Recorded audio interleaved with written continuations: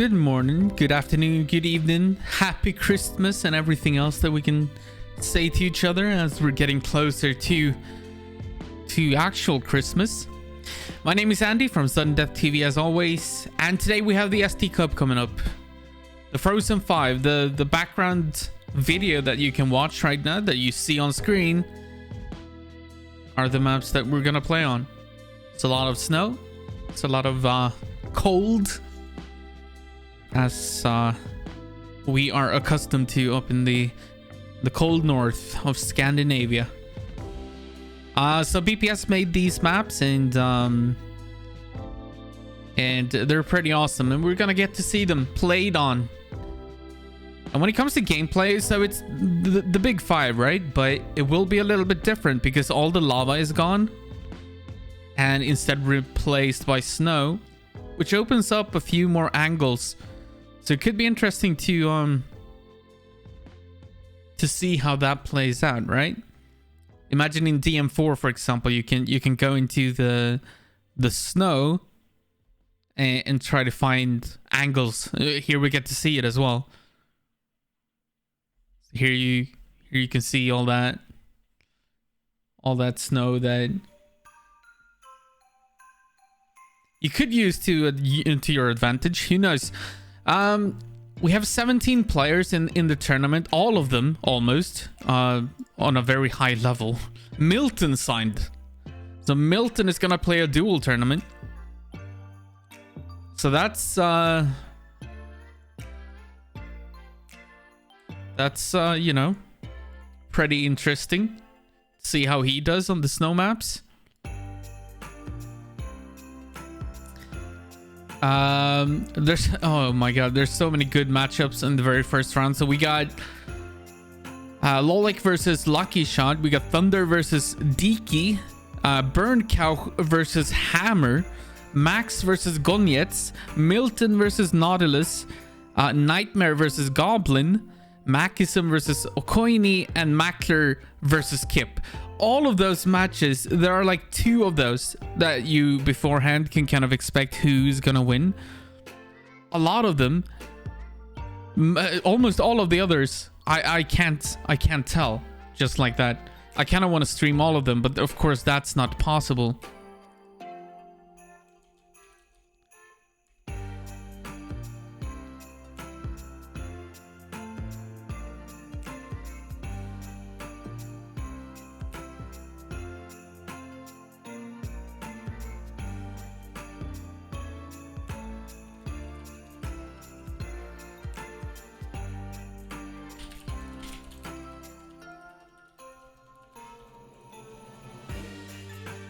Sorry, I'm also talking on Discord just as we get everything started. This is usually how it goes.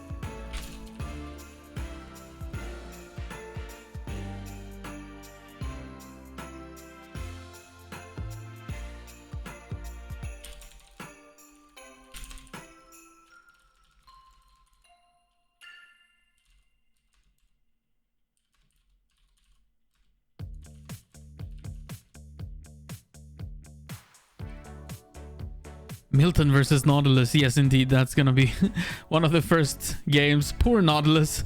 That's the luck of the draw, right?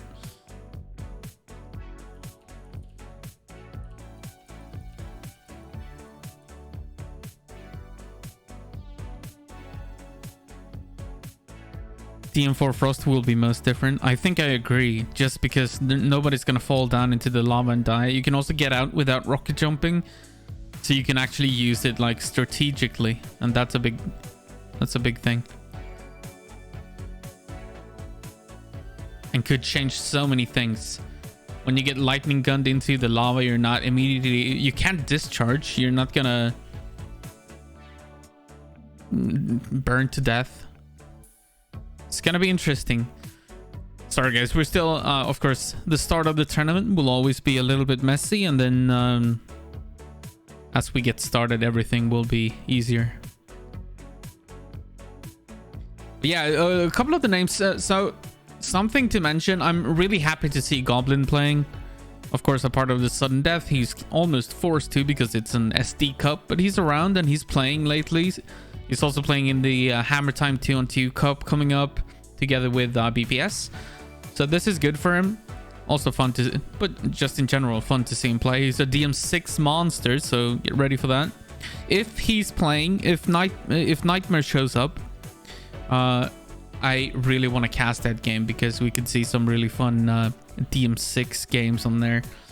Milton is currently getting ready versus Nautilus. We're not going to spectate that one. I know that, you know, Milton is exciting to see play, but I'm going to just guess that Milton is going to win this one. Burn versus Hammer on the server. Were they playing? Burn. Yeah, Burn versus Hammer is one of the games.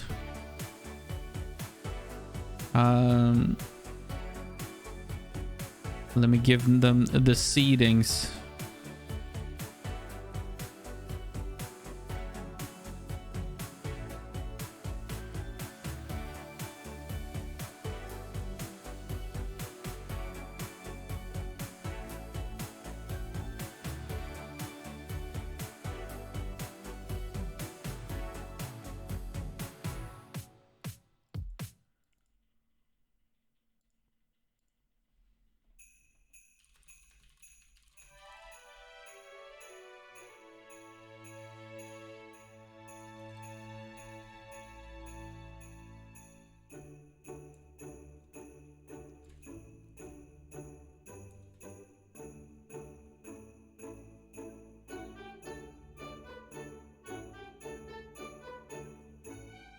Bum, bum, bum, bum, bum.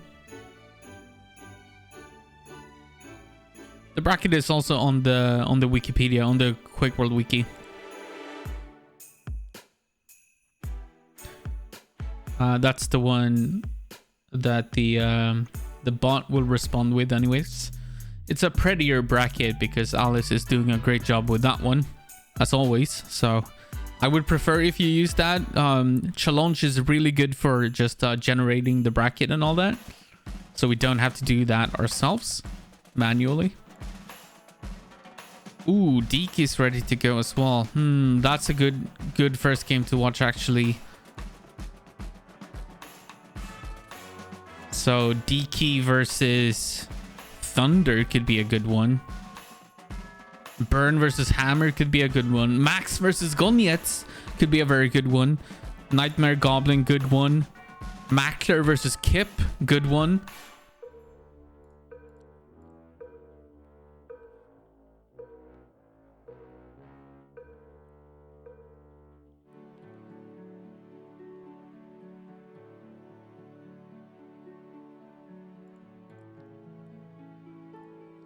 We're also gonna use some Santa skins today, boys and girls. So that should be fun.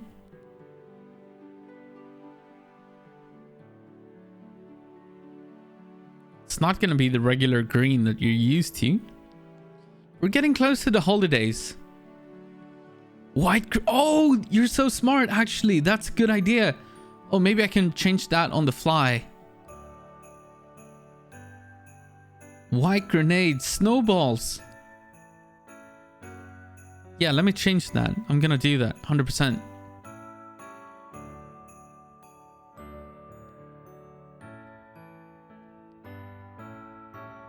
Yellow snow. I'm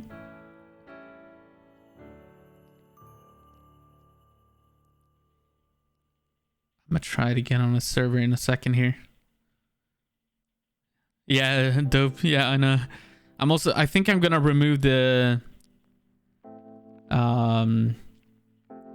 trail, at least from the grenade launcher, I think.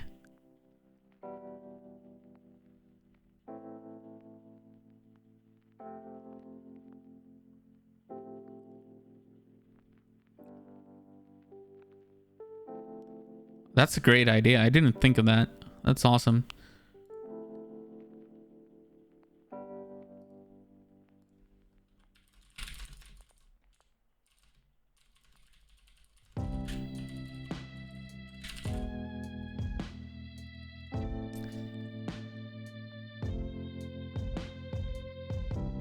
You told me this on the server the other day. Well, man, do you know how many things I'm juggling at the same time?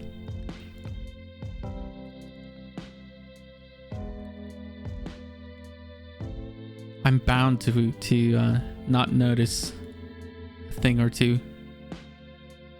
At least 2 balls. Balls.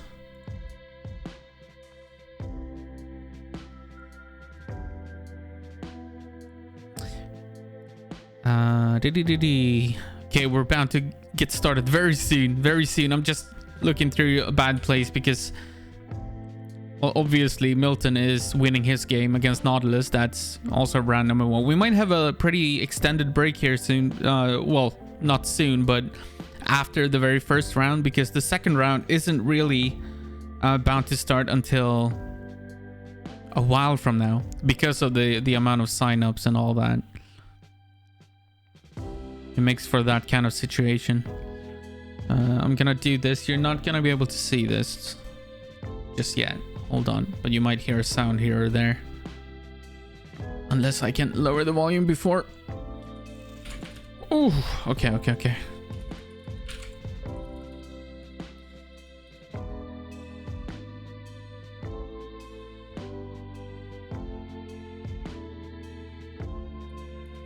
Don't need HUD frags either, to be honest. There we go.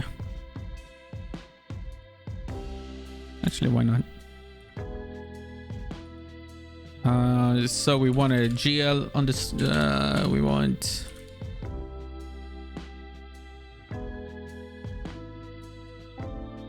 explosion type 5. Which one is that? Wait, explosion type 5.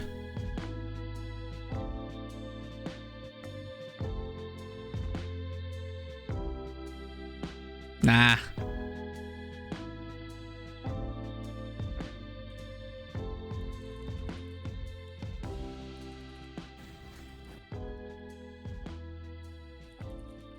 Don't forget, guys, there's a lot of snow on the maps as well, so the white could be difficult, but snowballs make snowbud. True. Custom. We want grenade color. Let's just do grenades. I feel like the rockets remain rockets. Grenade trail, we don't want that. Grenade trail. All right, that's how we do it. Okay, let me see. I want to watch a game now. We have Burn playing Hammer. That's a good one. Nightmare is on spec there. So Goblin versus Nightmare should happen as well.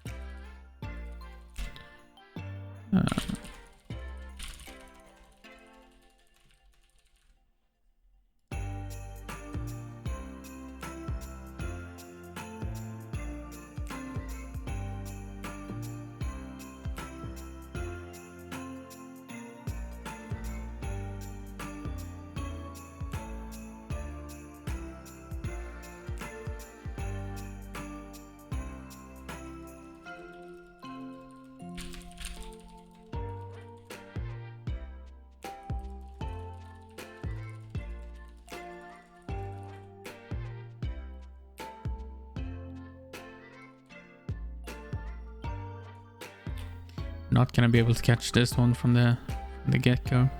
Is it go time? Well, the thing is, because of the fact that we had 17 or we have 17 players, the very first round is like 2 hours long.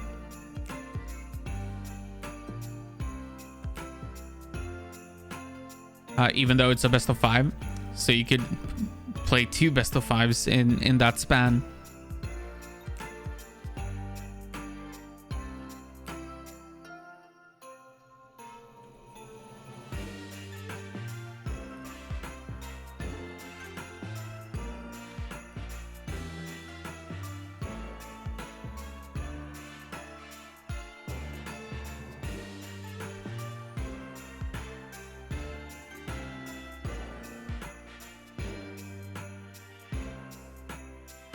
So the game that I'm looking out for, by the way, I really want to see Nightmare versus Goblin. That's like, I also want to see the Diki game.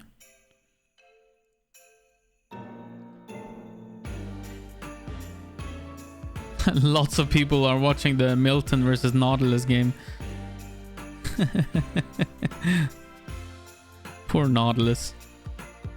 It's currently 54-0 to Milton on DM2. On DM2.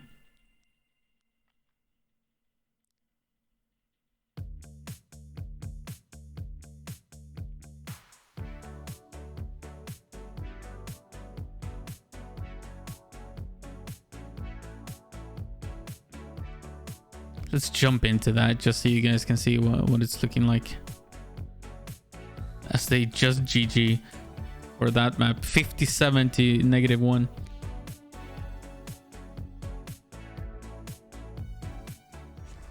We're not gonna commentate this one. I'm just gonna let you guys see it as well.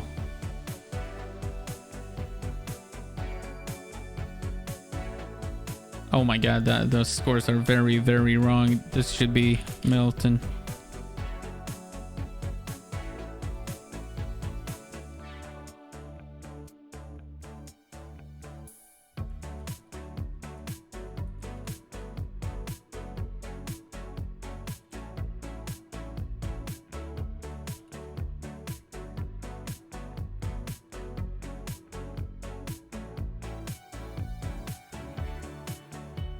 Right, that flag count is very wrong. It should be like that then.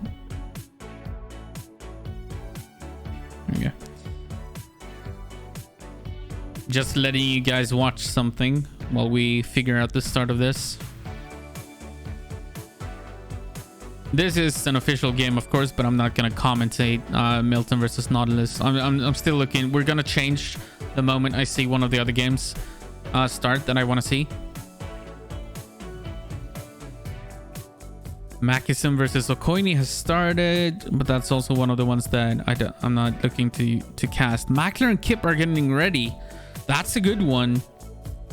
Mackler versus Kip. Actually, I think I want to do that one. It's right there, so why not, right?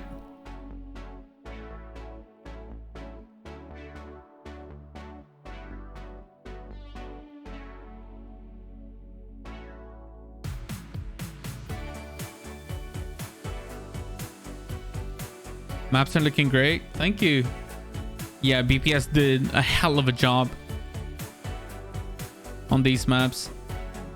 There's so much detail that probably doesn't really show, but every single like ounce of snow or ice or anything on the maps is like added individually on a very, very small basis. So everything has taken such a long time. Yeah, I want to see Mackler versus Kip. It's the one that we can check out right away. So let me change the score things. So we got Kip from Finland, and we've got Mackler from Poland. Let me let them know.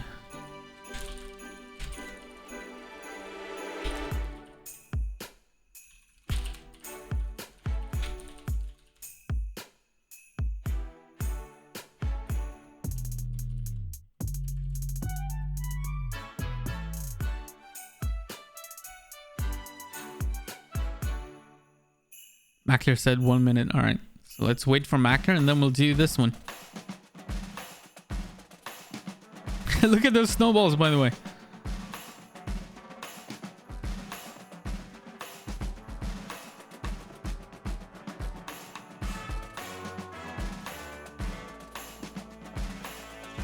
Oh, sorry. That's my bad. That's just a typo. Let's fix it. Thank you for noticing. I have random flag codes, which is why that happens sometimes.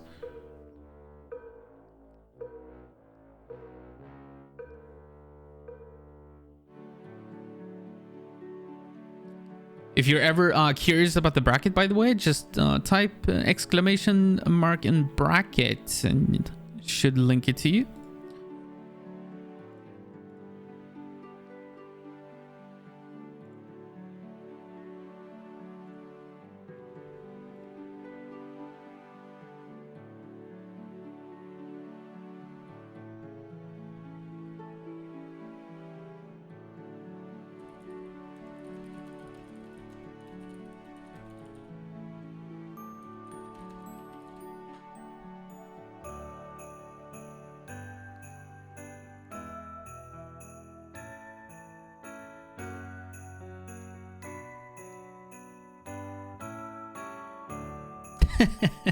Krista said, I guess he likes free money about Milton signing up. I mean, true.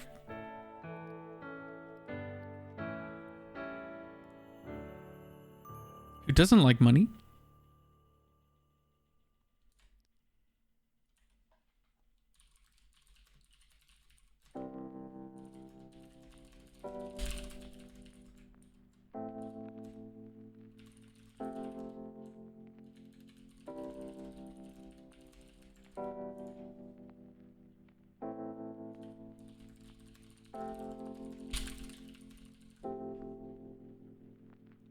The usual server talk.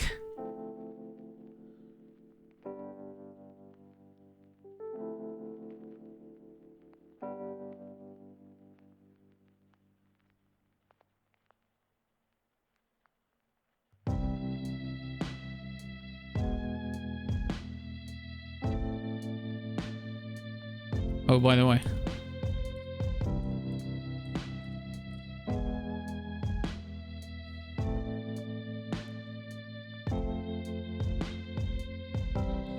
True, actually. We were talking about that before.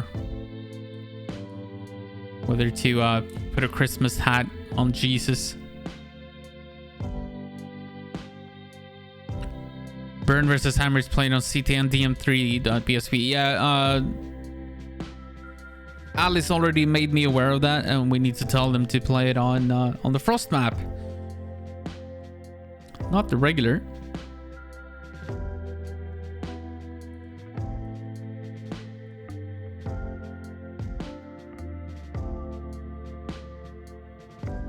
Yeah, they'll have to replay that game. I mean, even though CTN DM3 is the one that is, I guess, least affected by the fact that there's snow everywhere. I mean, it's still... You're supposed to play on the snow maps. Spent all this time for a reason. Actually, I'm gonna change this.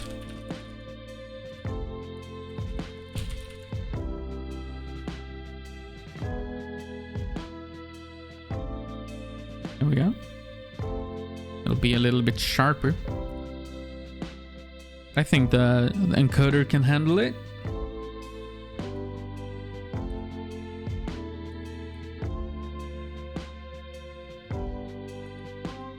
Nice boots.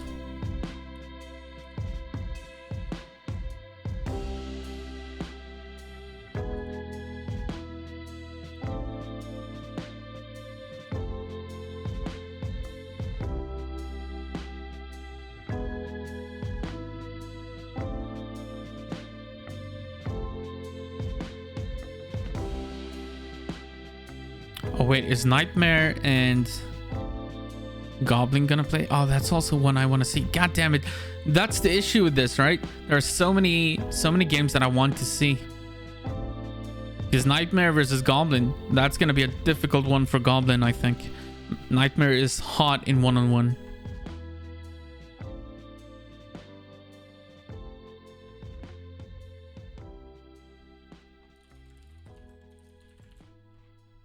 I don't know how the routing between Finland and Poland is actually.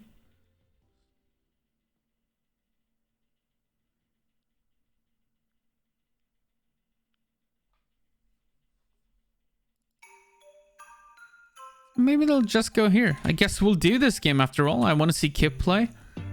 He's an entertaining dude.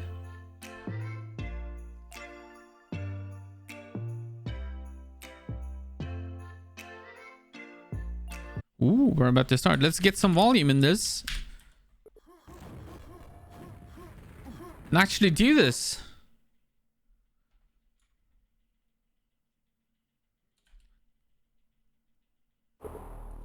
Right. Lovely music. Yeah, some Christmas vibes. Don't really need the HUD frags on the bottom left, to be honest, but they're gonna stay. Because who cares? Kip is gonna get the low spawn and they're gonna trade the very first frag. Look at all this blue lightning, by the way, or lighting on DM2. We're gonna pay special attention to the maps, of course. This is early on in the tournament.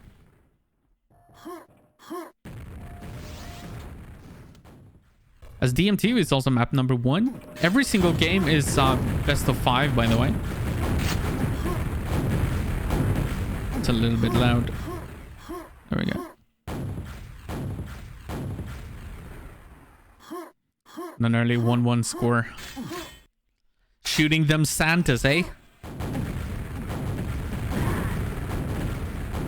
Actually, yeah, I can turn on the music on the... Oh my god, they're gonna trade again.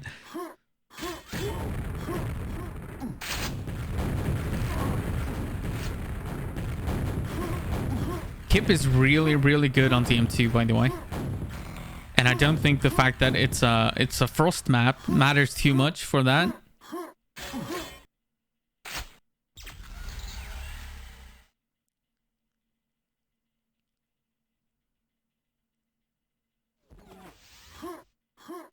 Ooh, Mackler might be caught here as he's throwing all these snowballs. Kip falls down into the... not lava. It's the snow. So it gets launched up again, and the hardest jump in Quake is no longer dangerous. Mackler taking a bit of damage here. If I were Kip, I would probably press the issue here because Mackler doesn't have any armor left, basically. But Kip is denying all the armors, or at least both the reds. He's not allowing Mackler to get low, and that's where the fight is going to happen. Kip is going to try to win this one and finally take the lead 3-2 after those initial 2 trades. Kip now with... should have more breakable eyes. Should have made breakable eyes. Yeah, maybe. It's not a bad idea.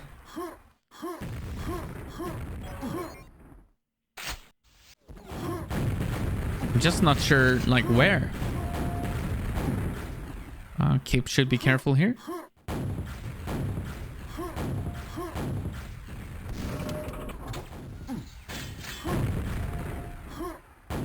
Yeah, we were thinking about slippy stuff, but there is no such thing in Quake 1.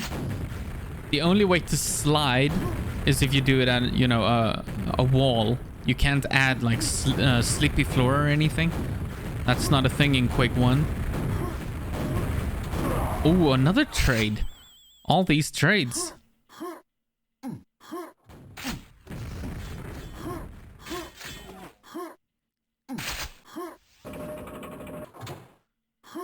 Still 3-2. That's a disabled simple items for this.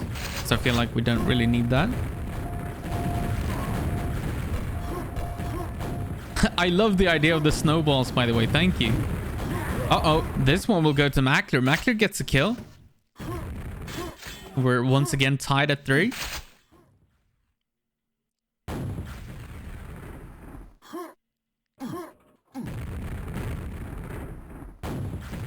Diagonal strafes by Kip are cool. Yeah. This for sure is his best map. Look at that. Smart. So he had to jump to get out of the snow, but it doesn't take damage. I love the fact that Kip is the first guy we see actually abuse the fact that there's no lava. I love that. That's what I want to see. I want to see anything that the players can come up with to kind of circumvent or change their strategy because there's no lava, right? So you can potentially go down and hide, you know? Hide here. Instead of up there. Of course, you're caught. Like, there's nowhere to escape. But you can do something like that. All the places you can hide. Any other says that the lava by the telly is a great hiding spot. It's also a great trap. Look at that. I love that play from Kip. Look, he didn't make any sound as he attacked. Okay, we're going to see him go through the telly, actually. And dodge the snowballs. And then back he goes. A tight one. A tight game number one.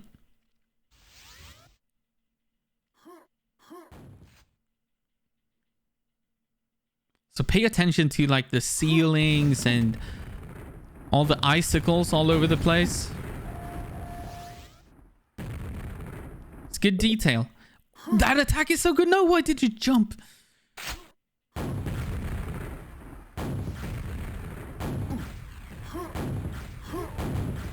Oh, this might be a good attack actually from Mackler. No, yes it is. Mackler is going to take the lead with 4 minutes remaining. Surviving with what? I don't know how much he had actually. Maybe 97 and then got the red. And now he's going to control the other red as well. Throw out some snowballs. And Kip is in trouble here. As the scores are probably backwards here.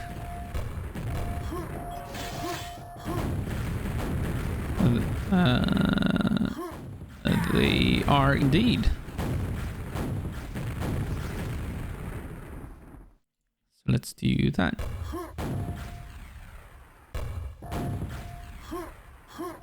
And now it's all on Kip to make the attack work. Let's see if he uses that silent approach from here. No, you don't have to press that. You can do that without making a sound because of the fact that there's no lava. Mackler is gonna find another kill, and I think Kip realized halfway through that attack. Can they repeat DMT all series? No, you cannot. It's no map repeats and best of 5.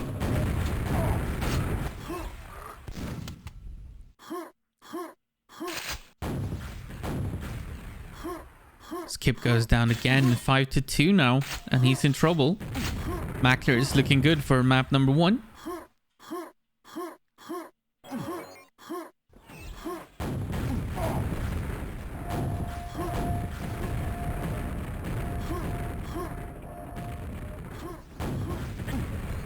Nice shot by Mackler. Throws out. Oh, he connects with one of the rockets as well. And then Kip is gonna go down again. Mackler might find a spawn frag as well. Yes, he will. And this is not looking good for Kippo. Our favorite Finn. Or one of the favorite Finns. So something that is interesting and that people have been talking about. Enemy skins for the players makes a big difference. Make a big difference on these maps. The maps are pretty bright. There's a lot of snow, right? So there's a lot of white. So if you have white enemy skins, you might run into trouble. If you have a darker enemy skin, it might suit you. And some players might even change their skins only for the tournament, right?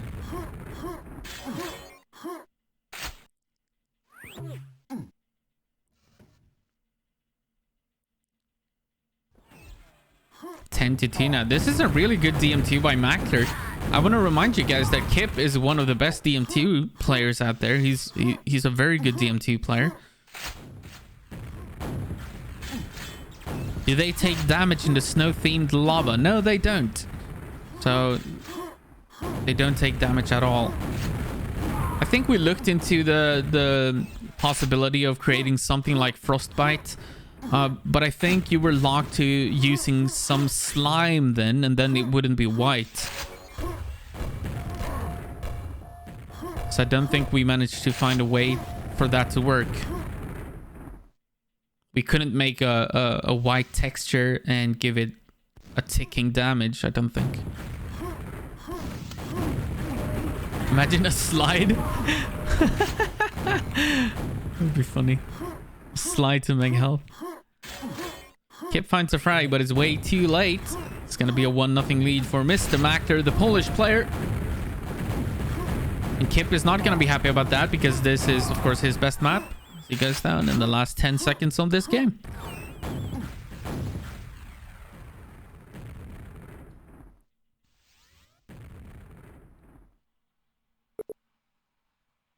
Yeah, there's always the green-orange overlay.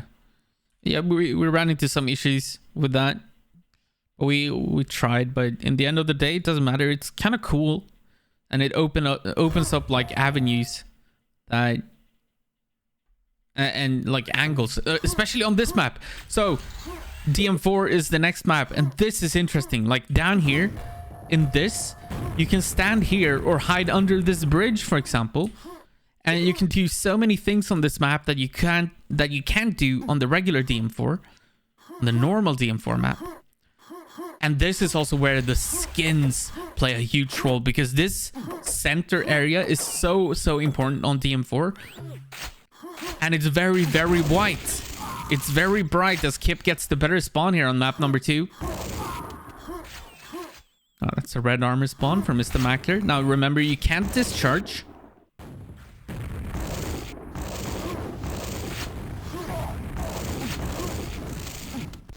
Kip down to 5 HP, but dealing some damage to Macler. So what I'm looking for here, I just really want to see one of the players make use of the fact that there's no lava, because lava is one of the big factors on DM4. So low bridge is very dangerous because of the lava. So we can't. I just hope that someone hides down there or finds an angle that nobody's used to or something. Oh, that's a good fight from Kip. He ends up losing it, but it dealt so much damage to Macler. That forced Macler to go red armor, which allowed Kip to get the lightning gun. It's usually how DM4 plays. And so far, it's playing like the normal DM2, apart from the fact that you have to worry about a sky in the center, and you also have to worry about all the snow, which is very white. It's blinding for the eyes. Macler finds another 2 frags and takes the lead. Let's swap over to see what the Polish player does.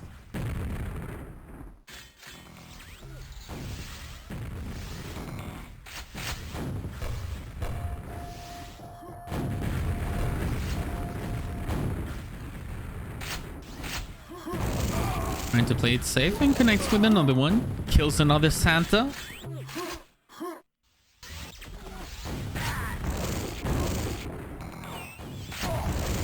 Nice rocket from Kip. That should secure himself at least one of the armors. Oh, but he's eating a lot of spam as he tries to exit, but he should be able to win this. No, Macler survives 6 HP. Eventually goes down. Nice job by Kip. Let's swap over.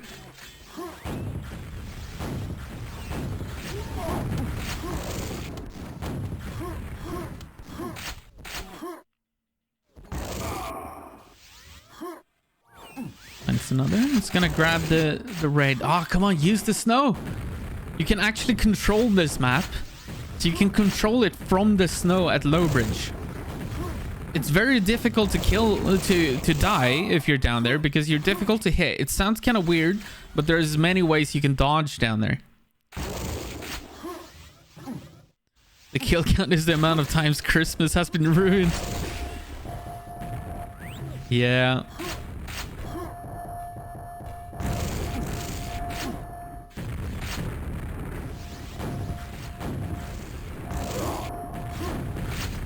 This tournament is kind of like the Grinch, eh? And we should have called it that. Instead of the Frozen 5, the Grinch. Kip has the lead, 6-5 on DM4. Now he's playing the snowball game. Oh, that's gonna stick. That's gonna stick to me. The whole snowball thing.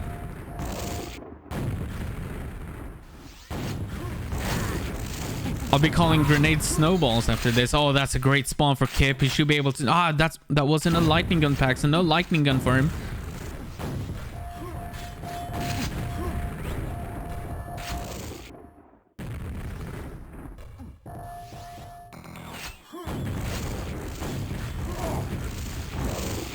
Ooh, Kip trying to pressure Mackler here, not wanting to give up this red armor, but he is going to give up the red armor. I would imagine he's not going to leave unless forced to. And he's probably going to stay here and wait for the next armor. Oh, let's see if Mackler makes a move on him. He's got 7 seconds. Yeah, he's going to force Kip out, and that's going to tie the game. Good play from the Polish player.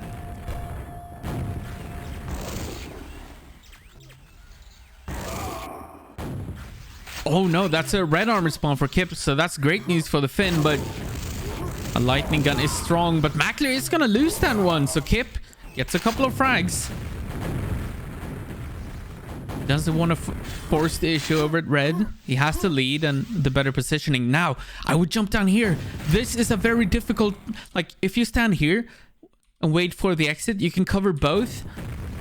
And it's very difficult. If you exit here, you're gonna look up here and try to find your enemy. You're not expecting him to be down here in the lower right. Abuse it.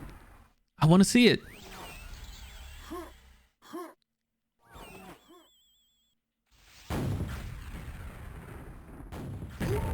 Oh, what a perfectly timed rocket from Mackler. So Kip went for the poke and he shouldn't have. Swapping back to Mackler. Nice rocket from Kip. Mackler might be in trouble here. Or maybe not.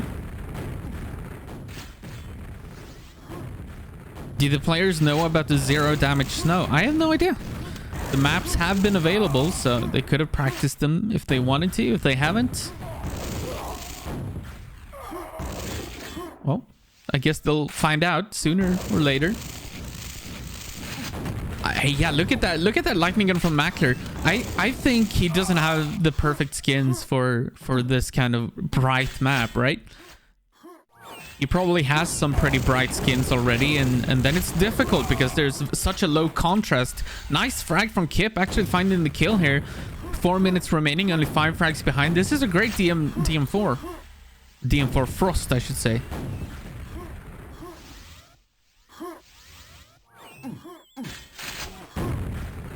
Alright. Kip grabs the red armor and then gets position after the first frag. 3.5 minutes.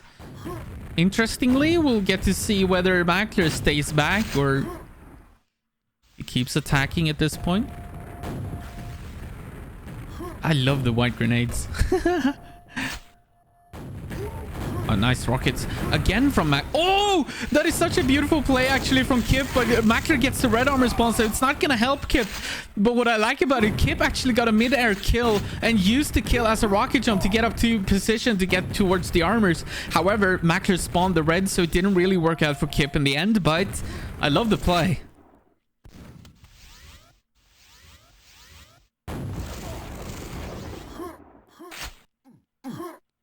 Kip is gonna grab the red armor. Wants the health first. That is almost submerged in the snow.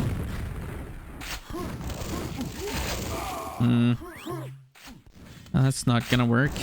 And this should be another one as Kip almost looks like... Well, don't give up on this. You got 2.5 minutes to work with. Only 6 frags. That's nothing on DM4.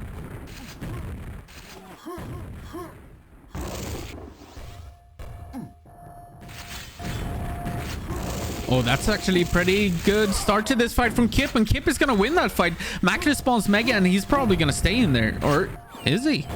Maybe it's not the Polish way. Mackler is trying to exit. Let's see if he does it now. Yes, now. The two Santas fighting. Kip actually fell down into the lava. Of course, didn't die. Oh, here comes the attack. That's an interesting attack, using a little bit of speed jumping to help him out. But Mackler finds the kill in the end of the day. 1.5 minutes to go now. Oh, that's a good kill. Still only 6 frags. And Kip has a chance here.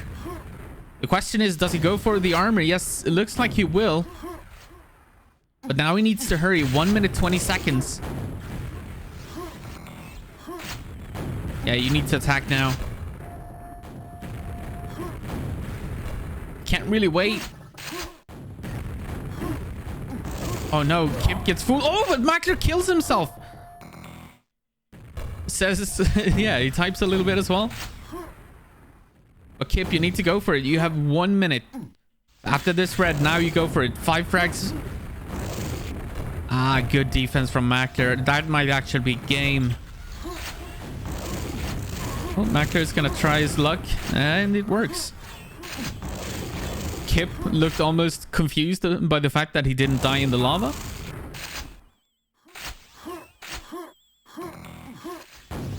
Still only 5 frags. But in 3 seconds, you can slow spawn that and still win the game. And Mackler will indeed win map number 2 as well. And take a 2-0 lead. And things aren't looking great for Mr. Kippo. He gets to choose the next map though.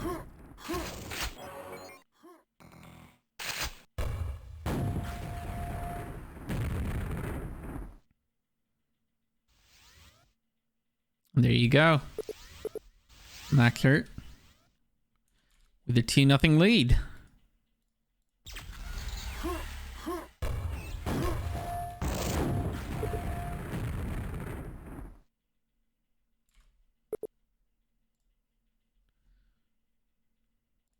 See what map number 3 is gonna be.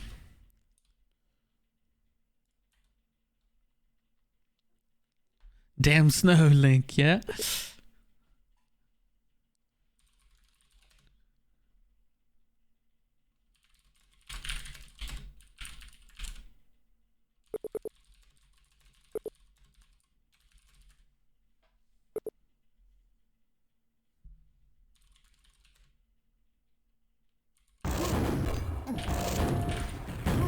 Kippo Pico.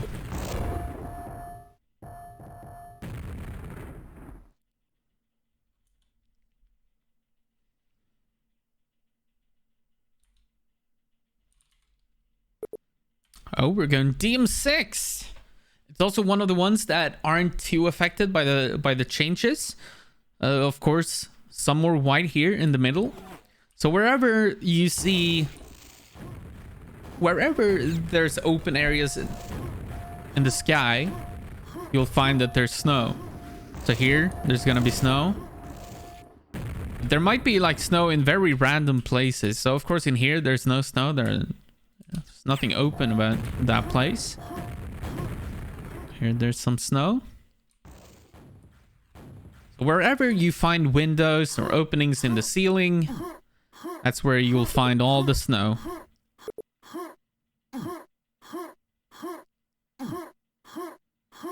Skipper is jumping around. Where did Mackler go?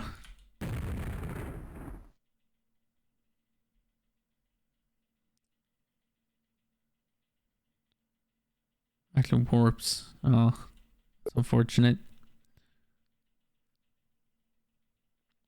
Who mapped this snow? Mainly BPS. BPS is the brains behind this. All the maps. Of course, the rest of us helped out and came up with helped with ideas and anything that we could, but he was doing the work in Trench Broom and adding the small details. Is it all just visual change? Well, most of it. Lava has been remade into snow or ice. Well, this is a good start for Kippa in this map number 3. But yeah, so lava won't hurt you anymore. So that, of course, affects gameplay. But at the same time, it's not like the geometry itself changed of the maps. So it's close, but not exactly the same as before. Oh, Mackler is trying to challenge this Mega. That's a ballsy play. Kip manages to fend off the storm. Oh, that was actually a good fight for Kip. At least the beginning of it. But Mackler came back and we're tied again at the 0. But Mackler actually... Ooh, I thought that was going to be a trade, but it's not gonna. Mackler takes the lead and Kip is now in trouble. He's going to wait for this one and the Mega. Got a green and a Mega. It's a good stack. But it doesn't have a lightning gun, and that's the big difference here. Oh, nice play from Mackler. Kip was not ready for him to stand there, and that's gonna reset Mackler. All that Mega is gone. Oh, nice rockets from Kippo. Let's sneaky play from Mackler to step back out in the open to take the fight and get the kill on Kippo. So the Polish player doing this well. As Kip throws out a snowball.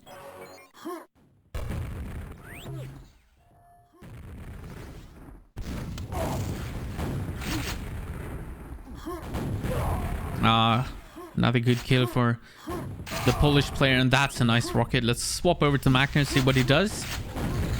Oh, and just as I do that, he actually goes down, but Mackler is going to be able to get to this red armor before Kip. So Kip not having any luck here, even though he's getting a frag. Oh, this is such nice play from Kippo, but Mackler is doing a good job staying alive. That's one rocket away from dying. He's down to 7 HP, but he's still going to find the kill. And now he's going to be able to restack on this red armor. What a fight from Kip, but just not enough. That health pack was almost completely submerged in snow. Kurva spawns, yes indeed. Does the snow have any effect on how it plays, or is it just looks? Well, I would say it does have effect. It doesn't change the geometry of the maps, but it's very bright, as Mackler is gonna kill himself and says lol. It does make the maps very bright. It also removes all the lava from every single map, so all the lava becomes snow/ice, so you can now walk in lava. But apart from that, there's no differences. But the fact, I think the biggest change for players is actually the fact that the maps are so bright. And usually a lot of players play with pretty bright skins, so whether they be white or green or yellow, it might be difficult on the background. And of course, there are, as BPS says, there are bigger piles of snow, and those piles do limit vision. You can still shoot through them, and you can move through them, but they might obstruct your vision a little bit.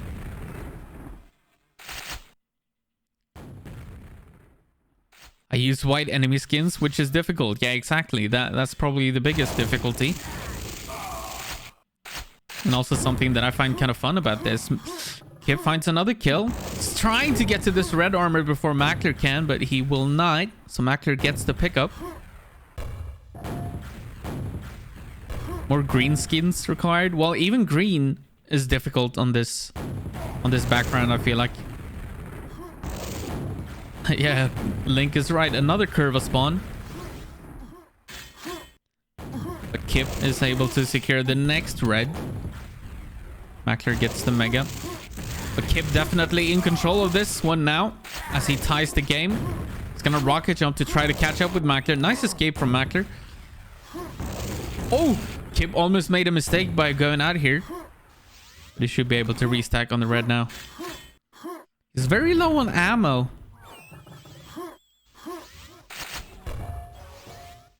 That's that right there, by the way, is the biggest imbalance on DM6, if you ask me. But here comes the big fight. Oh my god, Kip actually out of all of his ammo manages to get the kill last second on Mackler as he takes the lead. Mackler again with a curva spawn. He's gonna be able to pick up the red armor and then kill Kippo and tie the game again. Kip throwing out a couple of snowballs.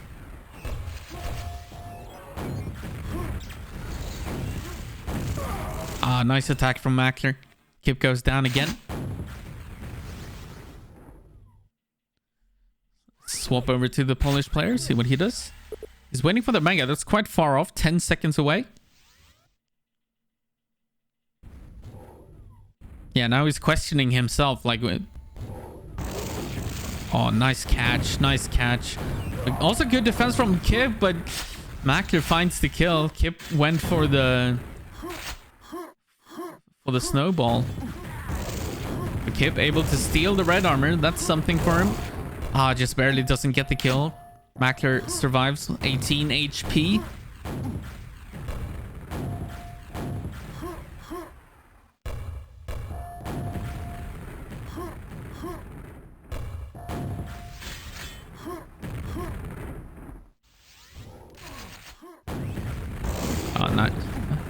Again, nice catch from Mackler. He even steps through the teleporter, which is always a risk, of course, but he's able to pick up the Mega, and now he's controlling the map very well. The red is about to spawn, though. He needs to be careful and dodge all of these snowballs. One snowball is going to connect. Oh, and the Kip is going to steal the red. He gets the perfect spawn. He gets a pedikiller spawn.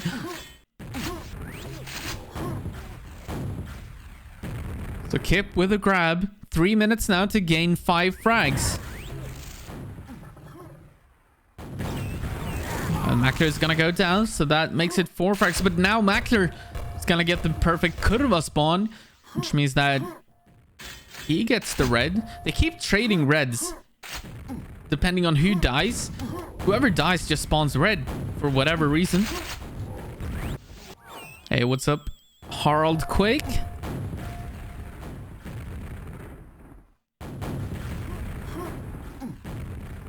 Nice to see you here. This game number 3. Oh, that's a beautiful attack from Mackler, and restacks on the red, which means that he's once again on basically full. All he needs is a Mega, and the Mega should be available on the other side of the map. Should go to Kippo now. 2 minutes remaining, 6 frags, and I didn't expect a 3-0, but don't want to talk too soon. It's 12-7. There's still a chance here for Mr. Kippo, but it's going to have to hurry. Oh, nice defense from Mackler. It connects with 2 rockets, but he's going to run away. He realizes that it's at the end of the... Oh, that was a big mistake from Mackler. Why did he... Oh, he's going to slow spawn. This is going to be interesting. Let's see what Kippo does. Can he dodge all the snowballs? Yes. 3 frags behind now. 1.5 minutes. Plenty of time to work with. Gives away the Mega, though, so that's some good news for the Polish player. But yeah, Kippo needs to attack. 1 minute, 15 seconds. Throws out a couple of snowballs. He's going to restack on the red and then go for it, I would imagine. 3 frags behind now. One minute to go. Mackler, nice defense, but Kippo survives. So does Mackler. Oh, Kippo tried to set up the trap, but he was knocked through the teleporter, and now he needs to restack again. 50 seconds remaining. He's gonna go for the red. It spawns now, and now he really needs to push the issue. Oh, he eats 1 rocket straight to the face. That's not a good start. Oh, you can't use the ceiling there. You need to hit those little yeah, whatever you call it, the beams, I guess.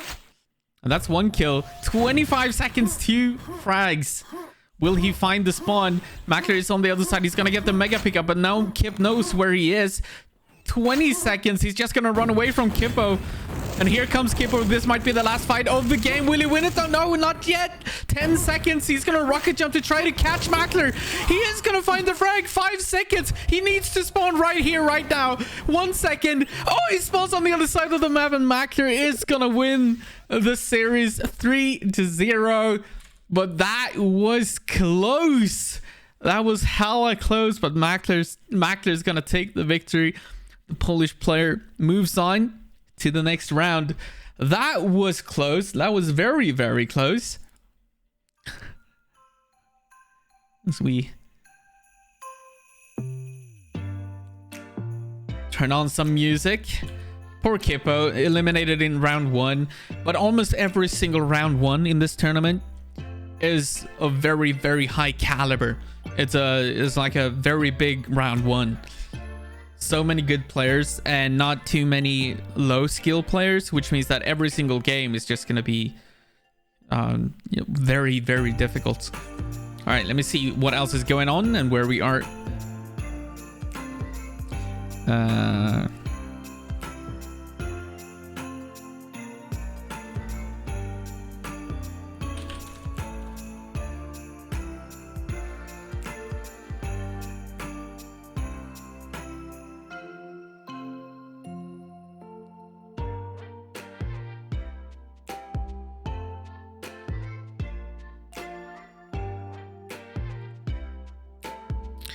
Right, so what else do we have coming up? Lucky Shot versus BPS. I don't really want to see that one. I feel like BPS is going to have an easy victory there. Who else do we have on the servers? Nightmare versus Goblin. Oh, I don't know how far in they are. Let's go to that server. I want to see last scores.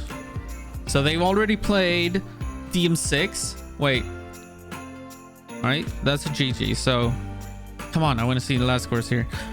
So Goblin won DM6 Frost. He also won DM4. And then CTN was won by Nightmare. So it's a 2-1 score for Goblin. Let's fix this. Goblin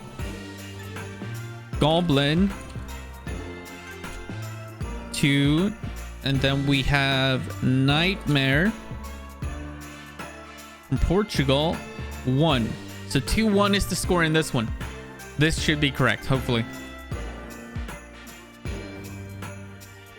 We turn off the music. Don't need that anymore, and get into the game sounds. This is going to be map number 4 then in this 2-1 score. This Goblin is going to get the spawn in big or quad low. He's going to go low. They're going to split the map essentially here as Nightmare gets the other side of the map. He doesn't get a red armor just yet though, so Goblin might step through here against Nightmare. Oh, Nightmare connects with one of the snowballs, but Goblin should know that Nightmare doesn't have a red armor. Nightmare is going to try to go for the secret red armor, and that's going to work as well. So Goblin will hear that pickup. Ooh, this is a very dangerous fight for both players, but Nightmare is going to come out victorious on the first one. Goblin, is he going to die? Yes, he dies to the snowball. Oh, no. And a spawn frag as well for Nightmare. Nightmare down to 38 HP, but he's still going to be fine. So that's a quick 3-0 lead. As Goblin runs into Nightmare yet again, but no, Goblin is going to find the kill. And this is a high action start to this DM2 Frost. This Frozen Phobopolis. Goblin misses the jump up to the Mega.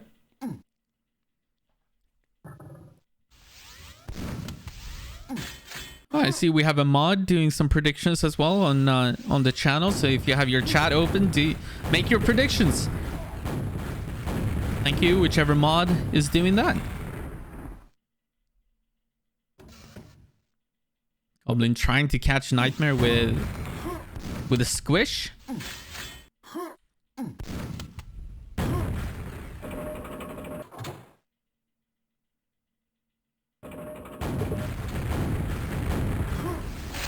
Eraser is correct. You type kill if you get stuck there with no way to get out.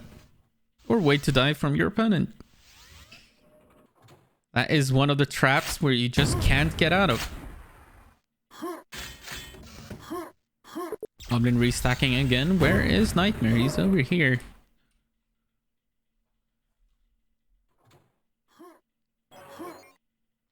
Let's see if Goblin realizes that you can attack silently from the other side. Oh, Nightmare stays to take the fight, and now he's in trouble. Goblin connecting with a little bit here. Yeah, so don't forget, you can attack silently here. You walk down into the snow and then up here without making a sound. You don't need to press jump, but here we go. Goblin is going to find the kill. 3-2. Can he get the spawn frag? No, he cannot. Nightmare picks up one of the, or the red armor. The Nightmare is going to be fine for now. Goblin waiting for the secret red.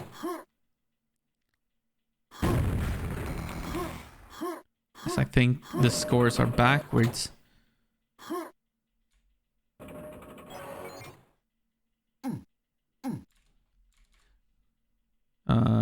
Yes, they are. Swap them quickly. There we go.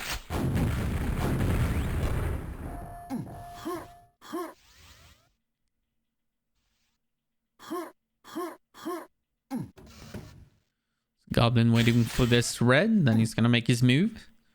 Still has a bit of mega left, but so does Nightmare. Nightmare connects with 2 rockets. Goblin needs to be careful here. He's going to spam away. Oh, but he connects with Nightmare as well. So Nightmare now also hurt.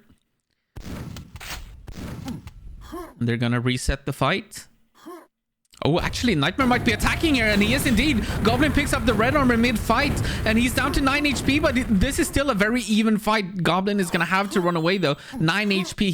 He has plenty of armor left, but almost no health. He might actually... No, he's not going to rocket jump up to quad, even though there is health there. Oh, Nightmare is going to catch him at low, and Nightmare finds the kill. Goblin gets the perfect spawn, though. Red Mega. So we're not going to see a quick frag anyways. Ooh, Nightmare with a good rocket to the face of Goblin. Goblin is trying to force the issue before that spawn.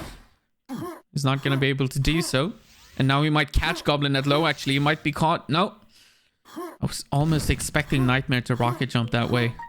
As someone wants my phone something. God damn it.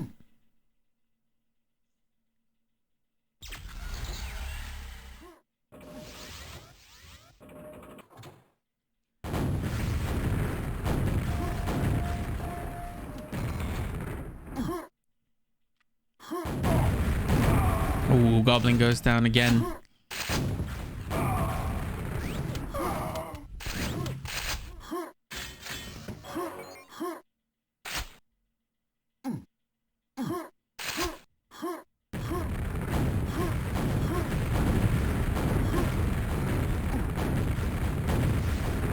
Evil Santa, yes indeed. Goblin with a kill here. 5 minutes to go. Plenty of chances.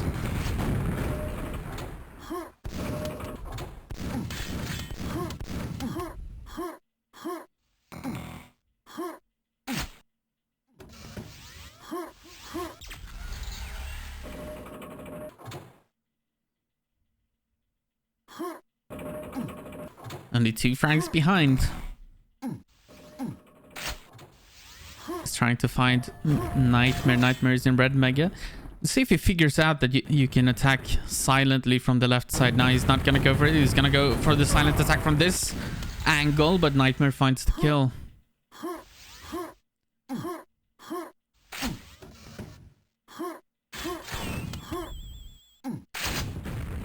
Six to 3.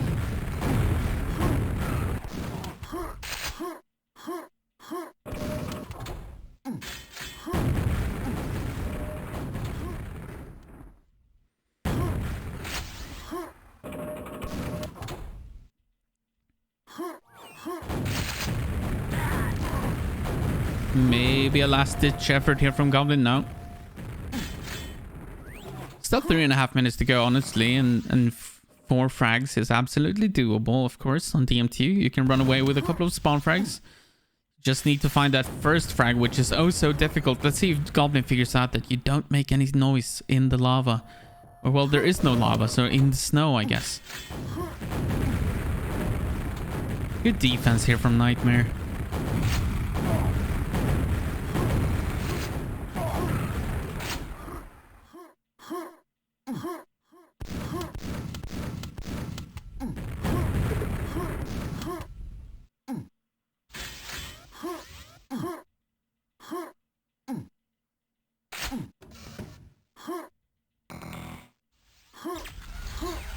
Two minutes and 50 seconds to work with. Goblin still trailing, which is why we're watching him.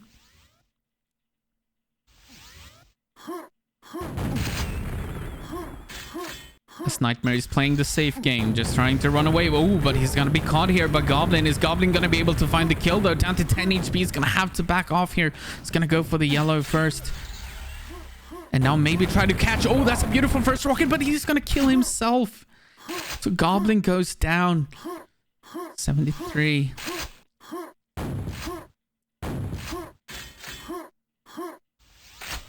Oh, that was the mega spawning.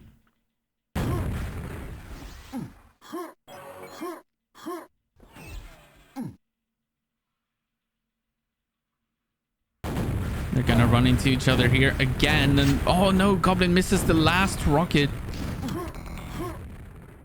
Which means no kill for Goblin. He's still got 2 minutes to work with. Or Nightmare is gonna tie this one up. Which would mean an Arrow Frost decider. Oh, that's a good kill from Goblin. 7-4 now.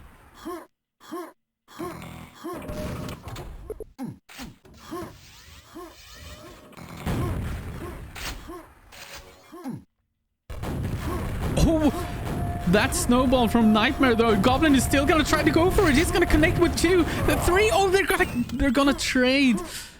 Look at all those snowballs from Mr. Nightmare, the Portuguese player. But Goblin is gonna keep pushing it. Oh, now he knows where he is. Oh, that's a good defensive rocket from Nightmare. Goblin is gonna be stopped in his tracks.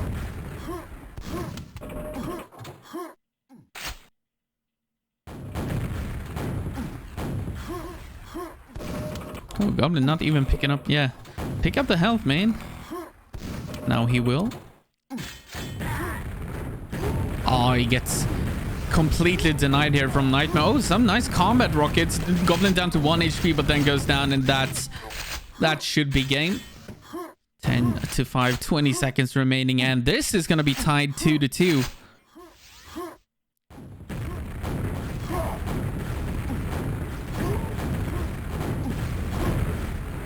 Seconds remaining, and a snowball comes out from Nightmare.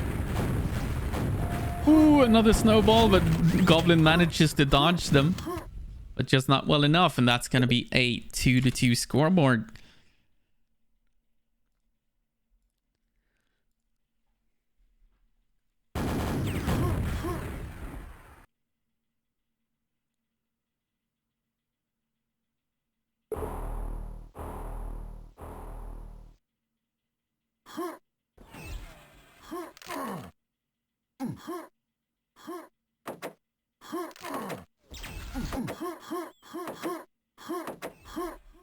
So Airwalk is gonna be your decider. I know this is not Goblin's favorite map. I like how he managed to pick up both the ammo boxes for the lightning gun, but not the lightning gun itself. He gets the better spawn here though at the start of this one.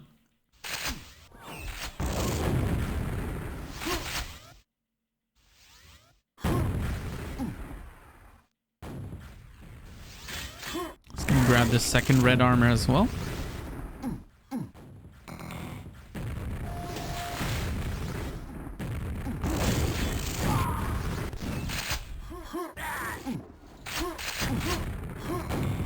But the first frag did go to Mr. Nightmare. Goblin keeps controlling the red armors. He's very low on HP though. Not really seeing whether the health was up there because it's kind of submerged in the snow. Of course, this middle area, this center area, very white and snowy. As Nightmare takes a 2-0 lead.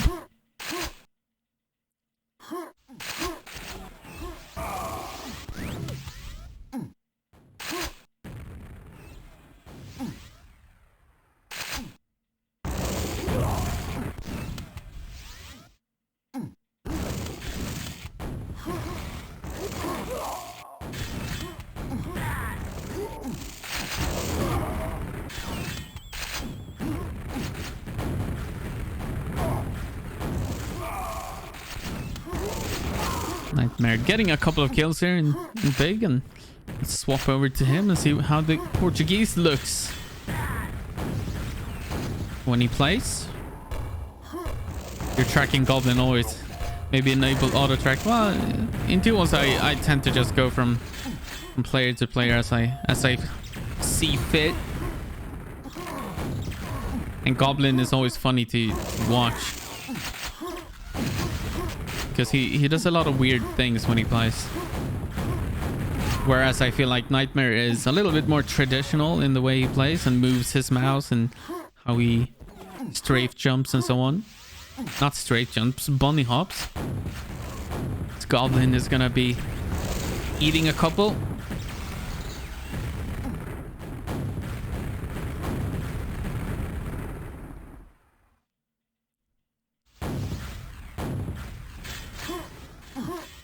I only have myself to blame.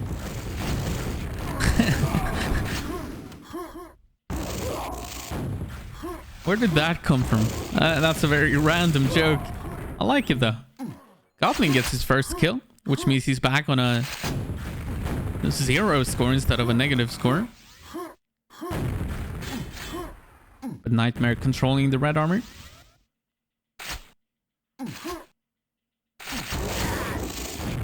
Ooh, nice fight from Goblin. But Nightmare comes right back, and he's also gonna rocket jump to pick up that lightning gun pack. I think that's a good choice.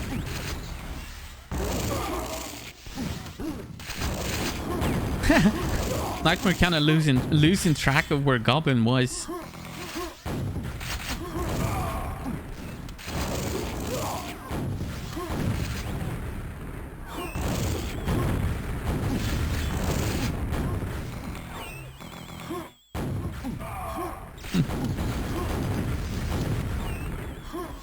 $18 to -1. It kind of looks like Goblin might be eliminated in round 1. Of course, he's against Nightmare, one of the potential favorites in this one, in this entire tournament. Nice mega steal from Goblin.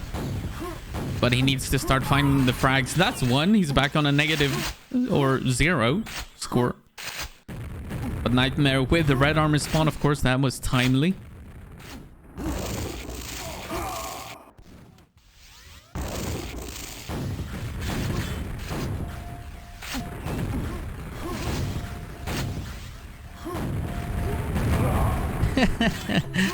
So they both go down. Now, finally, Goblin is on a positive score. So now he's on 1 frag.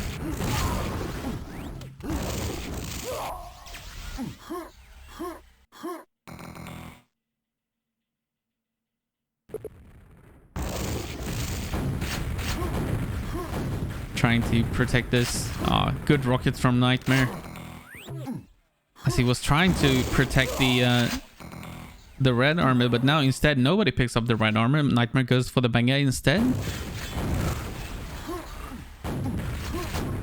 And Goblin is back to 0, by the way. It's important to mention. How many kills does he have, though? He has 3 kills, but he's killed himself 3 times as well. Swedish summer, so mostly rain. Actually, we had like 18 degrees. Negative 18. So minus 18 degrees over here just a couple of days ago.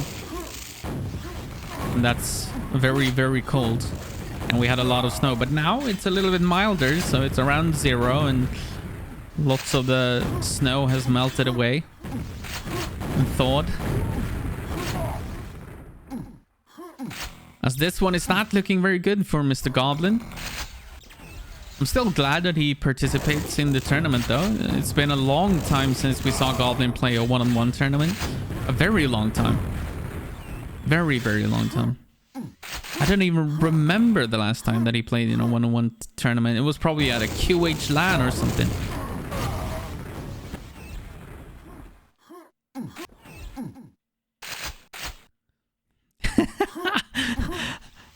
I'm terrified of elevators, so I'm going to start taking steps to avoid them.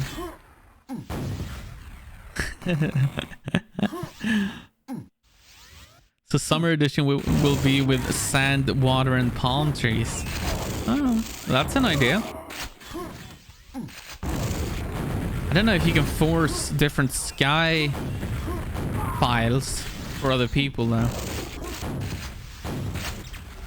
Because the sky consists of like, I think 5 or something different textures that all come together to form the sky that we see.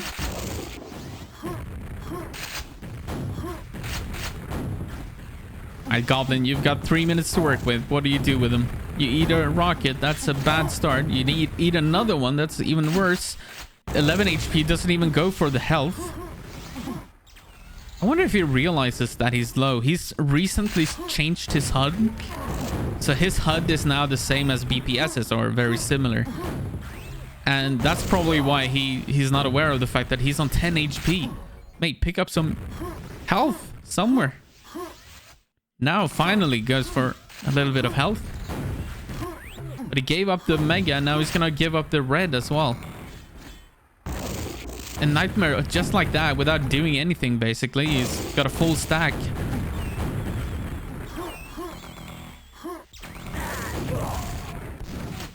That's another one.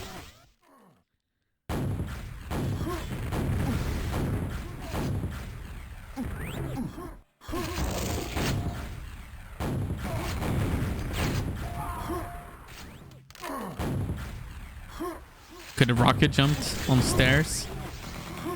Yeah, I don't expect Goblin to know the math behind that, actually. I don't even think I do. Like, exactly how much... I mean, a rocket jump all depends on how much damage you deal to yourself as well.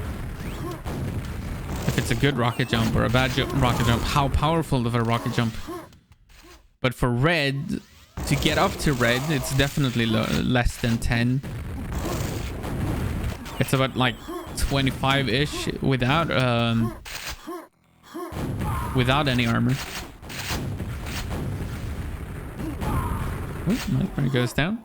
32-7 as we enter the very last minute of this deciding game. As Goblin managed to win DM6 Frost and DM4 Frost. I'm sad I missed the DM6. That must have been good, because Nightmare is a very good DM6 player, and of course Goblin is known for his DM6. DM6 is like Goblin's... I don't know. It's kind of like Paradox also being known for DM6. Goblin is also known for his DM6, and apparently Goblin won that.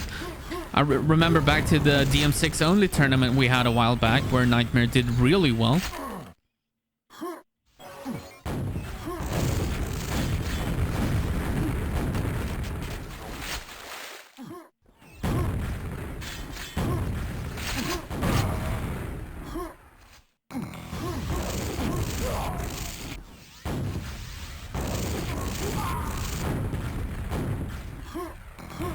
Goblin says, well played. 36-8 is your final score.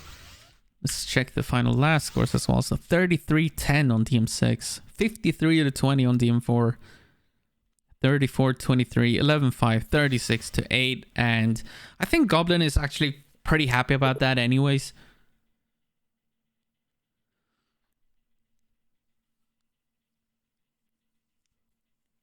He won the maps that he kind of expects to win, I guess.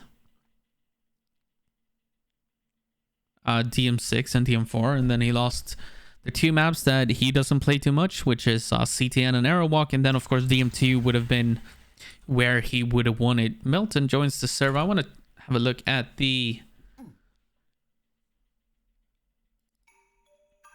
the bracket.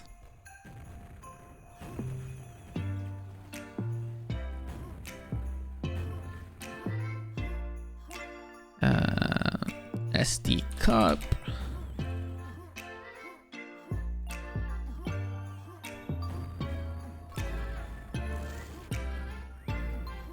Also give him the win here on screen. Okay, so Burn won against Hammer 3-0. Max won against Gonyets, poor Gonyets. So that's gonna be a Burn versus Max quarterfinals. Thunder versus DK, I'm not sure. Milton won against Nautilus. Nightmare, of course, against Goblin. Machism won against the Coiny. Mackler, of course, against Kip. So we have Machism versus Mackler. We have Milton versus Nightmare. We have Burn Cow versus Max. And then we don't have the other side really done yet.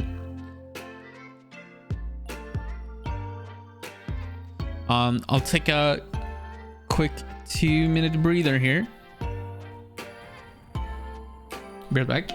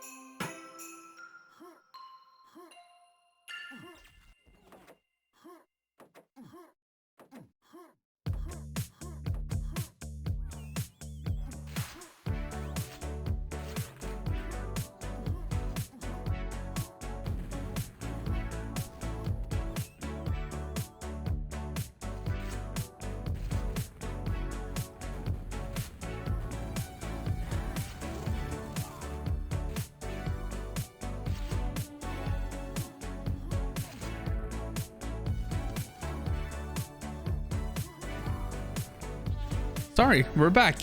And we get to see Milton versus Nightmare. Uh-oh.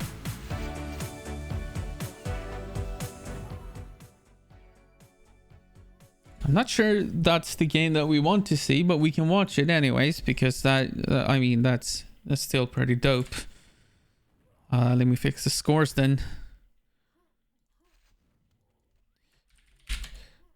From Finland with love. Something like that should be correct. Then we can actually watch this.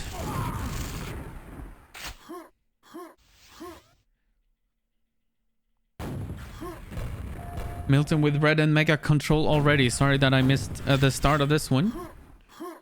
We're back. Get to see Milton play on the Frost maps.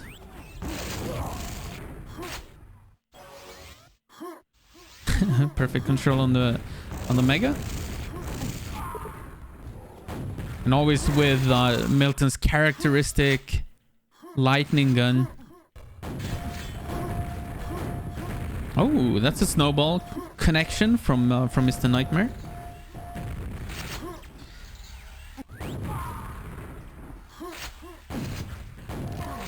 Nice rocket from Milton as he takes a 9-0 lead. In this map number 1 on DM6.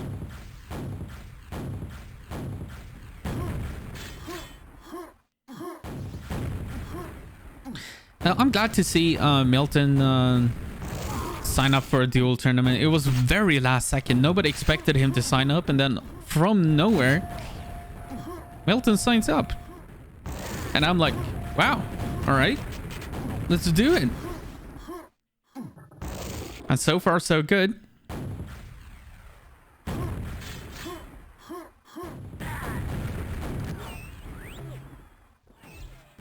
We ended up here by chance, but why not? I usually don't like, in these single elimination tournament, I usually want to spread out who we're watching as much as possible.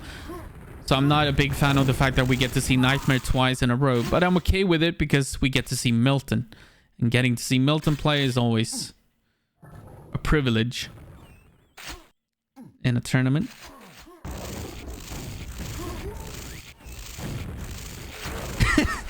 What a weird fight. Milton still gets the gets the kill. He also gets another kill on Nightmare as he knocks him down into the floor with such force that he dies from the falling damage. And Milton now controlling the entire map. 200, speed jumping around and capitalizing on his lead. Oh, look at that. Oh. Oh, connects with that one as well. Nightmare almost goes down, and now he does. He connects with one of the snowballs.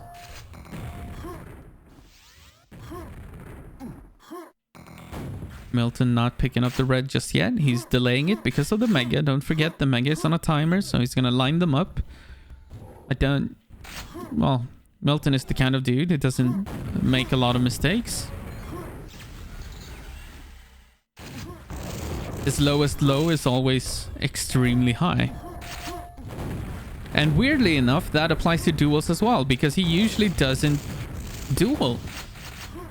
When there's nothing else to play, if there are no 4-on-4s going on and no 2-on-2s going on, he might be dueling against one of his Finnish friends or, you know, somebody he knows. But he doesn't play duel tournaments, apart from the very, you know, spontaneous ones. The last one he played was in 2017 at QH LAN. He won that one in the grand finals against Recall. That was 2017. He didn't play in the duel tournament at QH LAN 2019. And I don't really want to call Quake Holio a a duel tournament. It was a mixed. There was FFA in there. There was some duels and a little bit of a weird setup. Milton takes the lead, 29 to -1. He played QuakeCon. No, he didn't.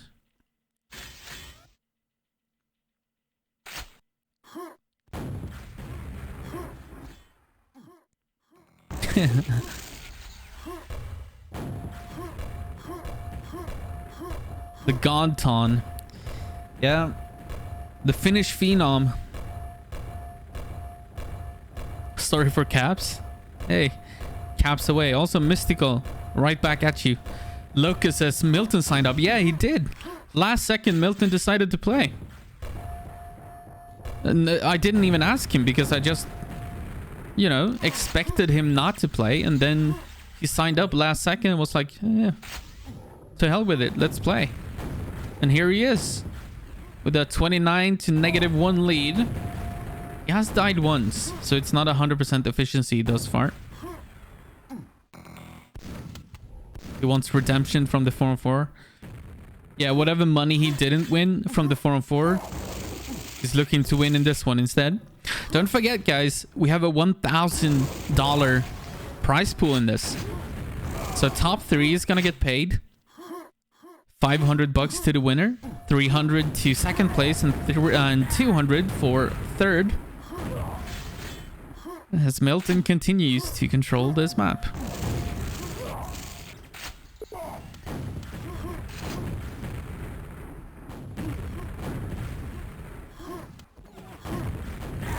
Oh, almost a frag there for Nightmares. He tries to capitalize on the fact that Milton was low for a change.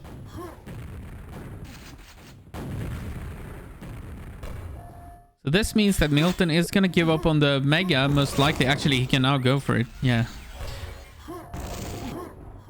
So with a little bit of a different positioning from Nightmare then, he could have gotten the Mega, but Milton, just perfect.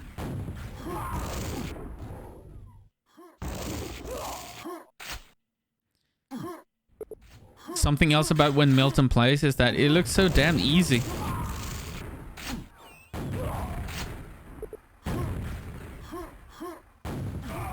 Oh, what a shot. Straight to the face of Nightmare.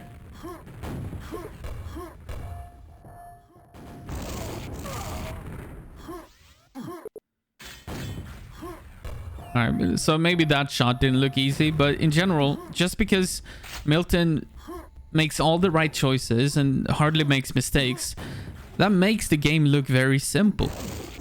It looks very easy to do when he does it. And that's just how Quake looks like when you do everything, almost everything right.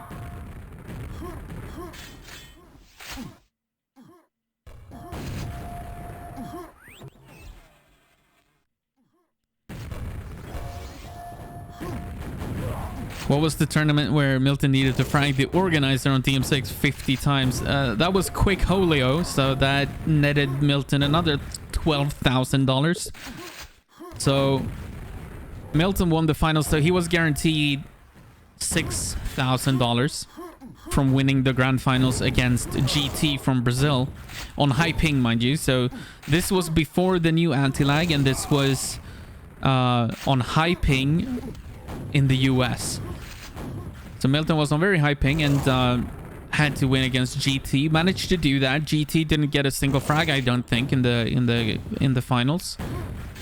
I think the final score was 20 to -1 for Milton. It was a best of 1. And Milton beat GT. So he was guaranteed $6,000. And then the organizer, or rather the CEO of their department of Shack News, said that, well, the final boss, or like whatever they call it, if Milton could get 50 frags against him on DM6 within 10 minutes, they would double the winning price. And as you can see, Milton is getting 56 frags against Nightmare. Nightmare is one of the best duelers in Europe. So imagine how easily he did that against that organizer, and that netted him another $6,000 just like that for beating someone who doesn't play quick. And there you go, Milton 57 to -1. Nightmare did get 1 kill. So I guess that's nice. 1 kill is something. Let's see where we go next. We're going team 4, where we might see an even bigger score. Who knows? But we get to enjoy the game that Milton plays. -2. That was the first game indeed. That was map number 1. Let's go into map number 2. Milton gets the red armor spawn. Ooh, down to 3 HP. Good fight still from Nightmare. Oh, that's a beautiful shot from Milton as he's trying to avoid Nightmare. But Nightmare gets the kill. So Nightmare actually in control here on team 4 early on. Oh, that's another good spawn from Milton right before this is about to spawn. But nice attack from Nightmare. So Nightmare is going to grab himself the red arm. Let's swap over to the Portuguese player. Let's see what he does. He gets the kill, but he's getting very low now. 21 HP. Needs to be careful. A snowball is going to force Milton away. And Nightmare takes the lead. And then Milton gets a kill. 5 to 3. Going to chase Nightmare down before this red armor. And now Milton is in control. So we're swapping back to Milton. I want to see Milton use the weird angles. That would be fun. Use the snow.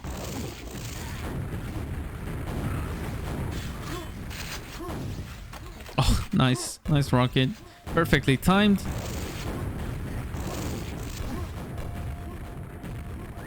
Wonder, should we change the color of the lightning gun perhaps?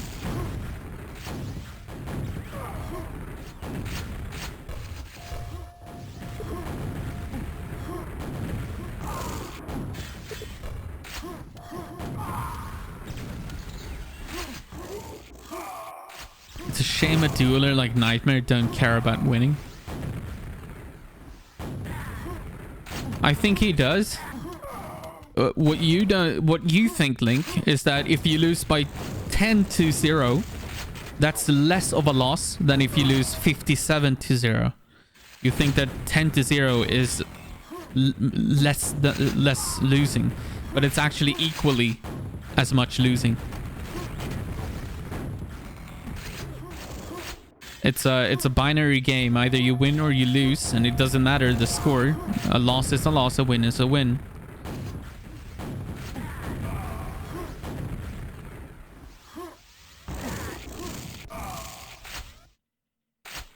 Also, to be fair, Milton doesn't stand around. So if you think about that DM6, he didn't stand at GL. He didn't camp. Milton was actively hunting for frags the entire game, capitalizing on whenever he had control, getting as many frags as possible during the time in control. Of course, Milton was in control basically the entire game. That means a lot of frags.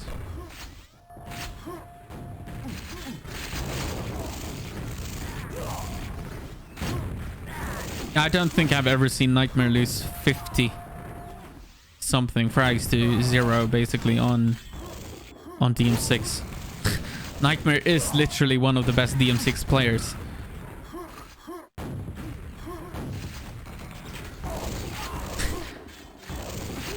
As we see Milton have a field day on DM4 as well. Had a bit of a rough start though, but after the start... Oh, Milton with a mistake. He bores and kills himself, but then he picks up his pack and gets the frag anyways. So I guess all intentional.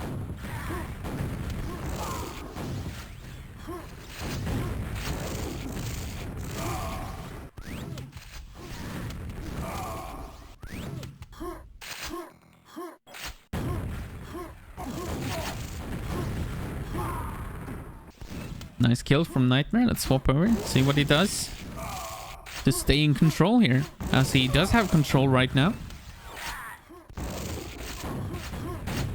Milton finds a pack, but doesn't find the kill. Now he does with a boomstick. And now we can swap back to Milton again, as he's currently in control and should remain that way for a little bit. as he manages to pick up the red armor as well.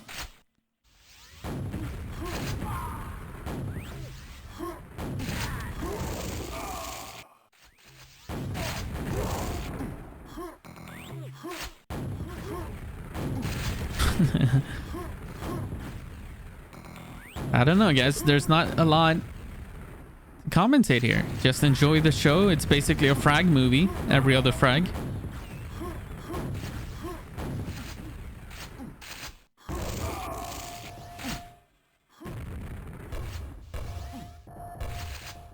I love the white grenades. Even though it's white on white, it snowballs. Ooh. Nightmare manages to steal the red. Oh my god, we actually have 5 minutes left of this one. Oh my god, somehow Milton connects with that rocket, but Nightmare finds the kill in the end. But yeah, I didn't realize that we have 5 minutes left of this DM4, and Milton is almost on 50 frags. He was on pace for over 100 frags. It's not gonna happen, but we might see him in the 80s.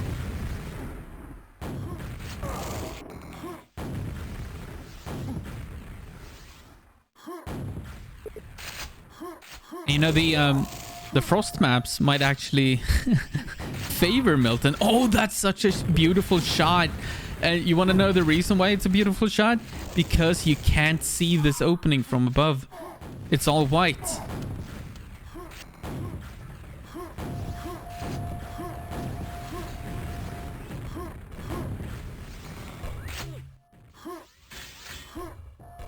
Darker sky would be nice. Yeah. I guess. Milton figuring out how to get out of the snow. Nice job. Oh. And then finds the kill on Nightmare.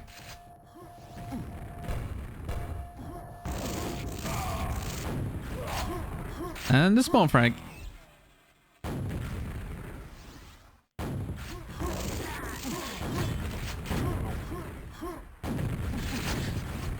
Milton clearly states on his Twitch and in other places many other reasons he doesn't like duels in Quake World. He just doesn't have as much fun. He doesn't like the map pool. He has a couple of reasons. I'd argue like one of the reasons it's not very fun for him is because he's just so much better. But I mean, I guess it is fun to get this many frags and so on. And it might be relaxing for him. And who knows, actually. I don't know. I don't know what I'm talking about.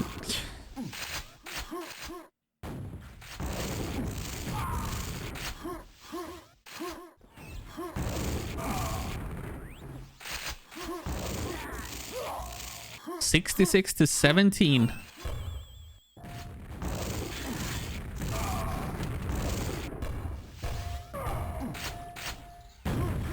Oh, mistake. It's almost like, so you're counting the mistakes on one hand when Milton plays, which is why I even react like, oh, that's a mistake. Like, yeah, who cares? Like, people make mistakes all the time. Well, for the most part, that is correct.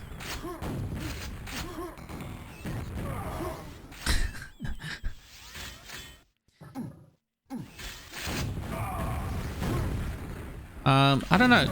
You guys tell me. You want the sky to be black or the sky to actually be a sky? What do you guys think?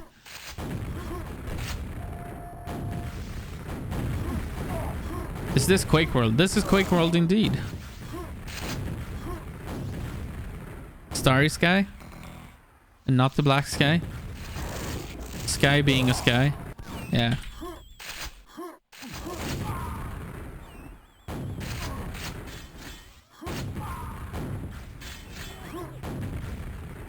I saw one streamer, I don't remember who it was, but someone had a really nice sky in Quake World. I kind of want to change my sky. I think this sky that I currently have is very boring.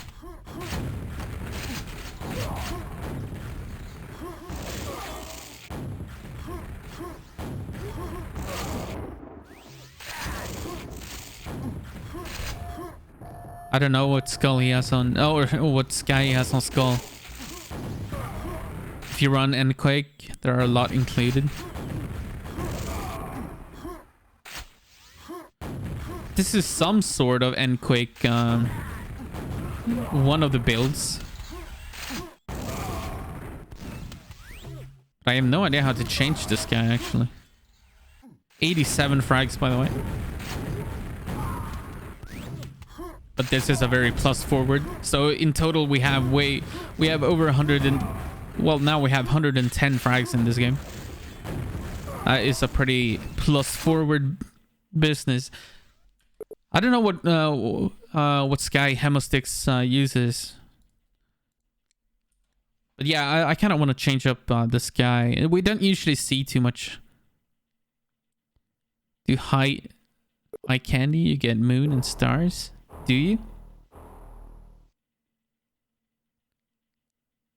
But I don't want moon and stars.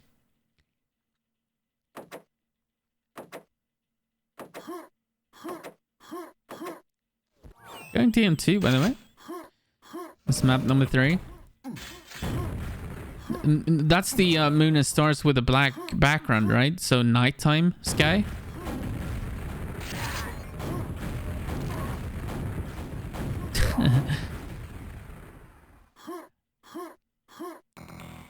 Yeah, I don't want that one. There's one really good sky that I've seen on a stream from someone who was playing. But now I'm curious which one.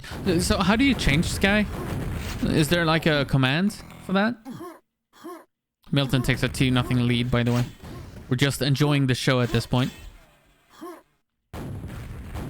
There's nothing really needs to be said about his performance.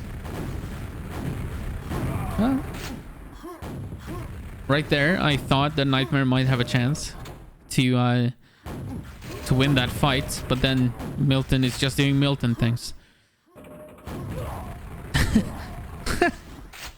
What? Oh, Nightmare is not getting lucky with the spawns either. Now he gets a decent spawn, but that's 4 free frags.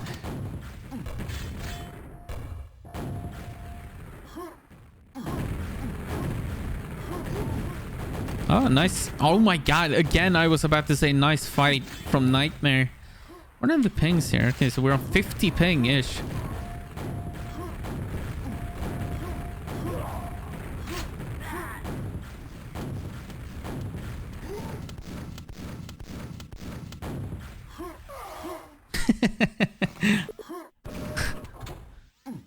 That was like... It took ages for that rocket to reach its destination. But yeah, how do you change sky? Is it only by manually changing the files, or what's the command? I don't want to do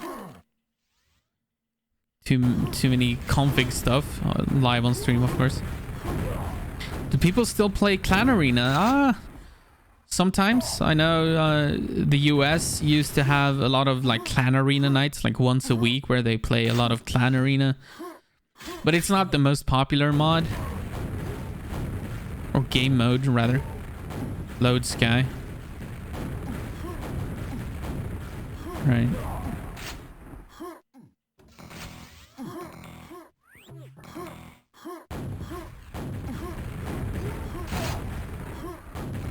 You have to know this guy name, yeah. What are the actually I might have replaced all the files that came with the Endquake, unless maybe they're in some PK3 somewhere in the Endquake package. Then I might still have different skies, but I don't know the names to them. 13-0 here after 3 minutes. Milton playing this flawlessly. Oh, he's found the silent approach. I like that. So he's using the map to his advantage, but Nightmare as well, also not making a lot of noise, and somehow Milton wins that. I thought that Nightmare was going to win that one at least.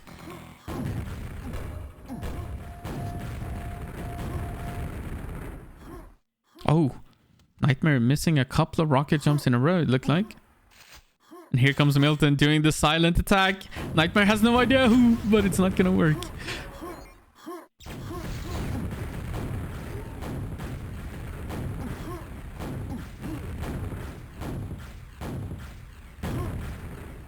Nice rocket jump. Milton controlling both megas.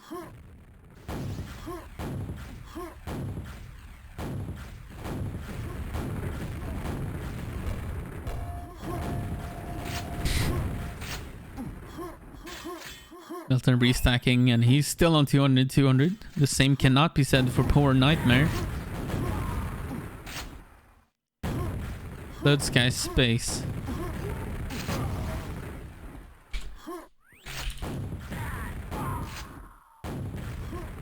Right, then we get this one.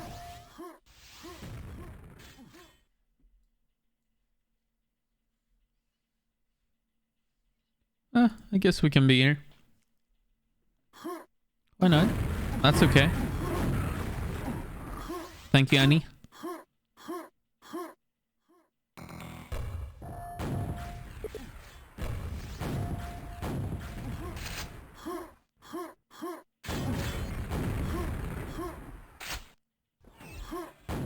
So you gotta wonder why Nightmare does backpedal here and not on DM4 and DM6. I think he did on DM4 and DM6. Milton... The thing is, Link, I don't know how to explain it to you. Milton forces you into a playstyle. You don't always just get to choose your playstyle. You can stand still on a spawn and wait for Milton to get to you and kill you, or you can try and hide. He'll still find you and kill you.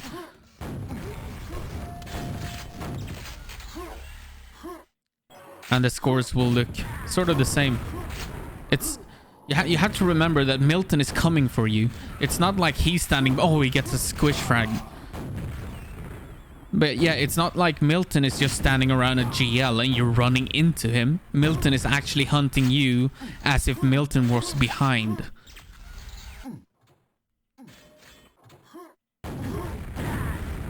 So Milton is coming for you, whether you want him to or not.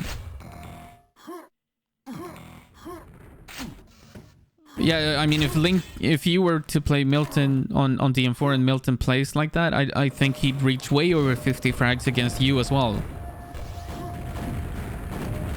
That's just what Milton does.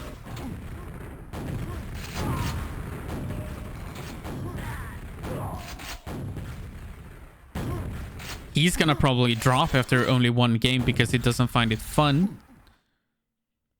And no challenge, but that's a different story.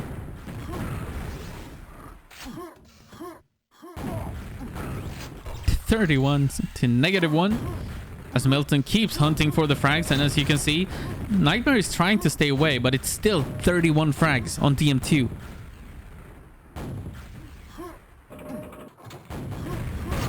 Who's the best Quake World player ever?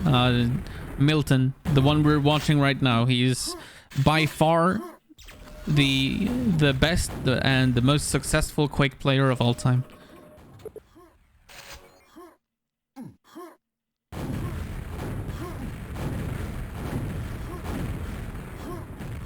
No other player has ever been as dominant as Milton is, and no one has been as dominant for as long period of time as Milton has.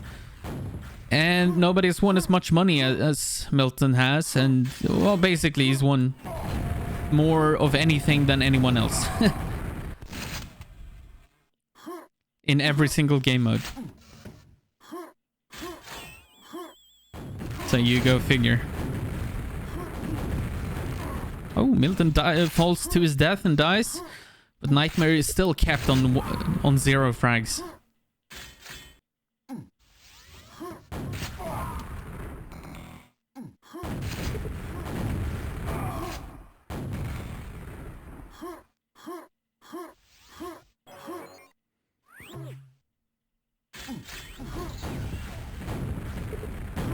The thing is, that Ferrari is probably worth, like... Well, probably not much. There's a lot of controversy surrounding that Ferrari as well, by the way. If you dig a little deeper. And also, it's... When you think of the name Ferrari, you're probably not thinking... You're not getting the image in your head of the car that Thresh actually received. you're probably thinking of something else.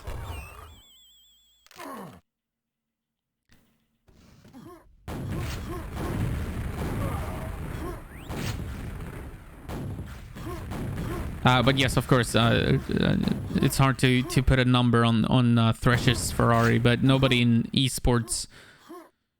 It's not like his Ferrari is listed on esportearnings.com, you know?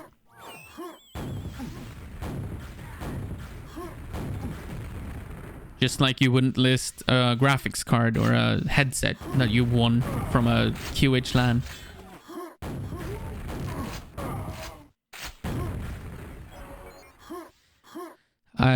Tough opponents for Milton. Yeah, 10 years ago-ish, it was definitely Locktar and then Recall the last 10 years.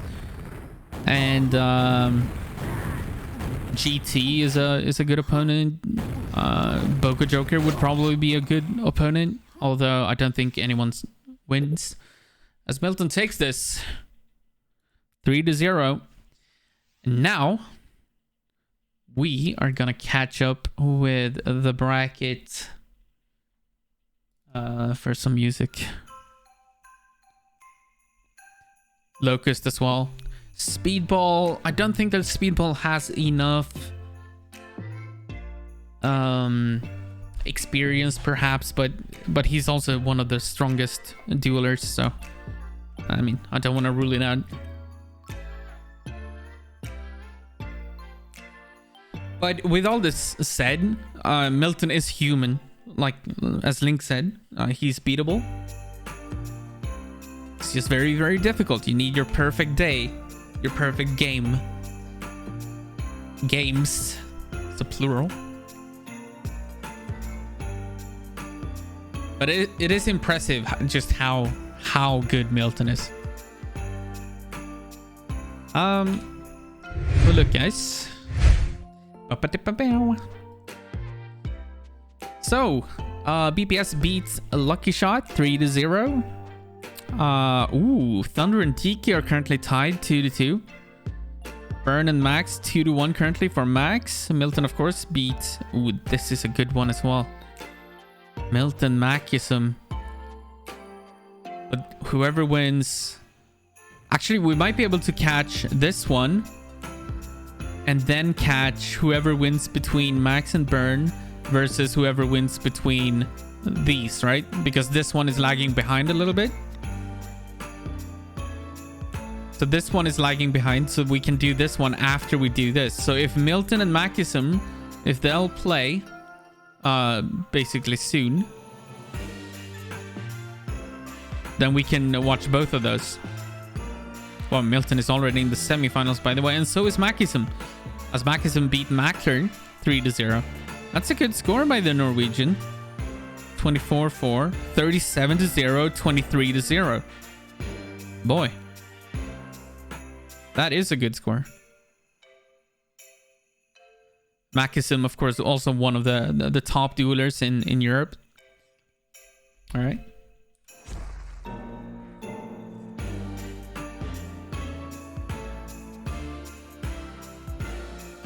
I haven't said anything just yet.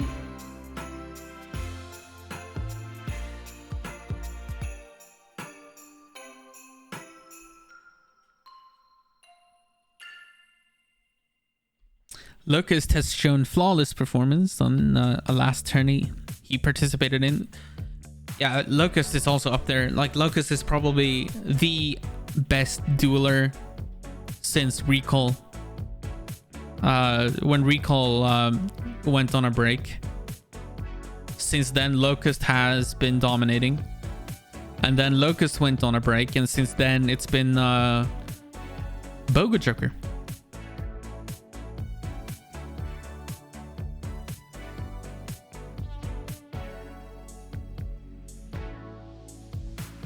And in Europe only, it's been the familiar faces, you know, BPS, Burn, Machism, Nightmare, Lord Lame, Max has been doing well. Milton likes duels or just the money. Well, who knows? The money might play a part. Nigve, yeah, of course, Nigve as well. Trigve has been doing well in Duel. And as you can see on this on the bracket, right? So in the very first round for a lot of these players, the Goblin, Nightmare, that's a huge game in the first round for them. Mackler versus Kip. So you see Kip lose in the first round. He's a good dueler. He was in Div 1, right? So Kip out in the first round. Goblin out in the first round. Gonyet's out in the first round. Hammer out in the first round. Here we don't know just yet. Lucky Shot out in the first round. So a lot of good players eliminated from the very first round, right?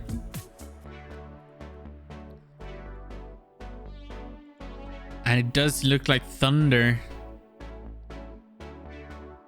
is gonna win that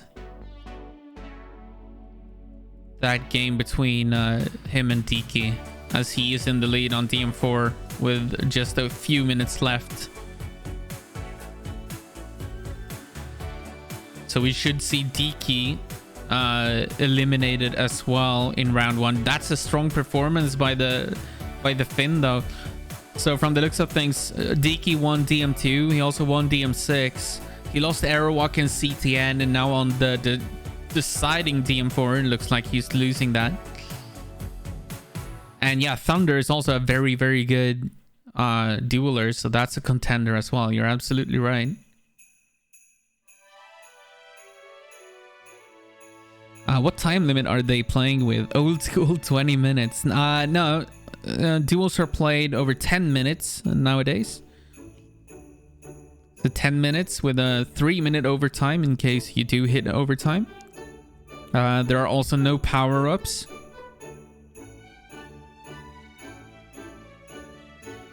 And there's also weapon stay, which is something that is different from a lot of other games. So you can't re-pick up a weapon. So once a weapon is picked up, you can't pick up that weapon again until you've lost the weapon, of course. This also means that you can't deny weapons the same way you can in some other games.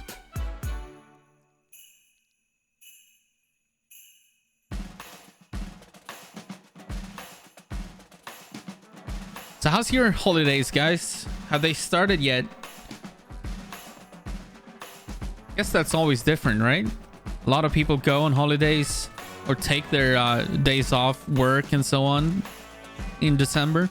At least in Scandinavia, that's very popular because it gets cold here. So this is around the time of year when you want to flee the country and go to warmer places on Earth.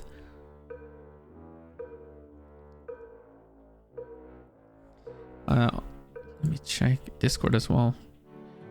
There might be people asking for my attention. Who knows? Yeah, Thunder did end up beating deke 3-2. That was a close one.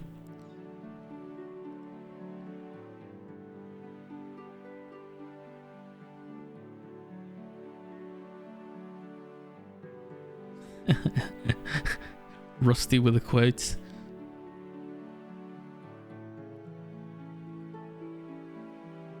I'm self-employed, always on holidays, sorta. True. Kind of similar for me as well. In some ways. Although I have quotas I need to fill.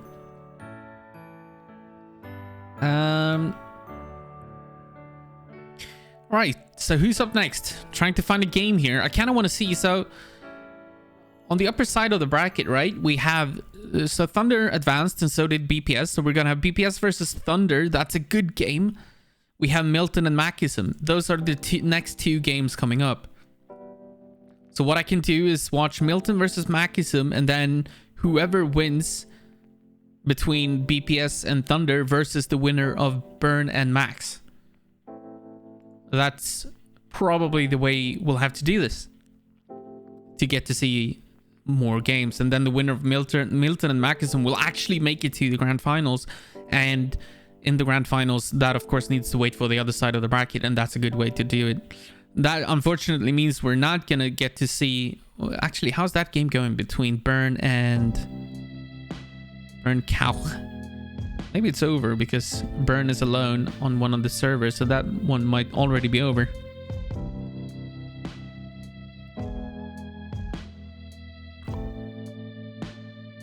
Oh, Bern. Okay, no. So Bern advances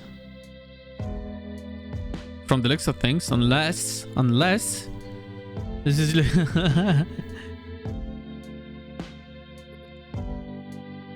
not sure. The score is currently 2-2 between Bern and Max.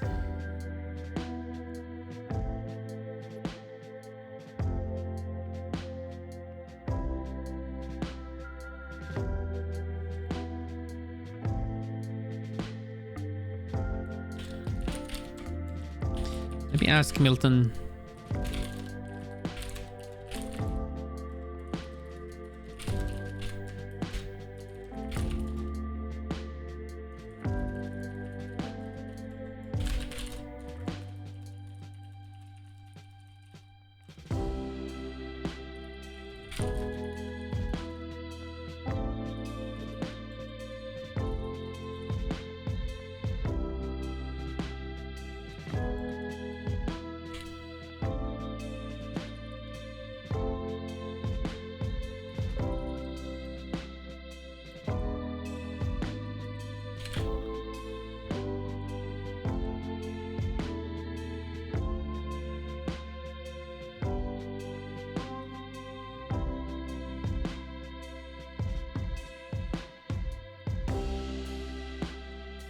Thunder versus BPS now, yeah. We might jump into that because that's a very good one. 82 degrees here. What's that in Celsius? It's pretty hot.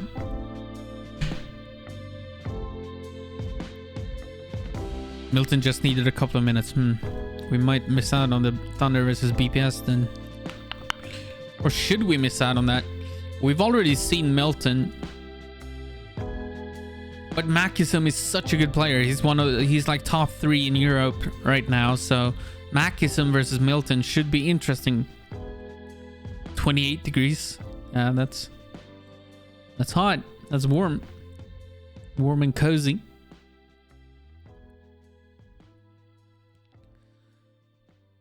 It's currently about 0 over here, but a few days ago we hit like minus 20 Celsius. BPS versus Thunder is easy win for BPS, you think? Or what do you think, Link?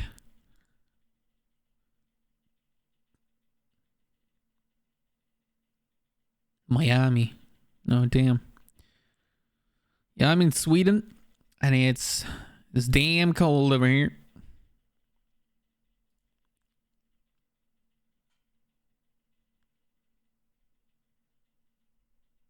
Four degrees in Western Canada, in British Columbia.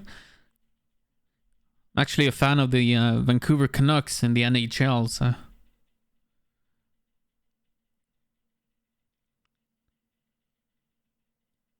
Yeah, Vancouver, cool.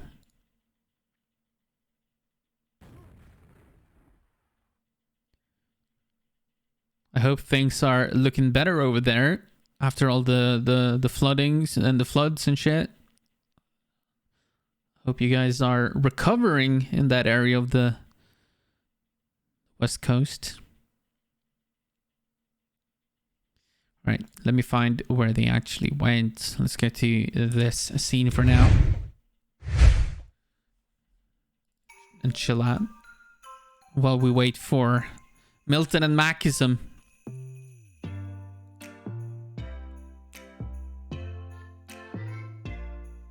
Roads opened. Bridges and roads need repair. Will take months and years. Yeah, I heard for a bit like Vancouver was almost like cut off, and Abbotsford was like inaccessible.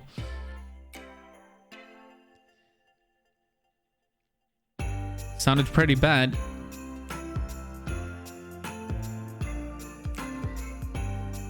I hope you guys are having better weather now.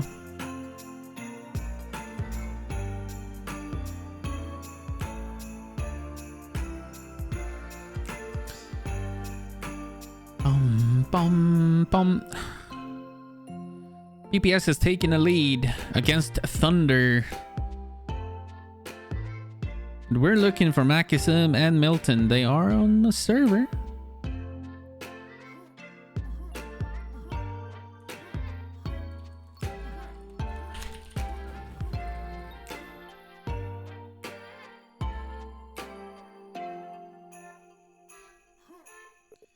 All right. Into the game we go. We also fixed the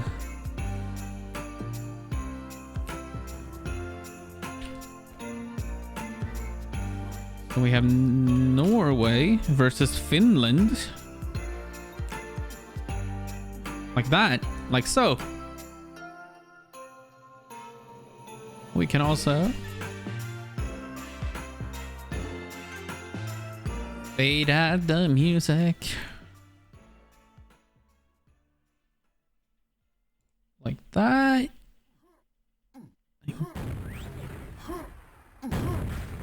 Mother Nature always wins. Yeah, you can't do much against that. Oh yeah, I heard about the tornadoes around the belt in the Tornado Valley, Kentucky and Arkansas and all those states getting hit, badly hit.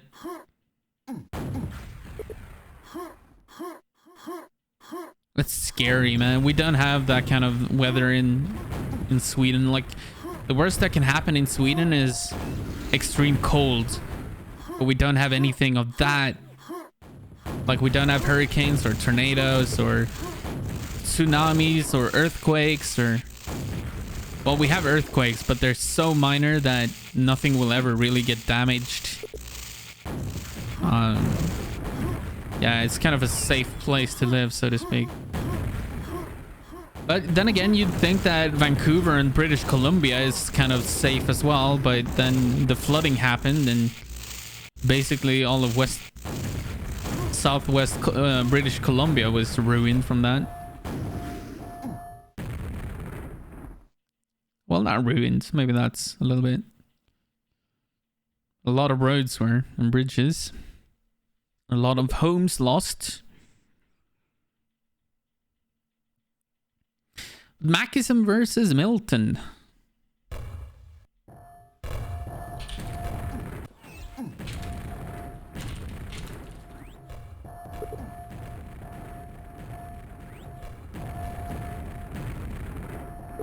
Taking daughter to soccer. This was fun. Nice casting. Yeah, just learn how to say football. Hey. Thank you for watching, mate. Have a good one. And here we go. Alright, interesting spawn. Nobody spawns red.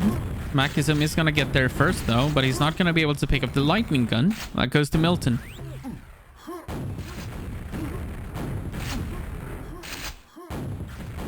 But Makism trying to play as plus back as he can here. Milton would be... Link would be proud, but Milton will catch the first frag anyways, as he still has plenty of that Megan yellow left. The red is now available. Let's see if Milton goes for the jump or not. He could rocket jump up here, but it's putting himself at a vulnerable position, of course. Oh, nice jump from Makism. Getting up to the red without using a rocket jump is difficult in Quake World. It is not as easy as in like Quake 3 in some other games where it's super simple to just strafe jump over there. In Quake World, it's actually quite difficult. But Milton takes an early 4-0 lead on Airwalk in map number 1.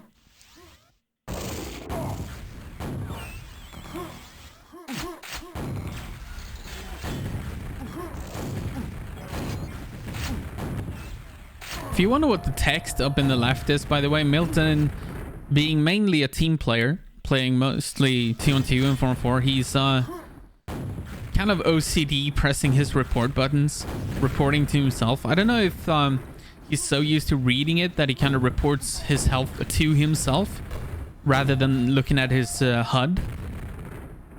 Who knows? I do that sometimes too, but not for that reason. But I do kind of press my took bind every now and then, and I like sometimes I tell myself to attack somewhere. I don't know, it's like an OCD kind of thing. Or tick. This is looking to be a much slower game. Milton waiting for the Mega. Makisum doing a good job slowing Milton down, and Milton also showing lots of respect for the Norwegian player. Ooh, that's a bad sound cue to give away for Makisum. Milton's going to be able to steal the red. He has a little bit of Mega left as well. This is actually lining up pretty well for Milton if he wants to. So the next red is going to spawn, and after the red spawns the Mega. So he could run both of them now if he wants to. He can pick this up, go for the red, and then go for the Mega. He's running out of time to do that though. So yeah, he's not going to go for the red. Instead, he's going to have to take the fight here against Makisum. Makisum forcing the issue. As Mega is about to spawn, Milton knows that. Makisum does not. And Milton is gonna... Oh, he's not gonna be able to get the pickup. It's gonna be Makisum instead with a pickup and the frag. So Makisum with the Mega pickup and the frag on Milton. Milton trying to defend this red armor, doing a good job thus far and getting the kill as well, as well as the pickup.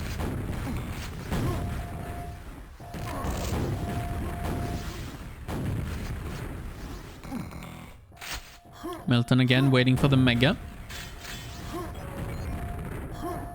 Trying to avoid all these snowballs. Oh, that is such a difficult attack to make work, but somehow Milton managed to do it. I find it so awkward walking up those stairs and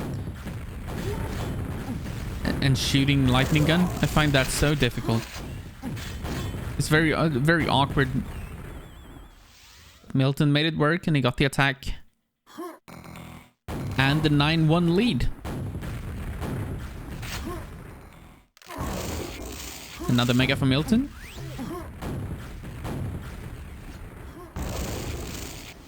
But of course, Makisum with that red armor. Milton trying to run the yellows instead, but this time it's going to be picked up by Makisum. Ooh, Milton almost going for that... for the trick jump. Forced to use a rocket jump instead. Oh, that's a good fight from Makisum. Let's swap over to the Norwegian as he picks up the yellow armor. He's very low on HP though. But that's going to be solved with picking up that Mega, which he just did. And now red is soon available. He wants to find a frag first though, and I can understand that. He's still behind 92. But with such a stack advantage, he wants to capitalize on it. But it's difficult. Milton is keeping away.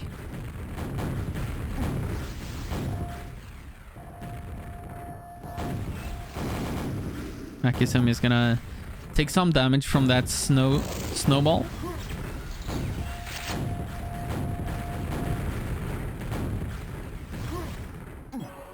Still though, he has plenty of red left and now a fresh Mega, so he's in shape to take a fight.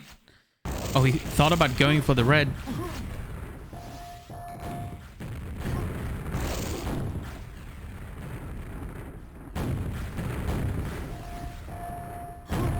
And now he does.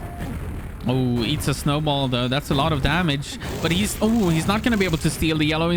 Milton just showed up in the nick of time, and Makisum under some pressure now. Oh, that's good spam lightning gun to keep Milton away from that teleporter. And that should be a free red armor for Makisum, unless he tries to do something crazier. But look at this. So Makisum has been in control for the majority of the last 2-3 minutes. However, he hasn't found any frags. There you go. That's one frag and a spawn frag. That's a good start for Mr. Makisum.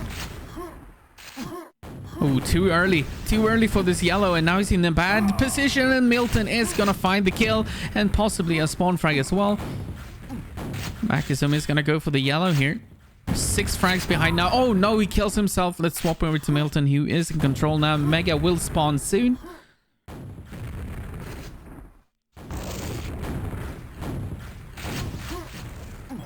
But yeah, Makisum in control of the map for such a long time, but Milton not allowing any frags to happen, doing such a good job with the minor stack of just staying alive. He does the same in 4-on-4. He's very, very difficult to kill.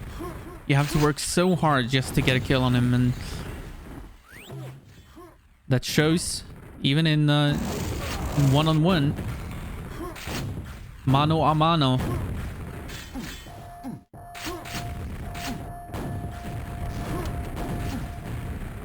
12-3 now. 3 minutes to go.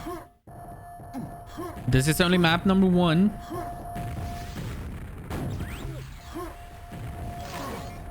Another mega for Milton. 200 now.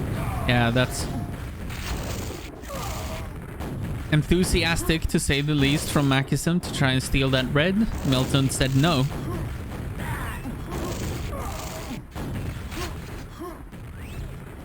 So you know what, the one of those things that are easy to overlook is the fact that Milton does a very good job with his weapon selection. A lot of times, a lot of players do not make the correct weapon selection between the rocket launcher and the lightning gun, because they're both very powerful, of course, so you can make it work.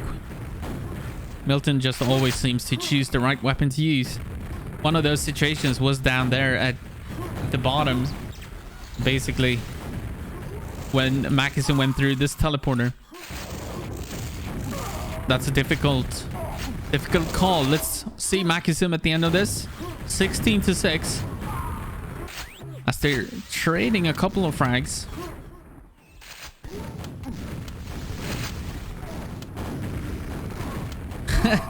Yeah, Makisum doing what he can, and he earns himself a red armor spawn.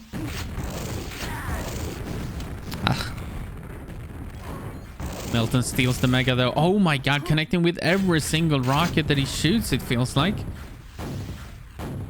But Makisum also connecting with his own. But now he's out of rockets.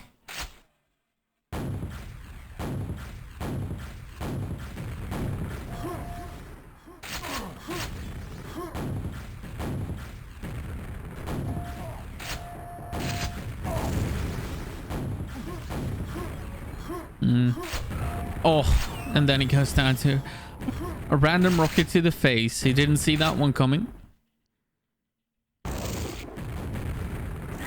And Milton will take a 1-0 lead in this series against the Norwegian player Makisum, who, in the absence of recall, for sure has taken that #1 Norwegian spot, the best Norwegian player, and absolutely one of the top Scandinavian players.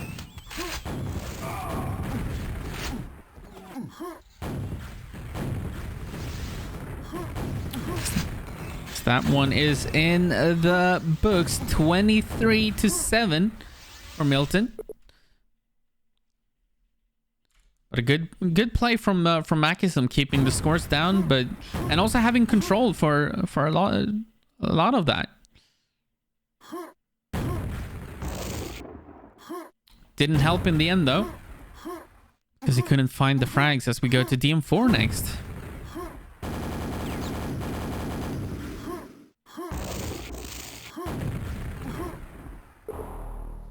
What was that? Finger and toes are just like these maps. So apparently Milton is cold in Finland.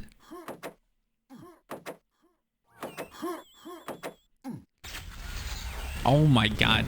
So we call them Milton spawns, but I wonder if they're like actually a thing. He gets the red armor spawn. I mean, of course, it's all random, and we just pay attention whenever Milton does get it. But again, he gets the red armor spawn and gets control right away. And I feel kind of sorry for Makisum, because he needed that.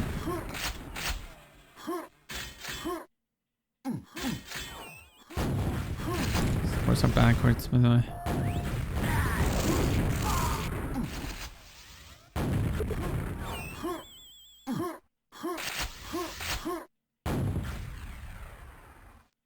All right. Atkinson trying to secure. Oh.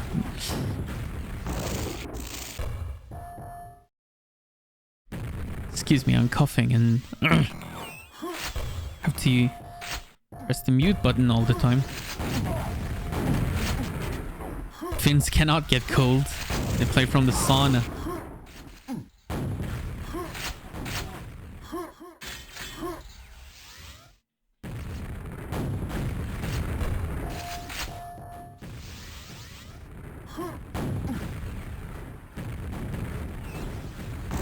Okay, worth mentioning was that was Milton's last rocket, but never mind. He picks up the pack after getting that kill. Oh, he's gonna do the Lord Lane move and go for the Mega, but that's gonna get him caught in here. Let's see if he can make an exit with his life intact. Not thus far. Nope, it's not gonna work. So yeah, that was kind of like an unintentional Lord Lane move to go for the Mega there, making the best out of a bad situation.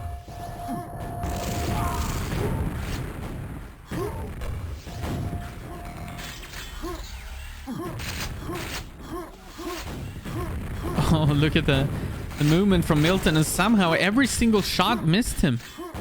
I don't understand. Throws away a snowball, then goes for the red. As Makism is using the lower part of the map where there's no lava anymore. And I like that. Now Milton is... he's just going for the pack. He's playing so efficient. So dip down, got the pack, and then right back up again. He's not going to use the angles, but he wanted the ammo in that pack. Makism trying to be annoying down in the snow. So don't forget, the snow down there is actually quite deep.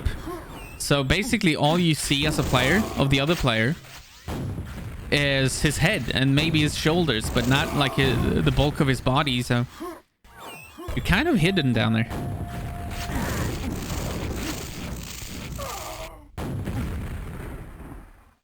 Milton says, nope. This is my red armor.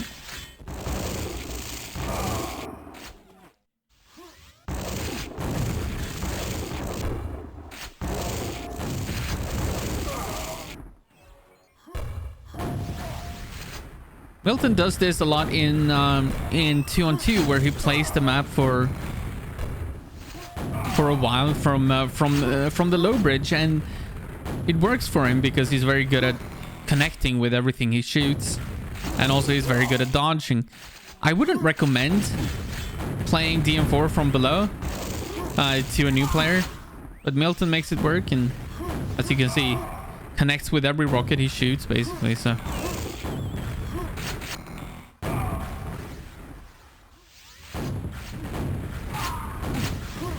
25-1.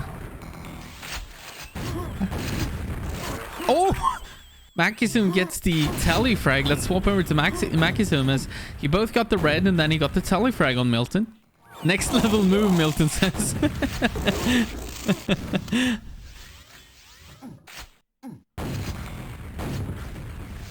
That's gonna bring Makisum onto the board with 3 frags now.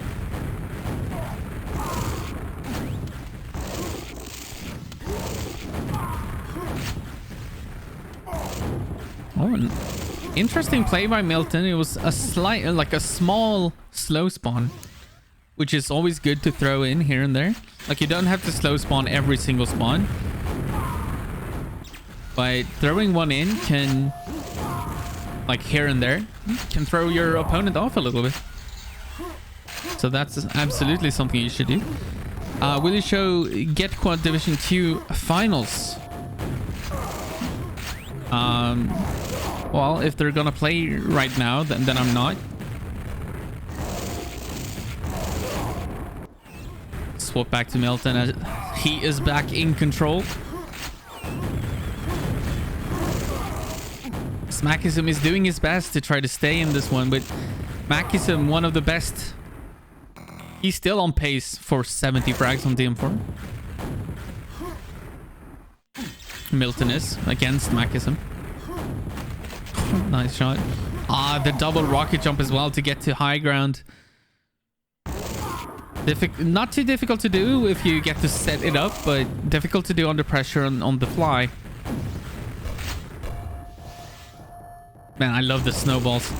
I don't know if it was GNC or Machism. Oh, sorry, GNC or Dope Skills, but whoever came up with the idea to use snowballs, that was genius. Snowballs has grenades. Machism steps through the teleporter and it's a free ticket to space.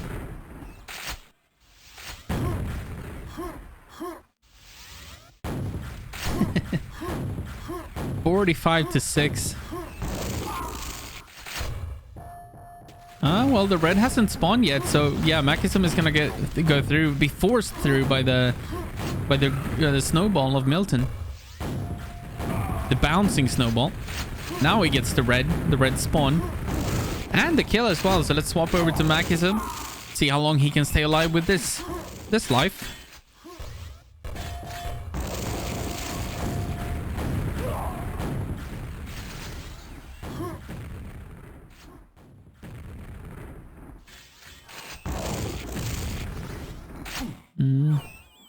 This is going to be a difficult hold for Machism, and he will go down. Milton gets the frag and the spawn frag. Let's swap back over to Milton.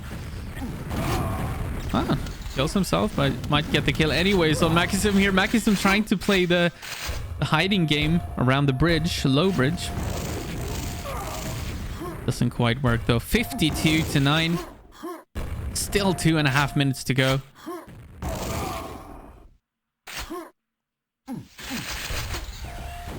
Where are Milton's SSG spawns? You need to be good to be lucky, and you need to be lucky to be good. It goes hand in hand.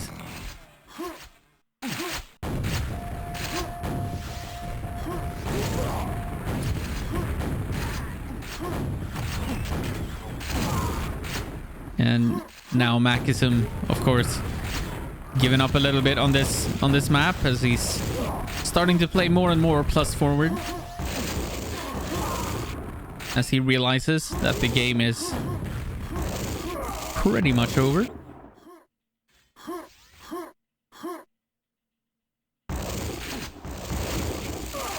Nice attack from Machism. Oh, he connects with a snowball. That was a perfect snowball. It was at 4 HP, would have died to a boomstick as well. So perfect timing for that snowball to connect.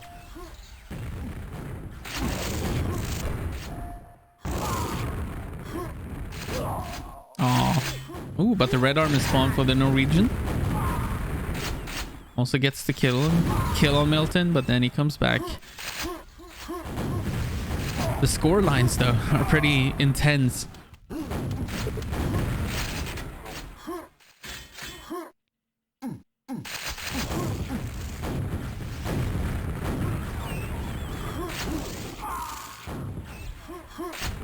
So to anyone from outside of Quake World, it's important to remember that Machism is one of the, I'd say, top 3, top 5-ish duelers in Europe.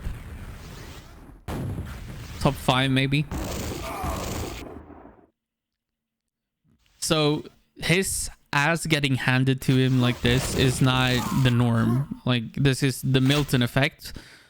So yeah, Milton on 72 frags, and it might become more before this is over. 73. 74 to end it up.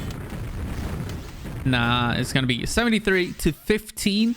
Milton takes a 2-0 lead, and the Norwegian is in trouble. Remember, even if Machism loses here, he's still gonna have one more game for 3rd place, because this is a semi-final.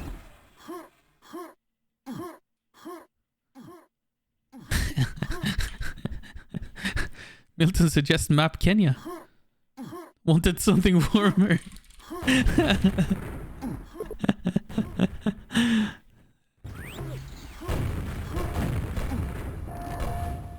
In saying that, 73-15 is a fairly balanced DM4 result when Milton is involved. Yep.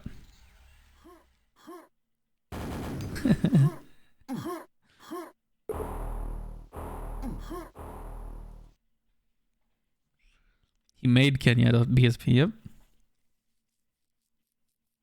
That spectator name, yeah. He's always around. Whenever the stream is around, he is around. Alright, this is a good start for the Norwegian. He gets the red and the mega. Oh, that was a beautiful shot. He caught Milton just as Milton was landing on the yellow. Nice shot by the Norwegian Makism. He's now in control of the map. Remember the red. Don't lose out on the red here. It looks like he's not going to. Going for the frag first. Nice start. Milton hoping to steal the mega. That's not going to happen, but it will spawn soon, though. Oh, Makism, don't forget about it. No, he's not gonna. Now he's gonna go for the yellow and then back to the red, but he's gonna give up the red by doing that. So the red goes to Milton. So apparently my scores don't lock. That's annoying. I wonder what I did to remove that.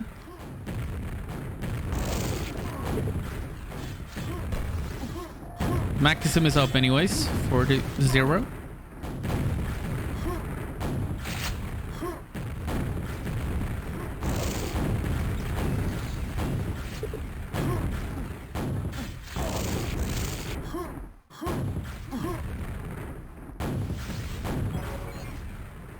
Picks up the mega and the reds. So still good control from the Norwegian.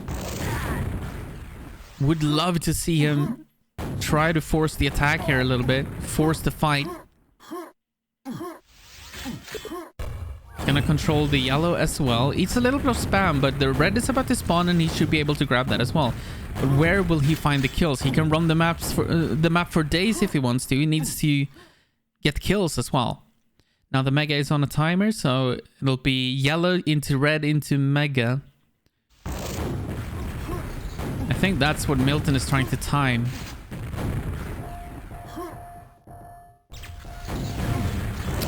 Milton times the mega, is gonna get that. The red. The mega is about to spawn.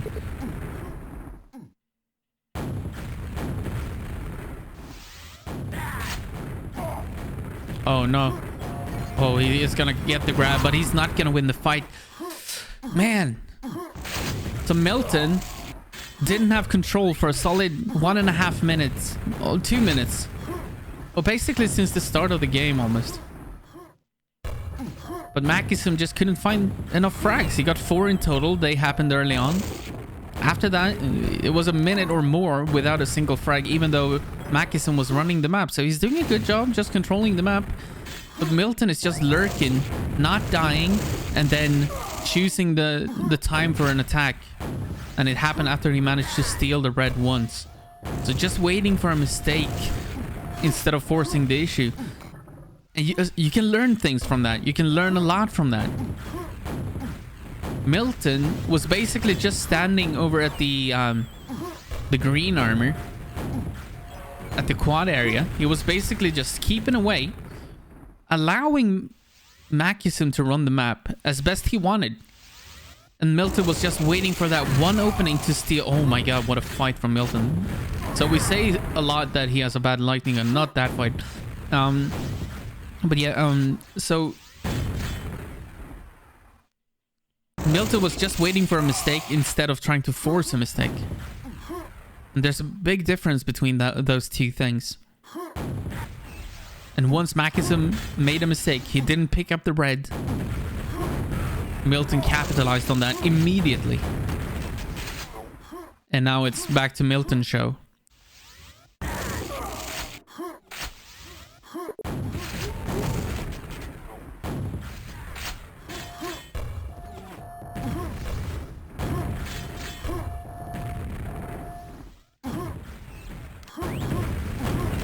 Nice attempt from Makism, but Milton was ready for it.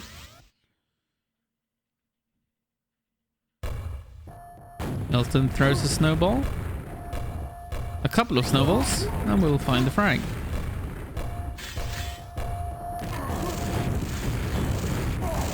Oh, nice fight from Makism. Milton down to 18 HP.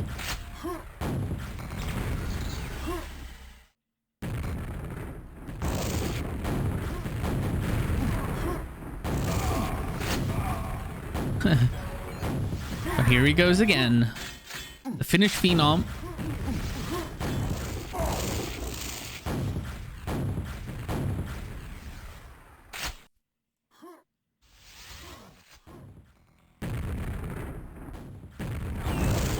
Oh.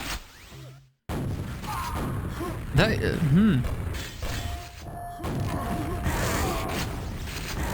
So if you're gonna do the behind the teleporter play, the one that Milton just did, but you suspect that your opponent figured you out, then you just step in front of the teleporter the way Milton did then.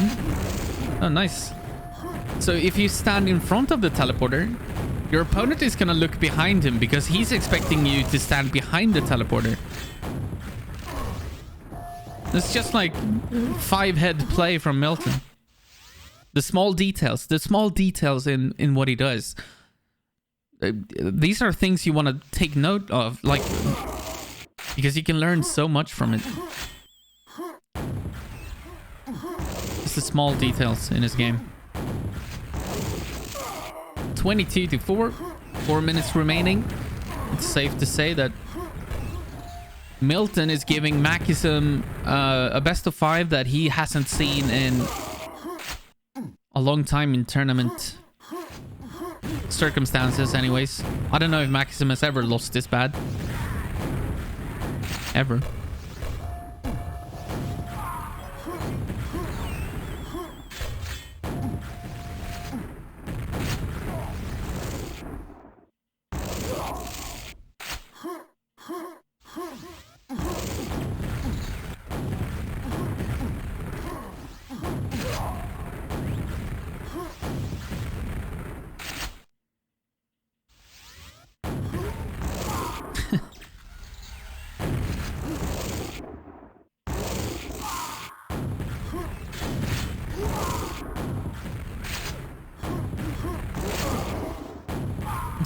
Well, enjoy the show, folks.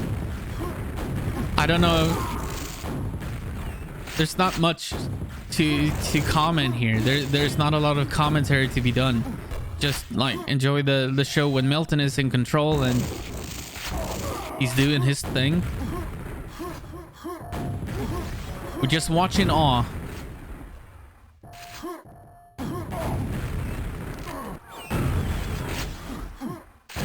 Milton is definitely running away with this one. 34-4.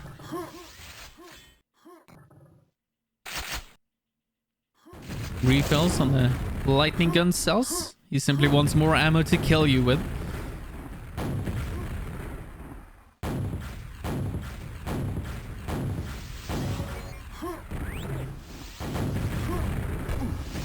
Alright, Milton lost track of Makisum for a split second. Guess you can almost call that a mistake, but not really.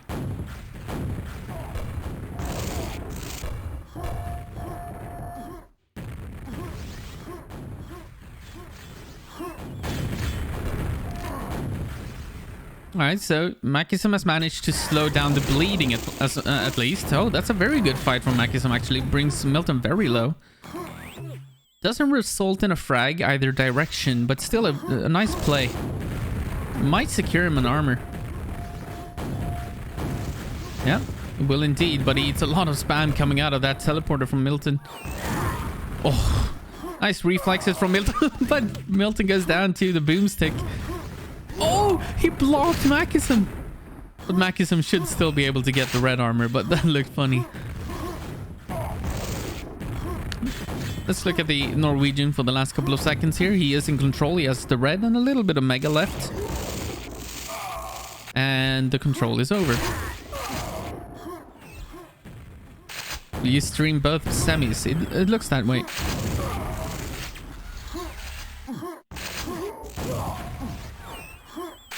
Alright. Back to Milton we go.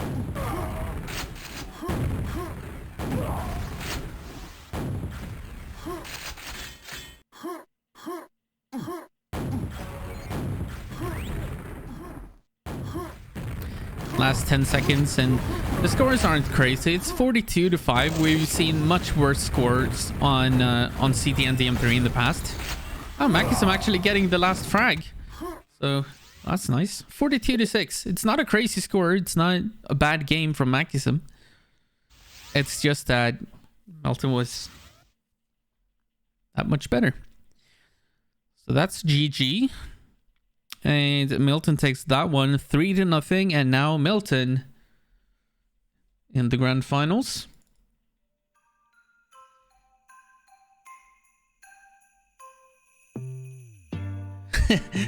Makism says, nice to see you sign up, even though I hate it, of course.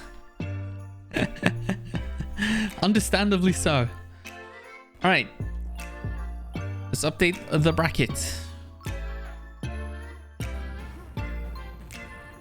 As there will be one more semi to play. Burn has advanced. So Burn is in the semifinals. The French player. He's waiting for either BPS versus Thunder, and BPS and Thunder are playing right now. Let's see where they're at. BPS is in the lead on DM4. I'll show you guys as well the end of this one. As this is map number 4. BPS is already up 2-1. So it's safe to say we should see BPS versus Burn in the second semifinals. I'm gonna be tabbing out quickly, but you guys enjoy that game.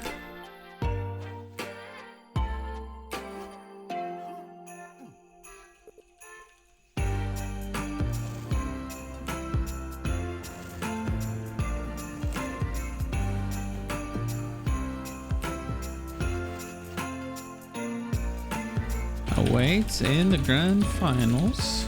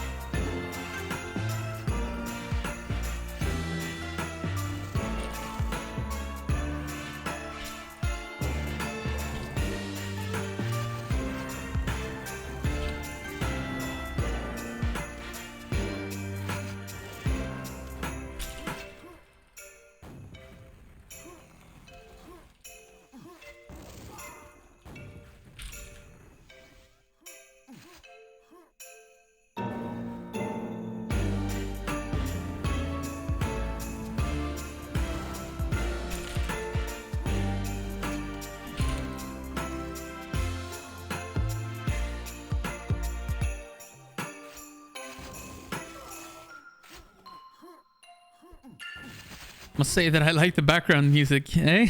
So matching the maps. Thank you.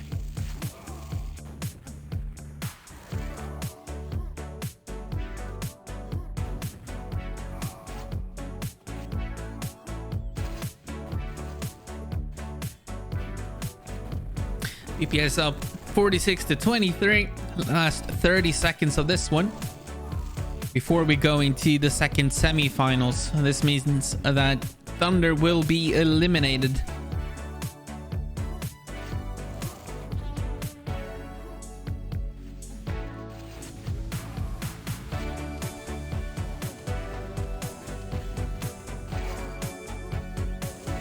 Of course, BPS is the map creator.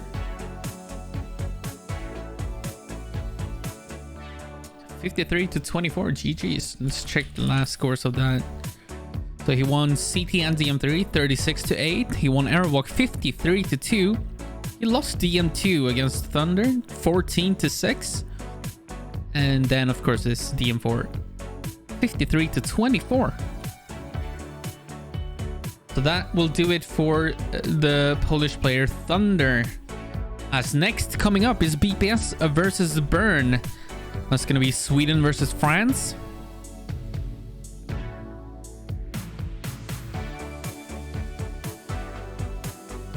And that will be the second semifinals. All Kurvas are now out. Yes, you are right. The Polish players have been eliminated. Now have a look at the the bracket together here.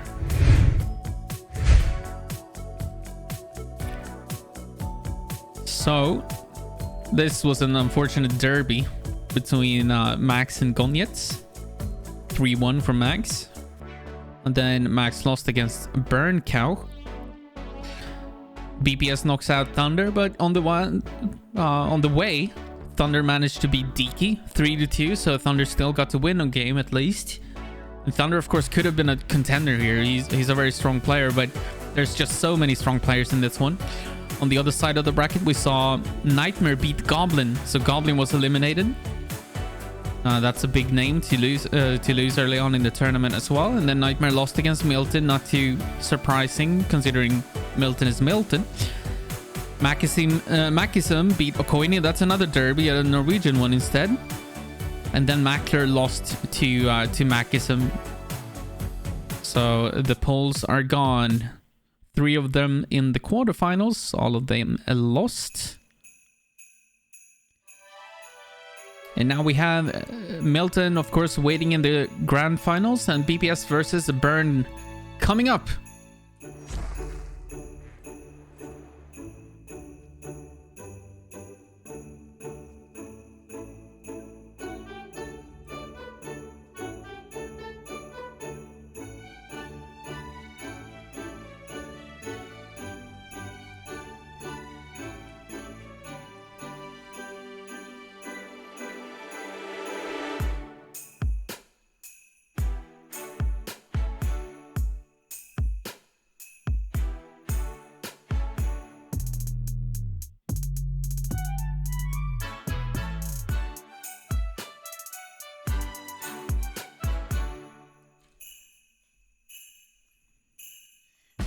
BPS.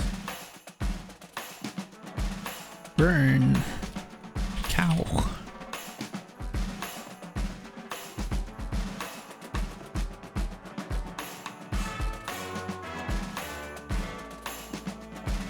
Let's see which server they play on. I don't think it's going to be this one. I think it's going to be one of the servers that work better when France and Sweden play.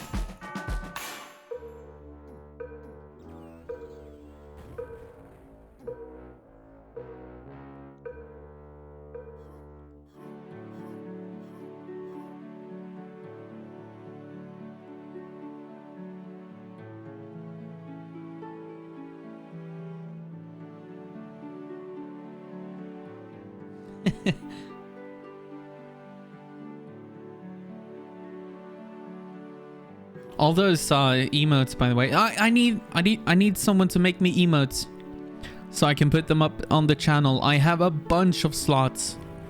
I just need someone to make some funny emotes that we can have on the stream. If you come up with something, you'll be credited on whether it's like Milton things, a quad symbol, whatever it may be that you think that would be cool to have on Twitch.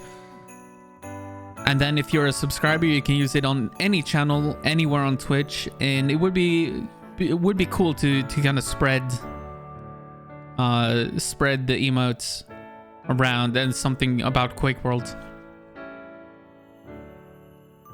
Annie has a rocket there. That's nice.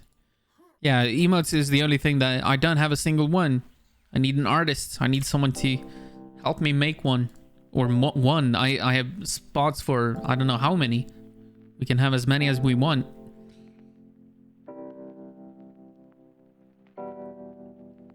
Alright, let's see where they went.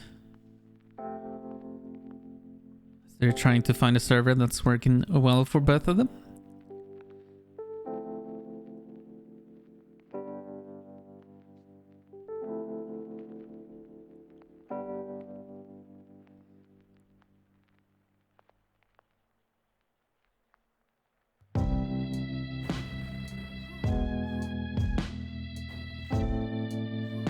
But yeah, guys, have you started getting the Christmas feels? The feels of Christmas and the holidays. Or Hanukkah if you're Jewish. Or...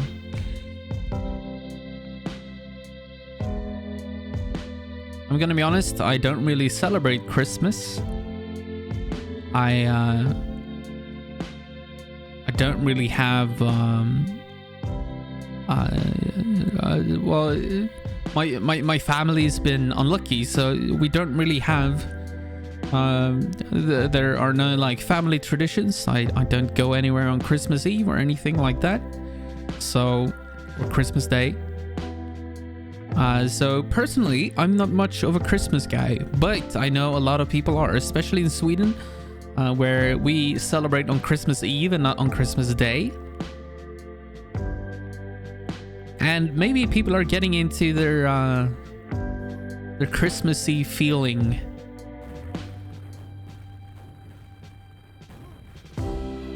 Yeah, Link, you're all welcome. I'll probably be streaming Quake during Christmas or something like that. Playing or streaming Quake if there's any to play. So I'll be around. You won't be losing me for Christmas. Hashtag me too for Andy. Yeah. Don't worry about it. I haven't celebrated Christmas for over 30 years, so... Or, well, basically... Well, actually less than that. Maybe 20 years. So don't you worry about me. But we're setting the Christmas atmosphere for you guys. As I'm still trying to find them on the server, by the way. I'm not finding them just yet. Oh, I see them.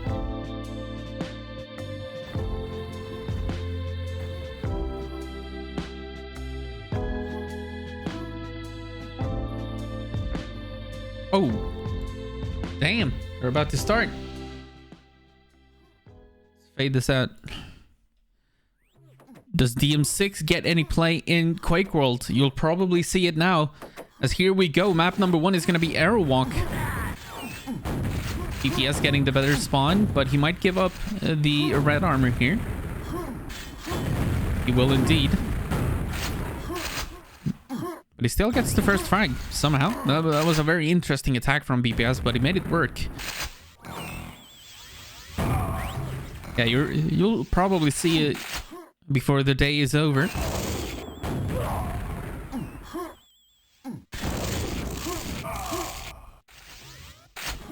We've already seen it today, but we're likely to get to see it again. BPS, of course, Arrow Walk being his favorite map in the entire pool. He is one of the best players. And truth be told, Burn is one of these amazing French players who's especially good on non-TB5 maps.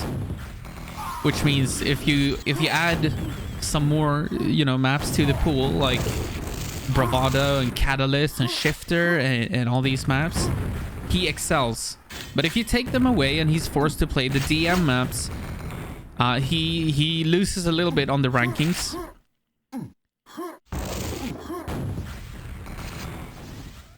Which is why I think he might... Well, he's still in the semifinals, right? So he's still done a pretty good job.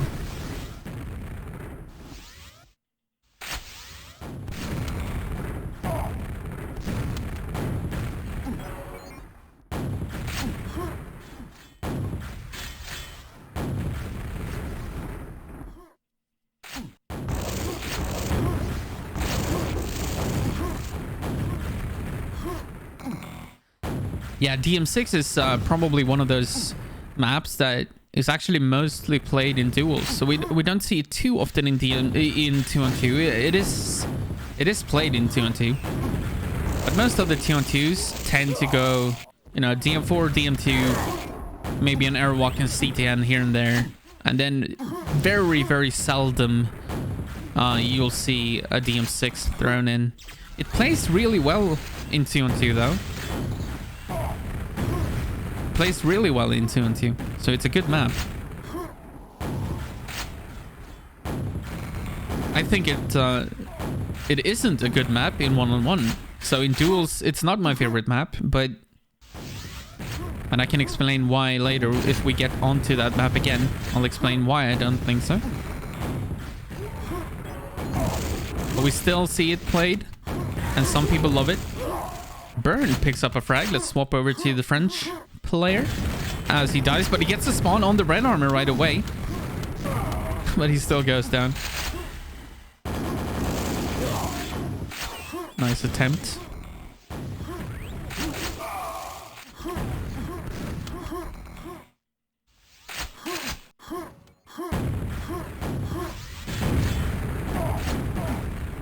Another red armor steal from Burn.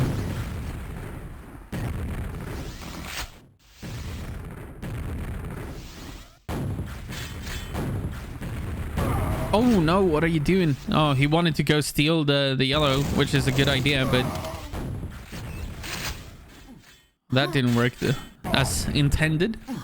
See, swap back to BPS, the Aerowalk monster, as he connects with a pretty much 100% lightning gun in that fight.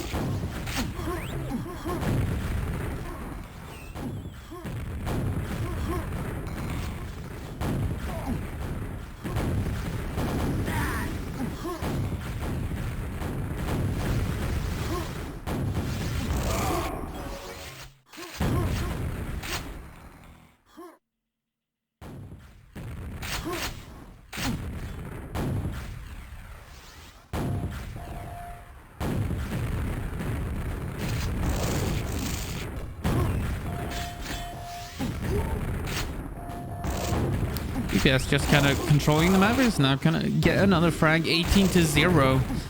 But of course, this is BPS's best map. Unfortunately, in the best of 5 pool, it might also be the best map for Burn. I'm not sure, actually. Maybe you guys know. Is there cash in this tournament? Yes, $1,000 US. $1,000 US. The winner will get 500. Second place gets 200, and first place gets 100. So about 10,000 Swedish crowns ish, if that makes more sense to you.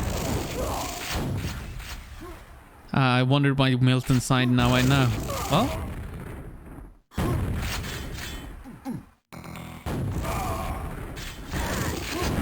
he is someone who most of the time can know that if I sign up for this tournament, I will most likely end up at least top 3, so he will be in the money.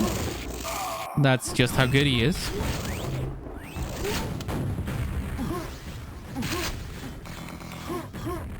So safe to say, whenever there's money involved, he would be a fool not to sign up. Why wouldn't you?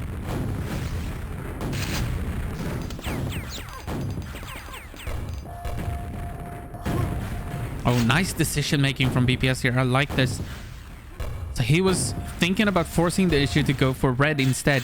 The yellow is right in front of him, but he didn't go for it because that would put him at a disadvantage positioning wise. And then he decided to instead try to force the issue, force Burn to go for the red. And that made it so that he could grab the yellow. So nice play from BPS. Strategic.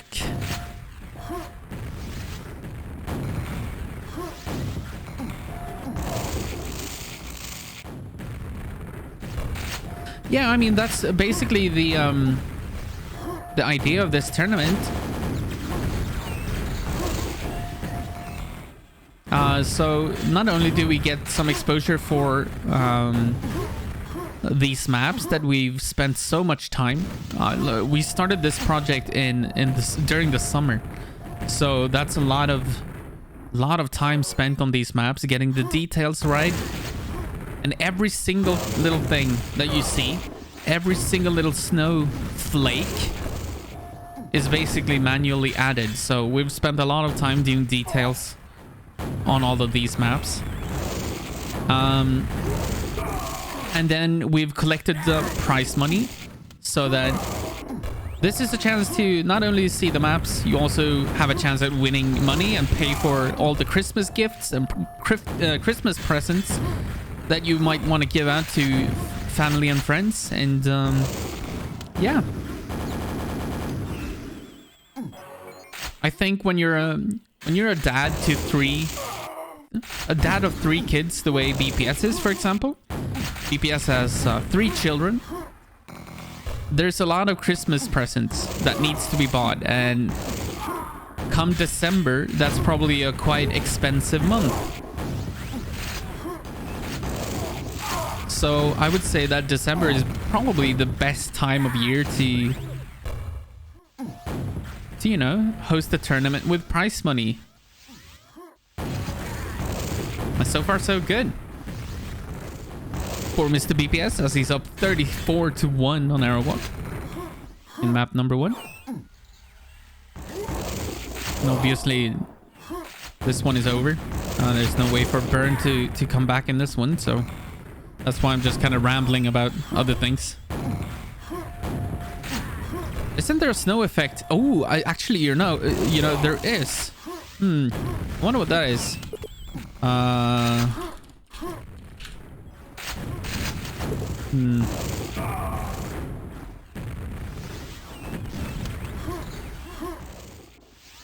do remember there being a command for that. You're absolutely right. I don't know what it is, though. Also, I'm not sure the encoder would like that.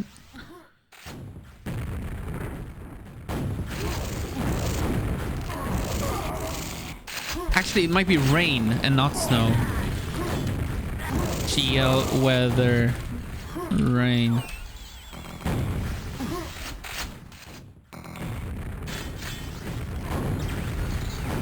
What does that even look like? Oh, that didn't do anything.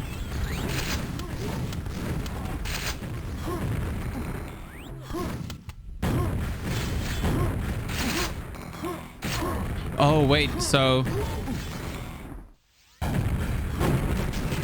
looks to be map specific for whatever reason. Anyways, end of this game, 37-6. Good finish for Burn. A terrible start in mid game. And we'll see what Burn decides to go with from map number 2.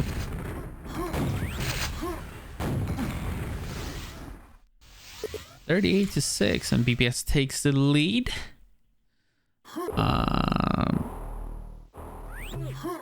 Boom. Wow, Burn cow. Yes, French.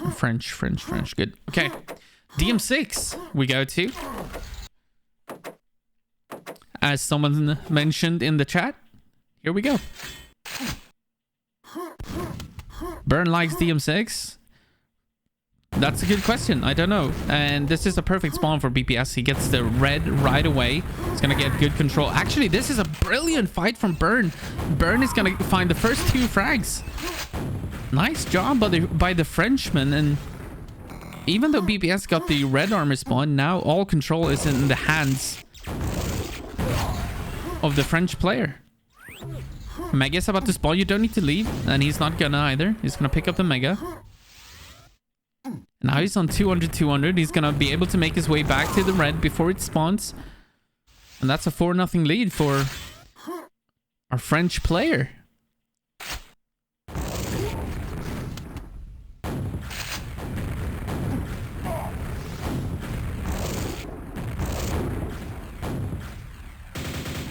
So far, not chasing for frags, just kind of waiting for BPS to come at him. This is good timing by BPS. He's going to be able to steal the red. Oh, that's perfect timing by BPS. So when you're in that situation, so BPS is still going to go down here and die. But when you're in that situation, the only time you want to attack the way BPS did is when the red is about to spawn. So good timing on that attack from BPS. And he stole it once, but nice defense anyways from Burn. He didn't die and he got a couple of frags, so good job. Throws a snowball, and that was the cue for BPS to go through the teleporter. It's a nice sound cue. Sound cue control, I guess, from BPS. I guess you could call it.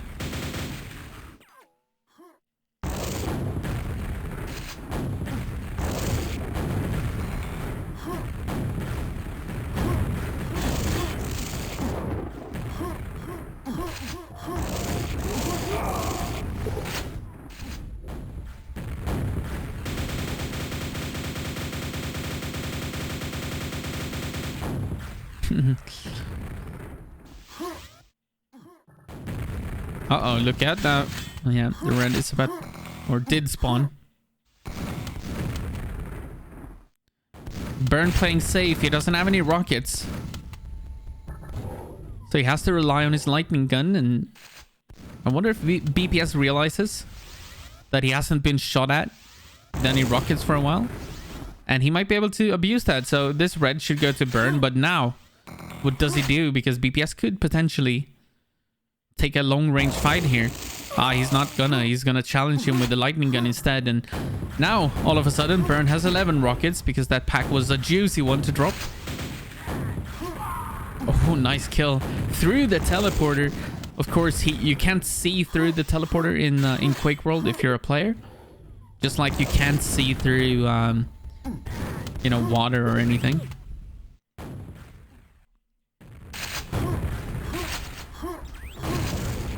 Nice rocket. Oh, but BPS with a kill here. I don't know. It felt like he shouldn't have been able to win that. But let's go. Watch what BPS is going to do. Oh, he's going to go. He's going to challenge this Mega. It's still 8 seconds away. But he makes it work. Oh, now he's probably going to give up on this red. Unless he goes right now. Right now. Oh! Just barely gets the kill before the red spawns. Now a little bit of neat speed jumping around to get to the Mega. Oh, he gets the lightning gun kill through the teleporter, which of course is another, like, you don't see your opponent on the other side, so that's just a beautiful kill. 11 to 4 still though.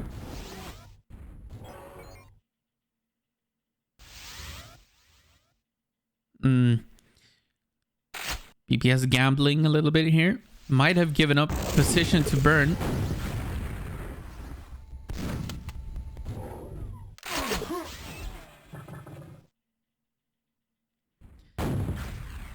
And yeah, remember, there's no reason at all for Burn to really attack here.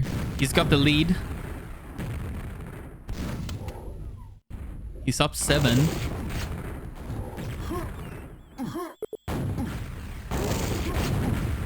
So really, you should only leave if you have to. Oh, that's a kill for BPS. BPS needs to be careful so that he doesn't give away this red armor. But he won't. Actually, red armor is also fitting for Christmas, right? The red color of it. Like, we should call it something else. Like the Santa shirt.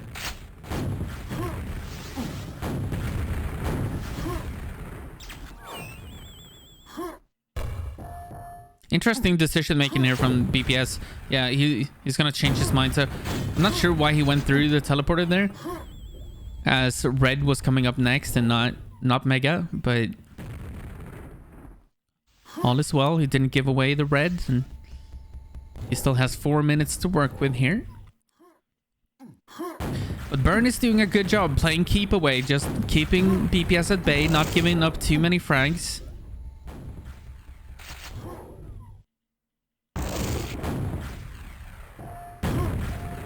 Oh, BPS. Oh, what a beautiful attack from BPS. And he doesn't give away the red armor either.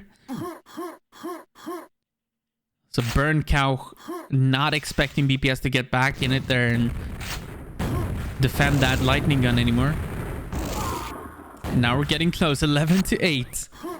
Still 4 minutes to go though. Should be 11. Oh, that's going to be a trade. So BPS goes down, but so does Burn. And now it's all a fight about who can get to red armor first. That's going to be Burn. So it's gonna, let's move over to the Frenchman. He only has 4 rockets and no lightning gun though. So and now he's going to grab one. And try to make it out alive. He will.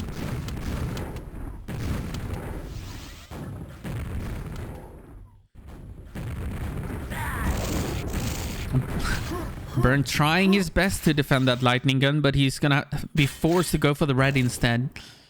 So BPS is using that opportunity. Oh, that's a very weird fight. BPS was shooting through the stairs. He was using this opening to like shoot. You never seen that before. And Burn is gonna find the frag here, just holding his ground on the red. And another one. Ah, nice timing from Burn as well to grab that Mega. That was a difficult mega to time. Here comes that Half-Life movement. I love it. I love it so much. When you don't strafe like with the strafe buttons, but he also throws in like a backwards.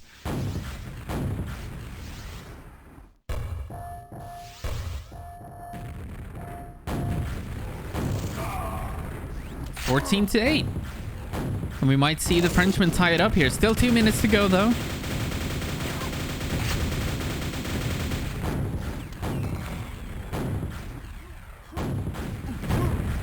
Oh, nice.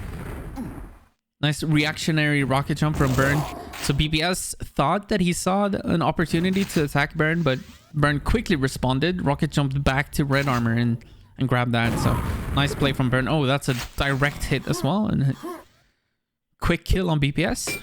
And yeah, you can see BPS feeling that the time is running out, that he needs a frag right now or it's all over. So that's why you see him suddenly go way more aggressive. Seemingly out of nowhere as Burn throws out a couple of snowballs. None of them connect though, but 1 minute to go, 17-8. I think it's fair to say that we're gonna have a tight score here. What don't you like about DM6? Okay, so there's one thing on DM6 that I don't like, and that's these two lightning gun cells.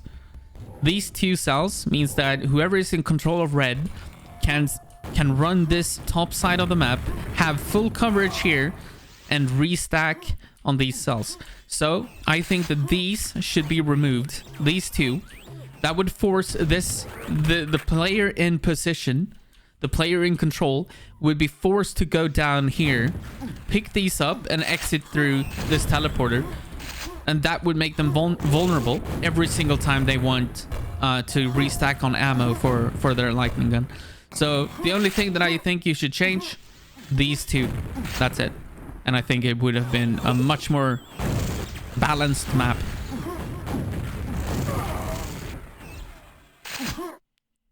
Map can be locked by just covering LG. And yeah, it can. But that's because you can just hold it here.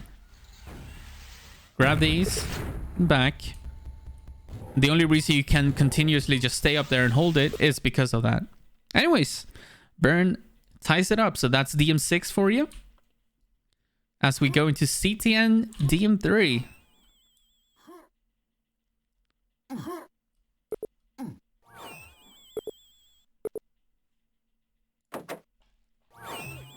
Here we go. Burn is going to get the first lightning gun spawn. BPS gets the yellow, and this is an awkward fight for both players. But that's a perfect spawn for Burn afterwards, though. So he gets the mega, now he's going to get the red as well.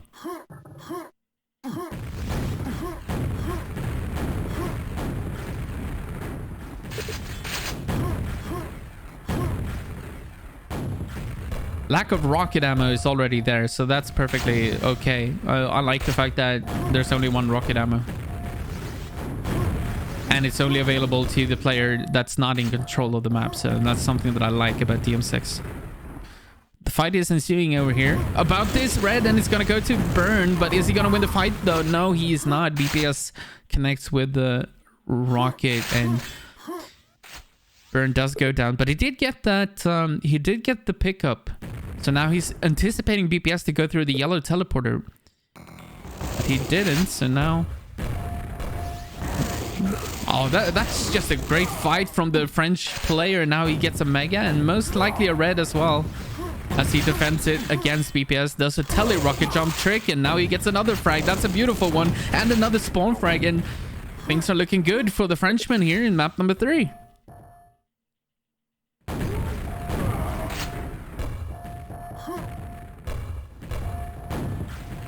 There's out a couple of snowballs.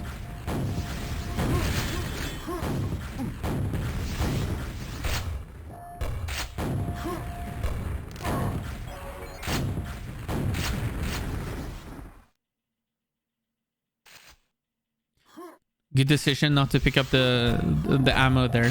Sometimes you want to avoid the ammo just because it gives away a sound, right? So you make a sound when you pick it up, and if you already have 81 cells, you most likely don't need those cells. So it's better to get a silent, climb to the upper level of the map rather than picking them up and the opponent immediately knowing where you are.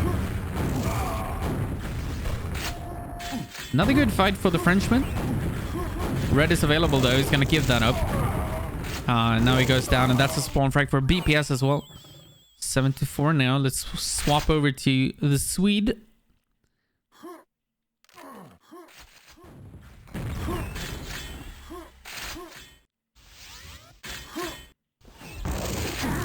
Oh, he gets the drop on Burn here from the looks of things, and yeah, the Mega is also available. It's gonna be picked up by Burn though, so that's something positive for the Frenchman, as BPS has taken over control of this map.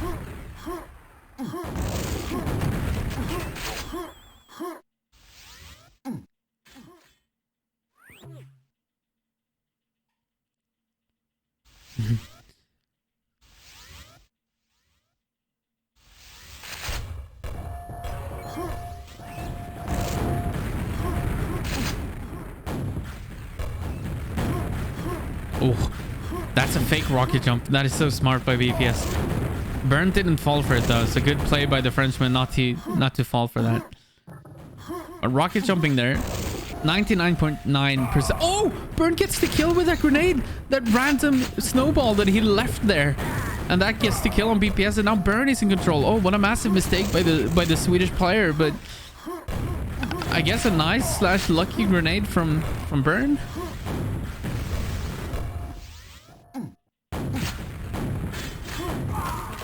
They're gonna trade frags here. I want to say better spawn for Burn. He has a lightning gun, but he's not using it. He goes down again. Red is about to spawn. Oh no, he fights the kill anyway. Survives with 5 HP. Somehow, some way, Burn is doing this. But now BPS gets the kill, and then rocket jumps up to the red armor. So BPS is back in control. Only one frag between the two. BPS gets the grab on the Mega.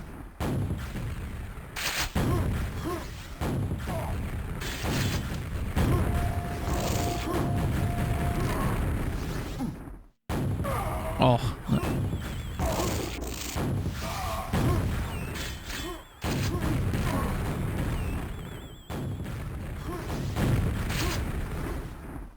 BPS getting plenty of good shots in here, but still a 12-11 score.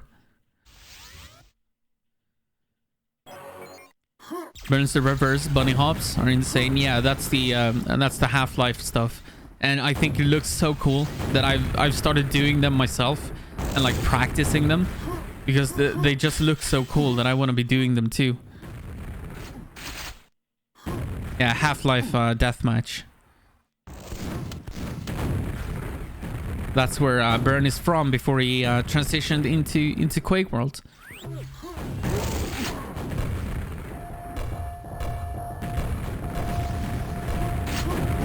Not jumping backwards, but when you turn, like, oh, that's a mid-air rocket from Burn as BPS was rocket jumping for the red armor. What a shot. And Burn gets 2 quick frags, and now he's got the lead. 13-12. Oh man. So yeah, I was trying to say, when you turn, you don't turn just holding in the strafe button and turning. They're actually holding in the strafe button and the backwards button, changing the angle to look kind of crazy. You're gonna see him do it most likely now that we're spectating him.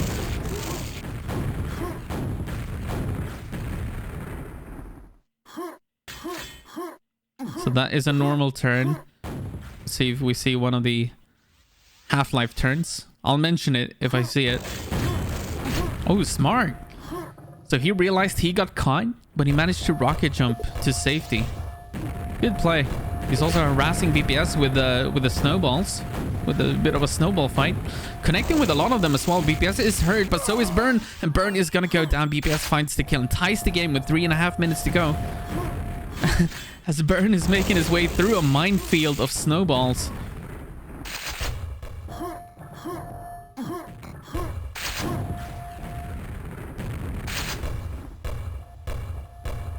More snowballs. Mega is available.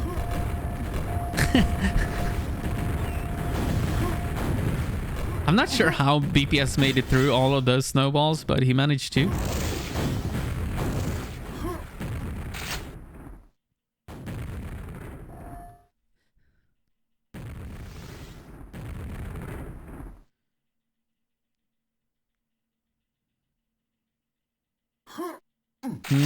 Dangerous place to make noise. Everything is quiet on the map, and then you decide to make that jump. That is like so dangerous. BBS gets 2 quick frags, bringing the scores to 15 to 13, breaking the tie.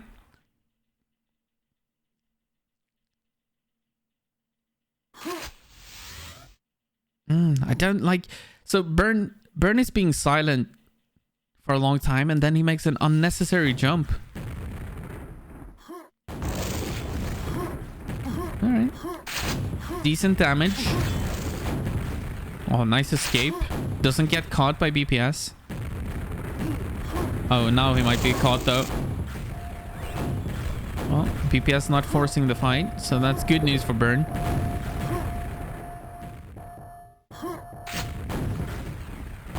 Oh, now he's gonna probably force it. No, BPS elects to back off, not wanting to risk it. He's up 2 frags, so understandable that you don't want to take a 50-50 fight. When you're up, you probably only want to take the, you know, 70-30 fights or 80-20.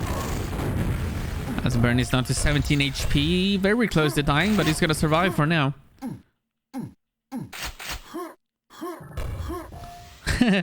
A speedball is cheering on his fellow Frenchman. Red and oh no, he ate a long-range rocket from BPS in the worst possible time of the game. Oh, I feel like he could have dodged that easily, but he didn't react to it.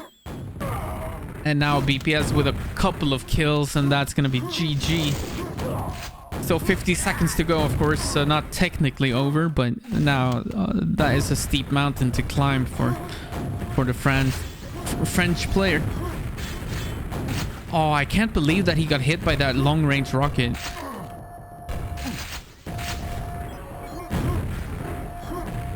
Sometimes if the shot perfectly lines up with your vision, it's kind of hard to see a rocket coming at you.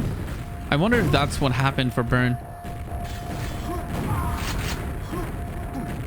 Not sure, but whatever the case, that was a tough rocket to get hit by.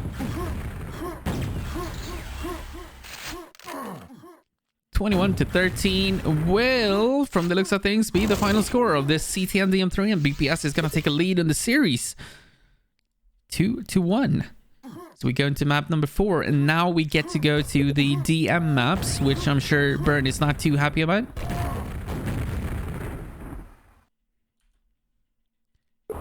This is going to be a difficult task for Burn. He is not very much of a DM4 player. It's not his favorite map. But maybe he can channel his inner speedball and be good on DM4, even though it's not his favorite map. Burn is going to get the... Oh, he gets the first frag, actually, but BBS quickly retaliates. So the red armor spawn did go to Burn.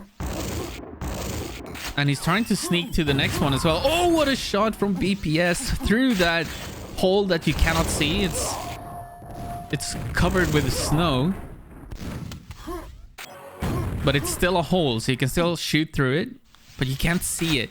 So it's a little bit more difficult to shoot through.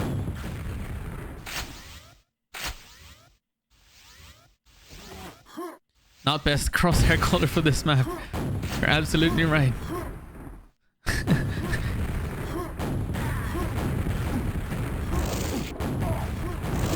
Can I just do like this maybe? Wait, does this work on images? Yes, it does. That's also very bad.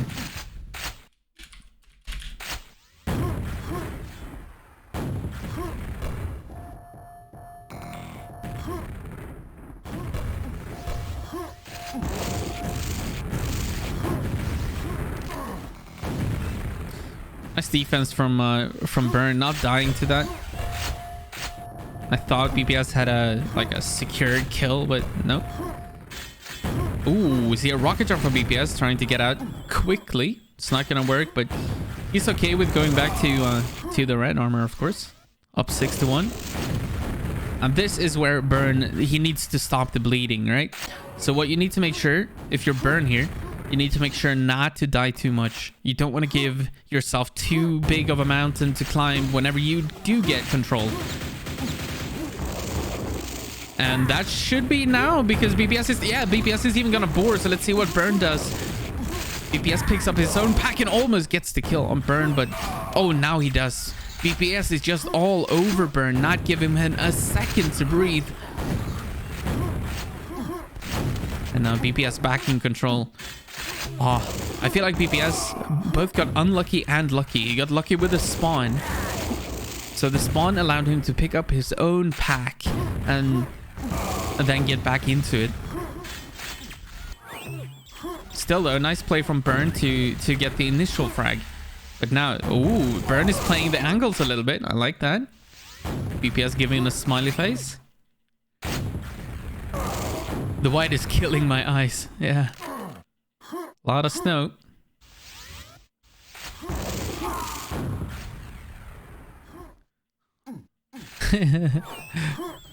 Yep, there's a lot of snow on this map.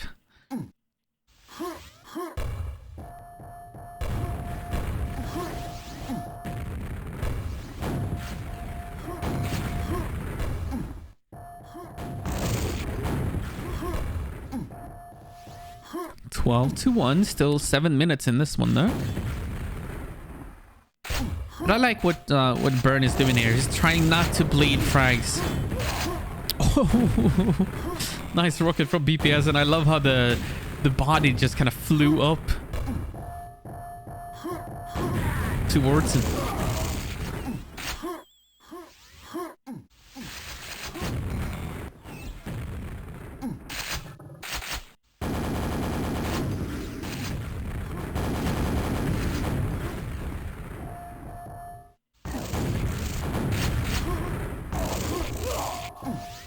Nice.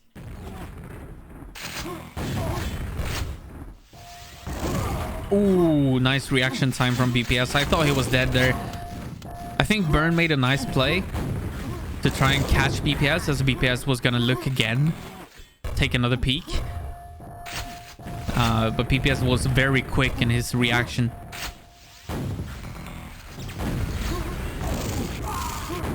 And that's 17-1. Hey, Christus, welcome. How you doing?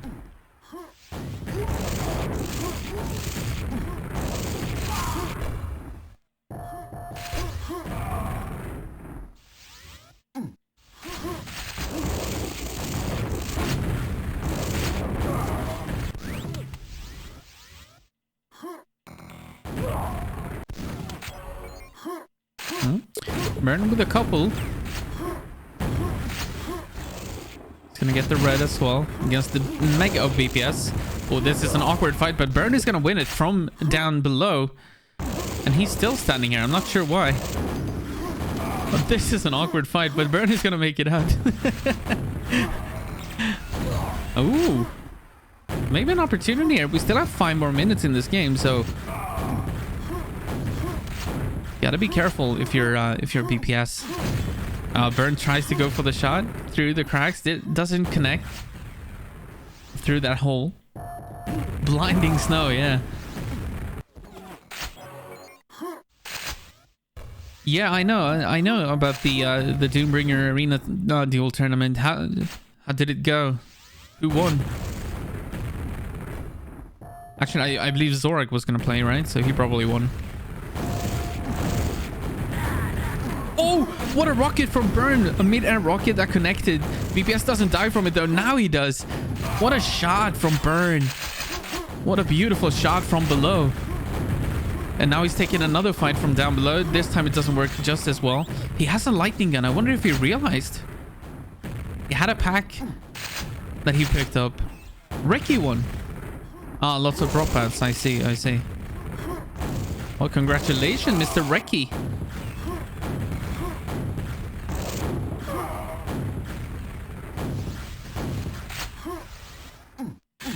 Burn still in control. He's gonna pick up the red armor.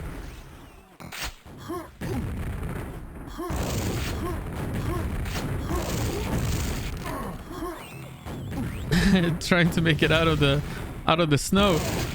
Now he's gonna take a fight from down below. Actually, that's nicely done. Oh, nice defensive play from BPS, but Burn had to try it, I think, and I think he made the right choice.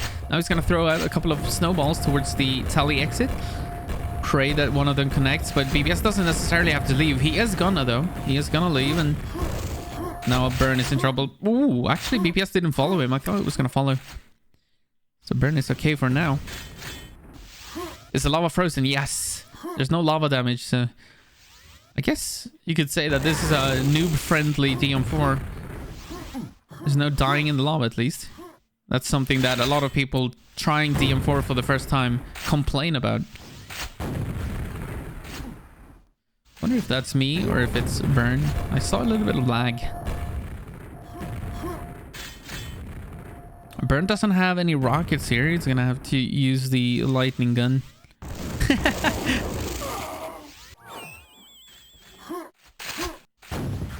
It's almost hard to see the lightning gun as well because of all the white stuff. All the white stuff. Rusty would have had fun if he heard that.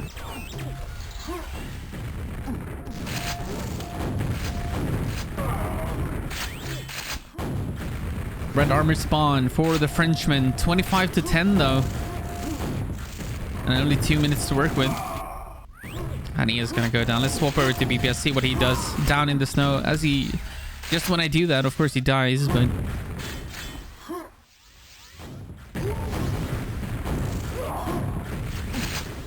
Red armor spawn for the Frenchman.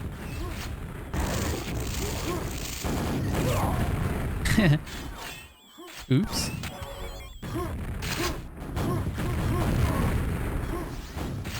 So it looks like BPS will as well advance to the grand finals. Oh, that's gonna be a treat. BPS versus Milton in the grand finals. Oh, holy moly!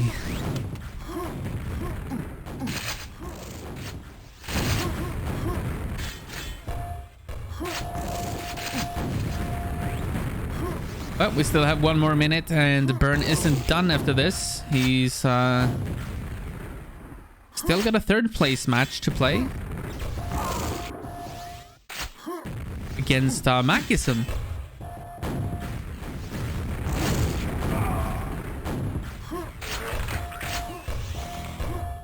Frozen Lava gives Link some new camping spots. You know, it does. It does give him new camping spots. The pings in this one are around the 51 ping for both, pretty much.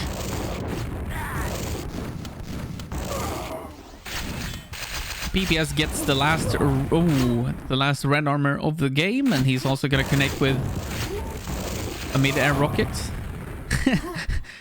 And abusing this I guess ice floor.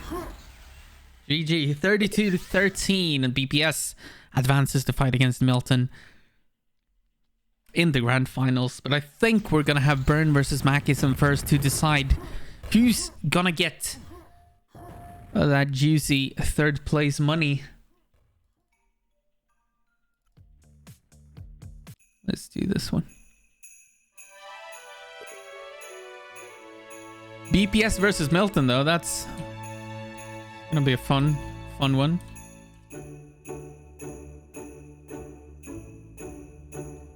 Look, he's dancing. His face is kind of dancing with the music, eh?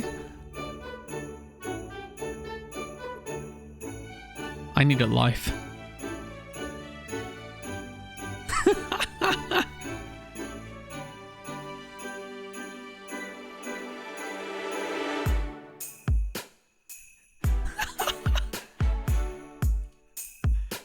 Bruh.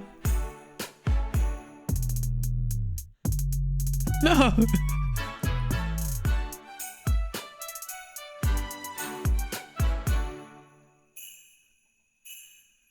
So this is what Quick is like at Christmas, eh? Yeah.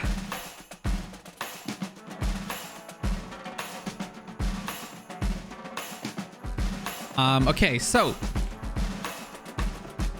let's see. I think we're gonna do I think we do Makism versus Burn first, and then grand finals.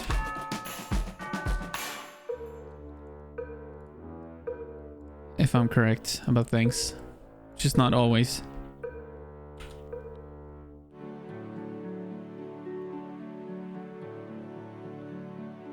Next year we need new item textures so they all look like presents. You know, I was about to do that.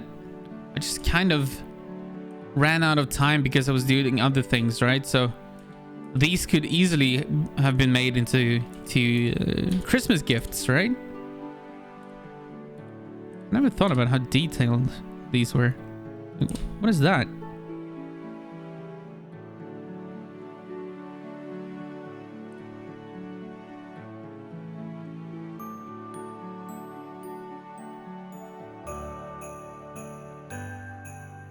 But this is let me see what's going on. All right, BPS gets a pause. The next game up is Burn versus Makism.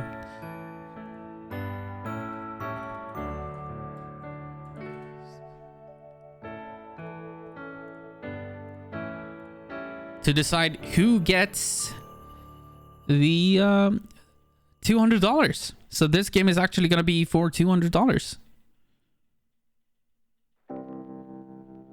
Here he is.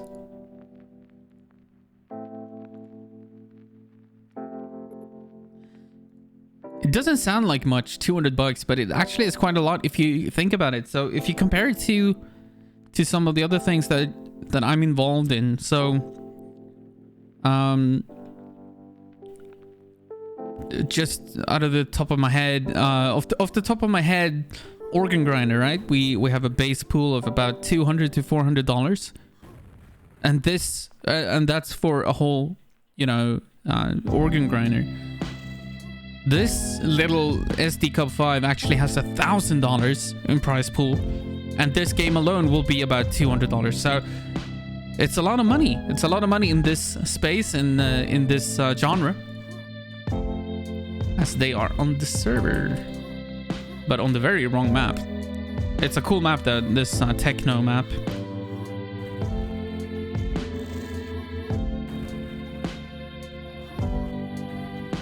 Blood analysis graph? Yeah, probably. I don't think this is the original textures though. This is probably updated a few times.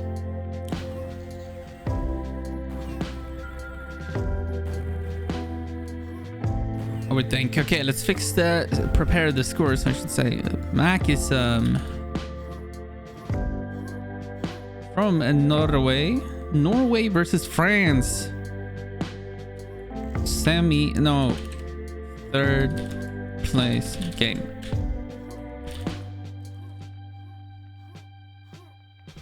Does that even fit? Third place is enough.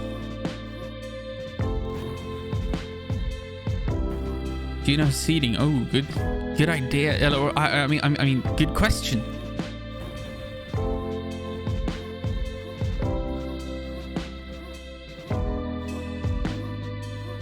I actually don't even remember myself.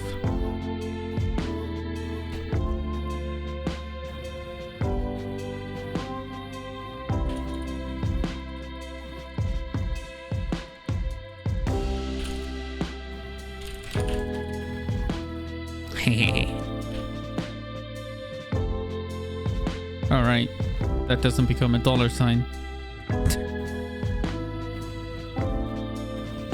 Milton versus BPS tonight too. Yes, that will be the next game after this one. After we determine who gets third place between Makism and Burn, we'll have the grand finals, and that will be BPS versus Milton to decide it all and close out this Sudden Death Cup 5 and give out all that juicy monies to buy Christmas presents for.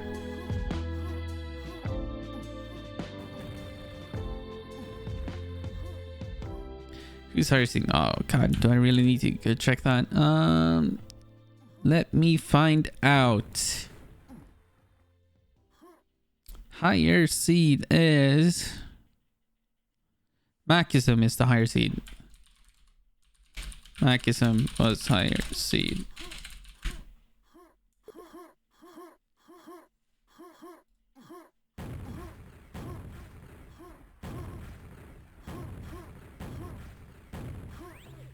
Okay, so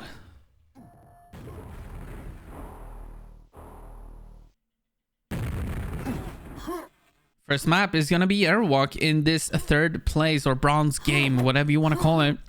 The winner of this series will get $200 for finishing third, and here we go. Machism is gonna get the first mega spawn. Interestingly, didn't go for the yellow. Instead opted to go for the weapon, and I think that was the right choice in the end. Meant that he was able to make his way over to the red armor and get that.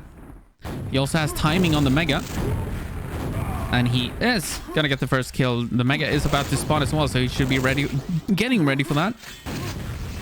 And there you go. Oh, perfect time. He just walks over it and gets the pickup. Good control from Machism early on here. So gets another one.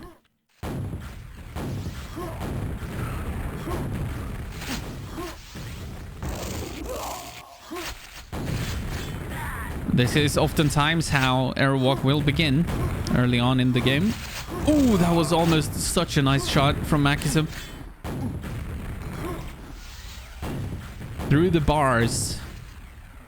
If that connected 100%, that would be sick.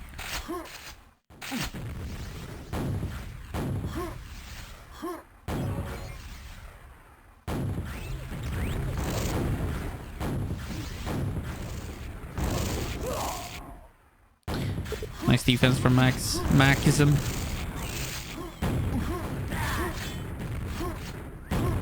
The red is still up, and Machism intentionally didn't go for it yet. We'll be able to grab it now instead, unless there's a spawn, but there's not. Easy pickings for Mr. Machism, Mr. Norway. Oh. Usually you go for the angle shot, but Machism went for the 100% shot, and he hit it. That's sick. What a shot. Good timing on the mega as well, and now he's 200, and the Frenchman is in trouble.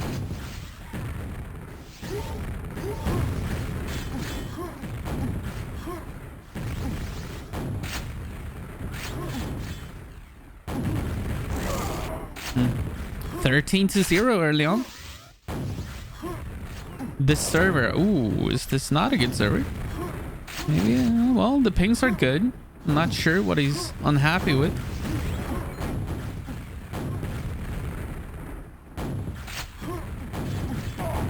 Is it Magnus Carlsen? I guess in many ways, Quake is chess in lightning speed.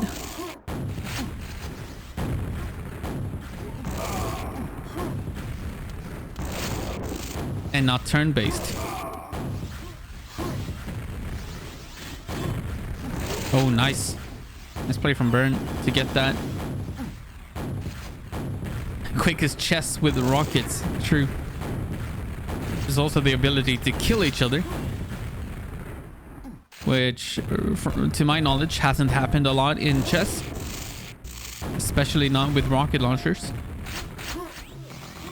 I'm sure someone at some time in history has been triggered enough about a loss that he's done something bad to another player, even in chess.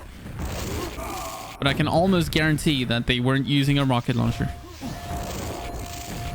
The item timings from Machism is just perfect right now.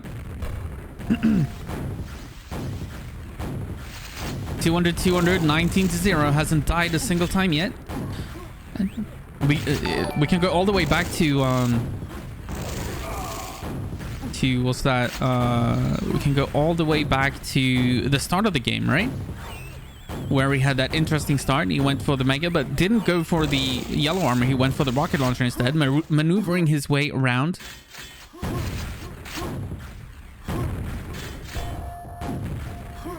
And he got the red armor. So all the way back there, then, like, he's done a good job just staying alive and making the right decisions. And now timing all the items. Mega is coming up next. I'm not sure what that sound was about, by the way.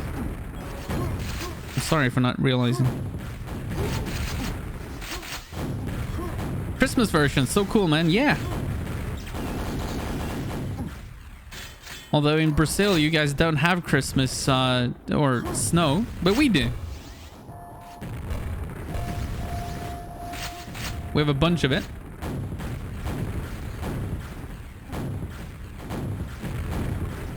But yeah, welcome, Brolin. It is turn-based. You take turns to spawn frag each other. Good point, actually. In some ways, you do take turns being in control of the map, right? And then when it is your turn, you want to capitalize on as many frags as possible and keep it your turn for as long as possible.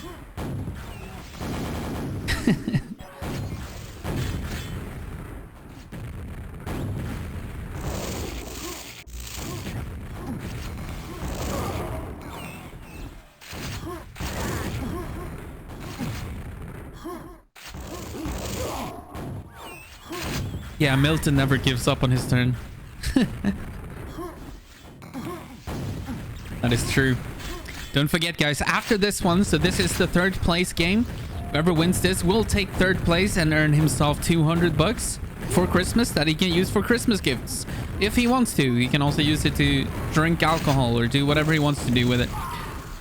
As Burn is getting a couple of kills, let's swap over to him. Right after this game, we will have Milton versus BPS in the grand finals. Yes, that is correct. Milton did sign up to play a dual tournament. So Milton will be playing, and he's already made his way to the grand finals. So that is the next game coming up after this one. And that is also the final game of the evening.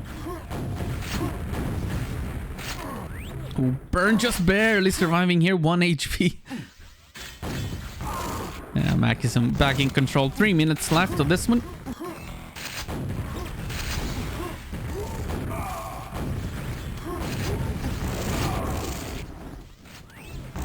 Norwegian looking very good on this arrow walk. This chilly arrow walk.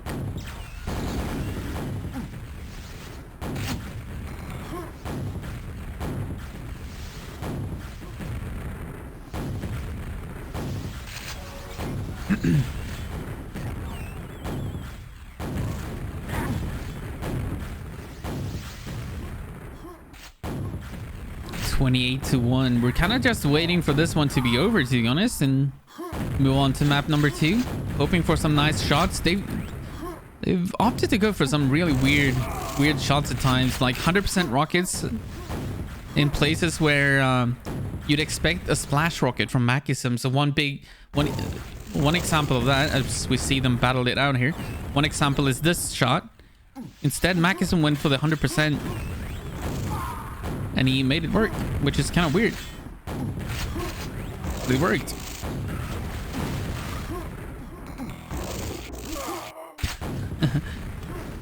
So I've heard from the French community that Burn is someone who rages. So he gets angry.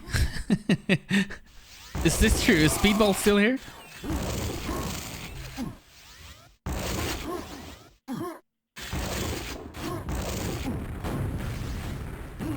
Or anyone else from the French community. So Burn, of course, if he gets angry, kind of looked that way when he started giving away a few frags here and there, and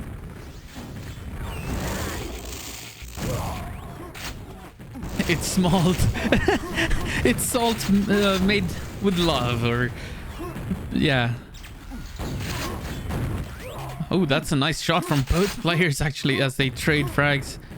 Good trick jump from Machism to make it up, and Burn had no idea. It took him a while to realize that Machism was ahead, above him, is what I'm trying to say.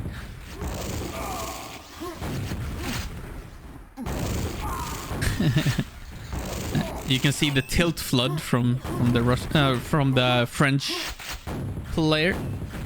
That's usually something that happens in Quake World when you lose your cool, is that you start giving away free frags and you start flooding.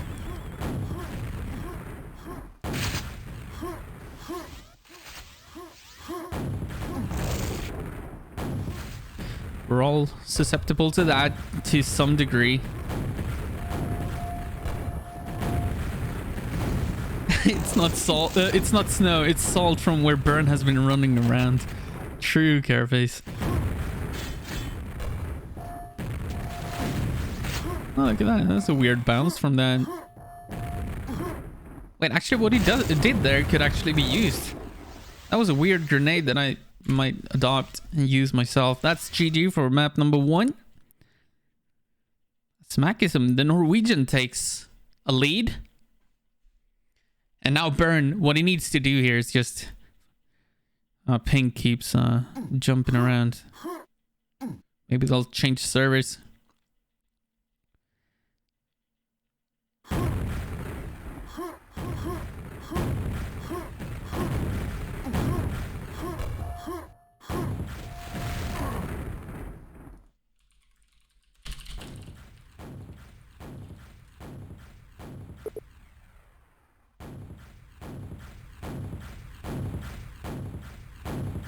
He's right. That does not make a sound. Interesting.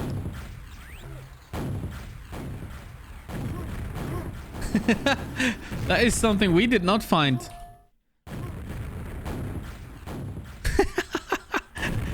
What? That is weird. That is weird. That's a very weird...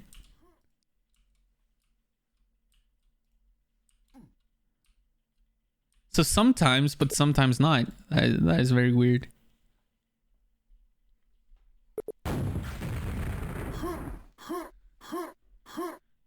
Decompiled map thing. Could be.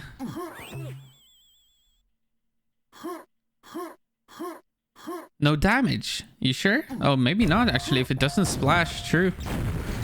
Then it shouldn't produce any damage.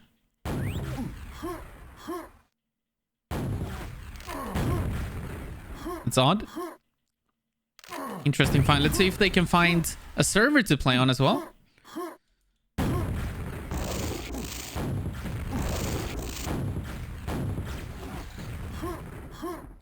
Secret buff to LG area, yeah.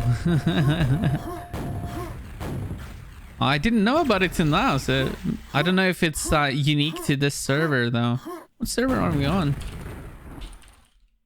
Does this work? Yeah, it does. Okay. Okay, so we're on the NL.A.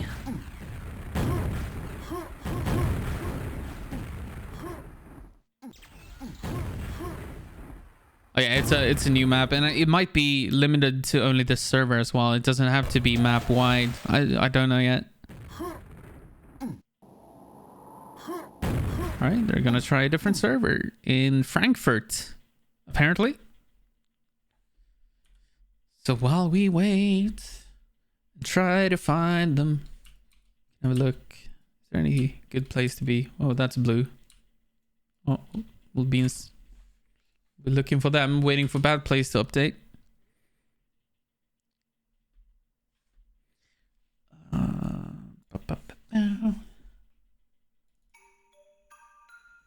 Oh, we get some music.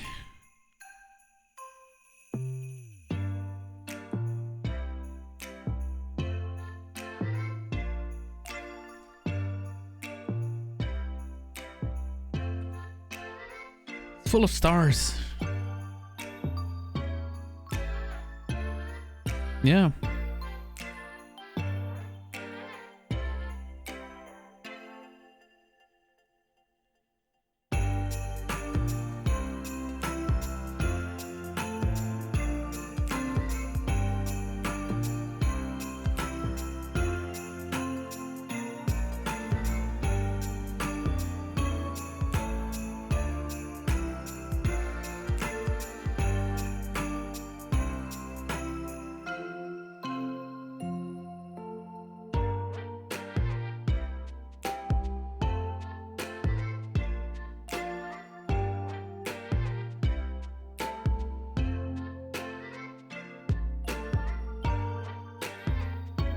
um, um.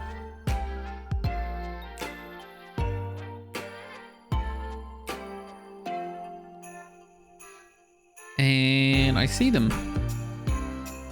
And they're already in countdown.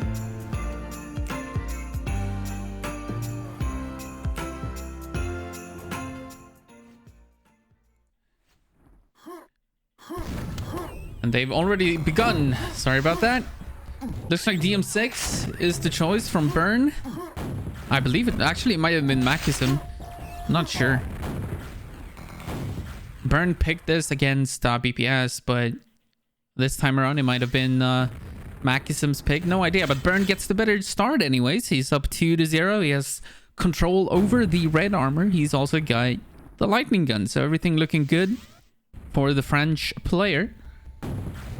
Machism picked Airwalk. Okay, so this was the pick of Burn.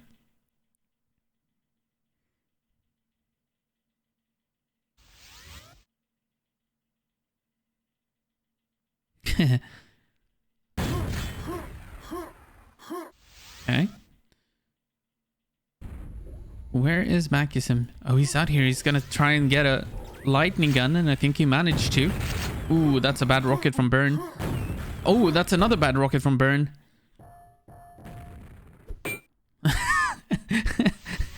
And apparently he's mad at the wall.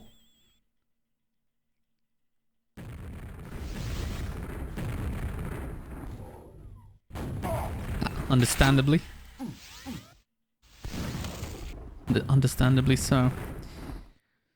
Well, this is looking like a more traditional DM6 as things are moving very slow here.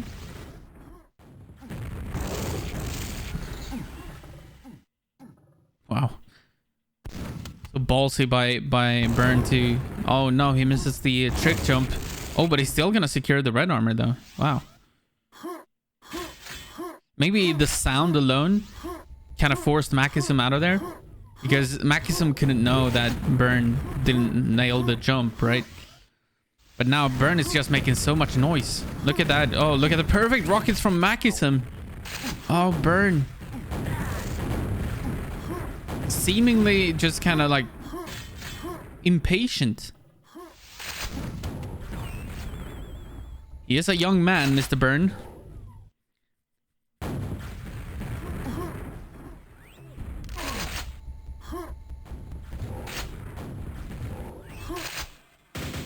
And apparently quite impatient. He's still in control though. He got a good spawn. He's got a lightning gun now.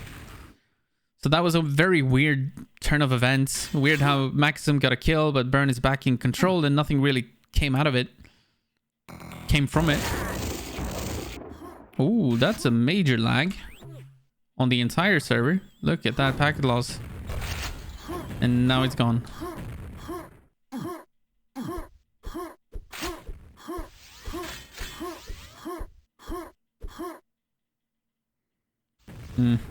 Yeah, Burn needs to be more patient. He's gonna walk into something here soon. That's a mega from Machism, and this is an opportunity. Oh, that's a good rocket from Burn. He needed that. I feel like he's getting impatient. He's making noise all over the place. Machism always knows where he is. He needs to be more stealthy, and now he doesn't have any rockets, so he has to rely on the nail gun and the lightning gun. And it is possible that Machism understands that. But yeah, Burn, he looks bored by standing up here, but this is kind of what he needs to do. Either this or play the Milton style of forcing the fight, forcing the issue.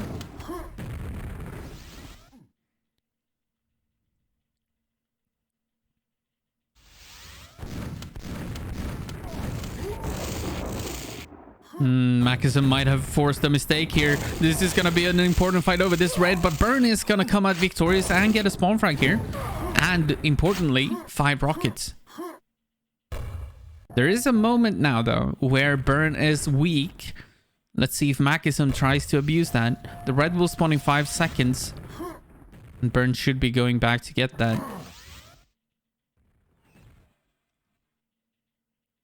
He's trying to catch Machism jumping.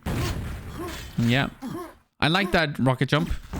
he doesn't want to give away the lightning gun. That's why he rocket jumped there to quickly get back to the teleporter. Unfortunately for him, he didn't manage to protect the lightning gun, but he tried, and I think that was the right play. But now he's just jumping into rockets. That's half your armor gone. Oh my god, that's a third rocket that he jumps into, and now Makism is gonna get the kill and the armor. Wow.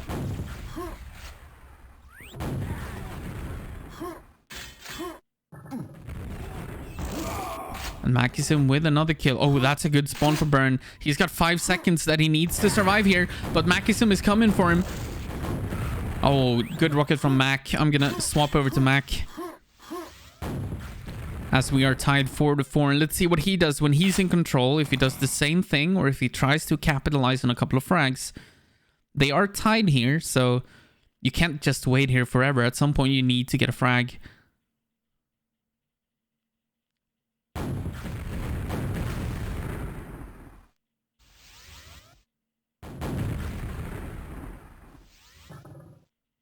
Right, so far he's kind of playing the same game as Burn did when Burn had control. Makism has one. Oh, that's going to be a frag. That's a good attack from Makism. Oh, he's just barely going to pick up the red armor as well. Burn got the spawn.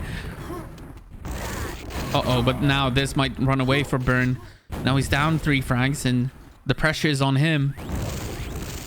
And Makism now deciding to force the issue a little bit. Burn is going for the red instead, but Mac should be able to defend that. But that leaves the Mega open, so the Mega should be picked up by Burn. It is indeed.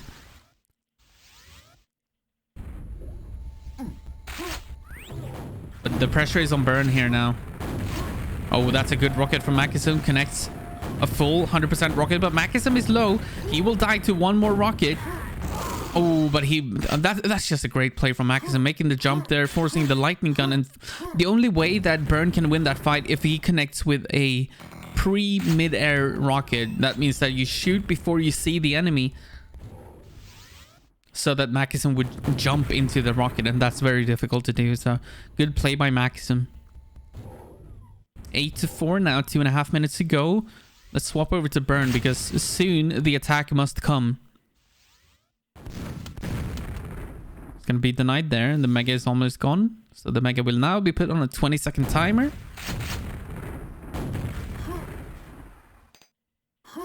Burn is gonna restack on the green, and probably maybe not. Thought he was gonna wait for the Mega before doing anything, because soon we're gonna have to see a full-in, all-in attack. Oh, Burn just barely survives and gets the lightning gun, so that's a win, a small one. But now what?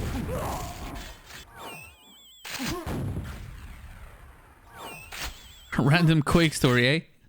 You have exactly 1996 channel points. That's pretty funny. I'll give you a story a little bit later, because now we're in the middle of this tournament, but I will remember it. I'll keep it in mind.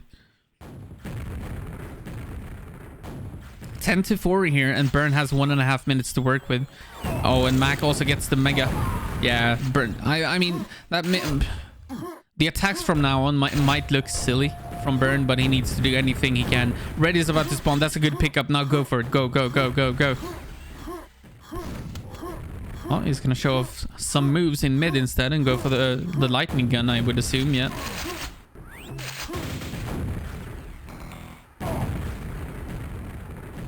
Burn is and was impatient. Yeah, I agree. 100%. Too impatient. He made noise and he lost the lead that he had, and Makism capitalized on the mistake of Burn. So, well played to the Norwegian, and that's going to be map number 2. There's no way for Burn to come back in this one.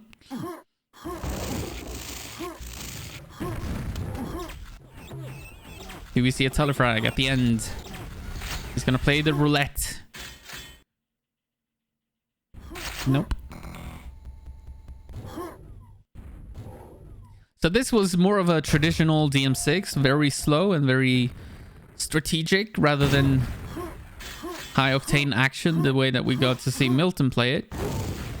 And ultimately, I think that the way Milton played it is more fun to watch, but at the same time, sometimes it depends on your opponent, who you're up against, if you can even play that kind of game. That's a 2-0 lead for the Norwegian. What will be the next one? As we see a flood protection, so he's spamming something.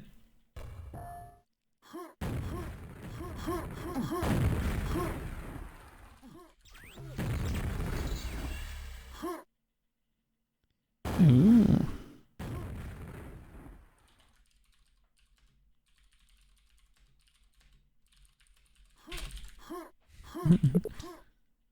Guess we're moving servers again. I've been watching these players for at least 30 minutes. Yeah, it feels like that, right? Because they've had a couple of issues. They had to change servers, and now I think they have to again.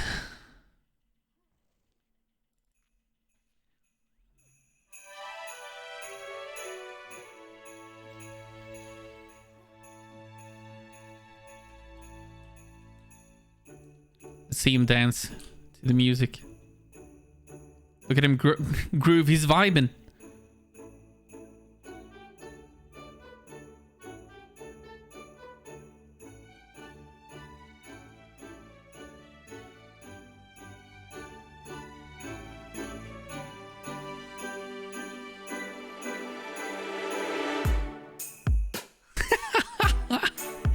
Have to drop as well.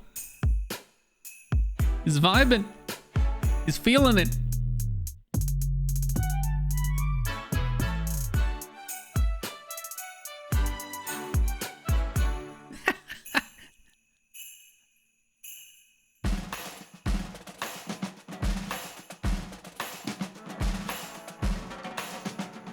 Hell yeah.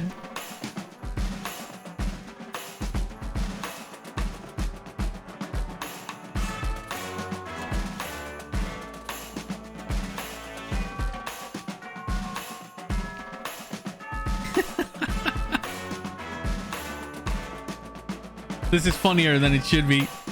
But I think... Let me see what they're doing.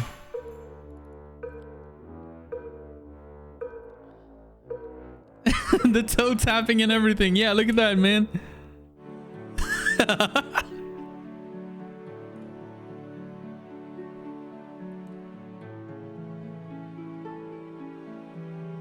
Oh, man. That's too good.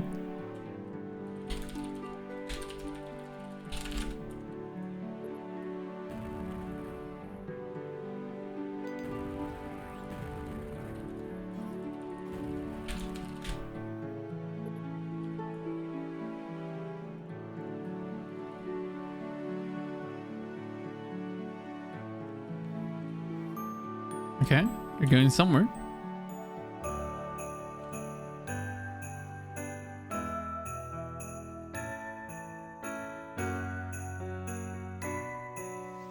Let me see if I can follow.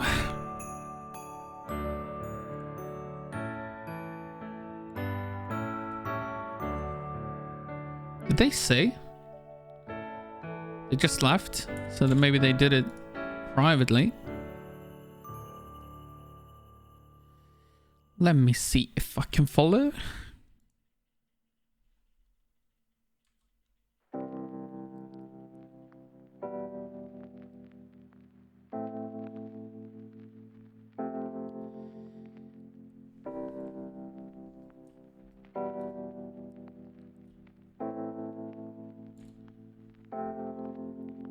Just waiting for a bad place to update. Remember, guys, this game, if Makism wins the next one, he'll take third place, get $200 that he can use for Christmas presents or something else if he wants to.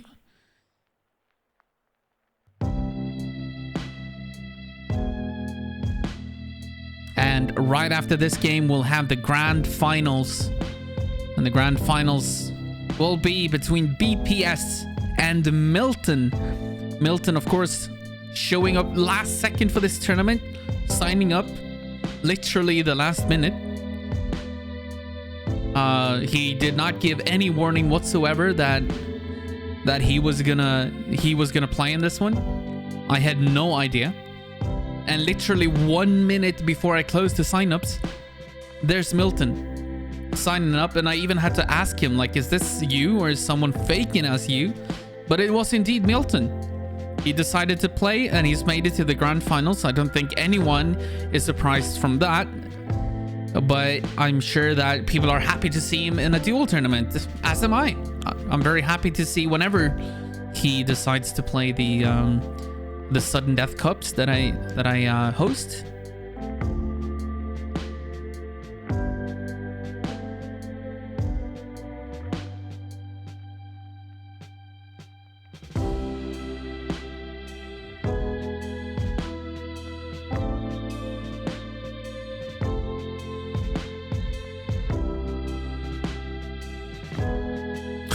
Now they're on 2 different servers.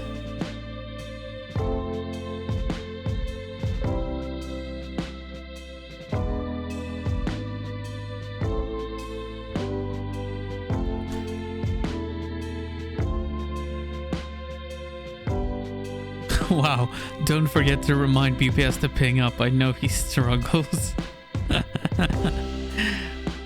That's... yeah. What's the... do you guys know the IP to Gore servers? The dm6.uk? dm6.uk? What the IP is to that? Side note, tonight is the last official night of signups for the 2-on-2 in January. You're right. So if you guys want to play in the Hammer Time Cup 2-on-2, today is the last day of signups. I think it's open for another 45 minutes or so.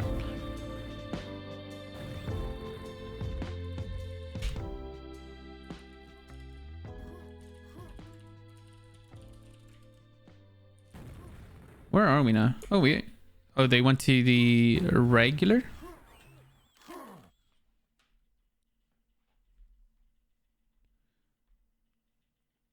What is the IP to this?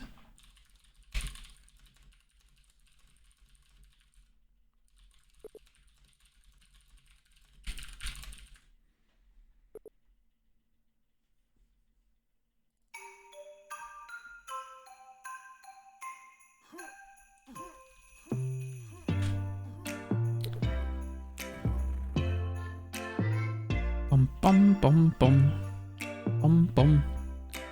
What is the freaking IP to that? I'm gonna find it because players can't.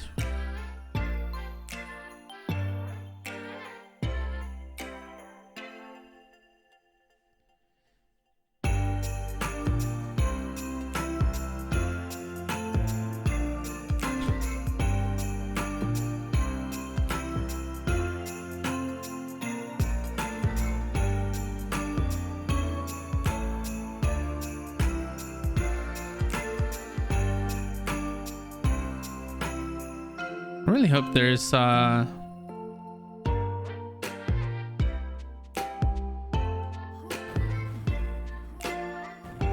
I guess they're just gonna play it whatever at this point.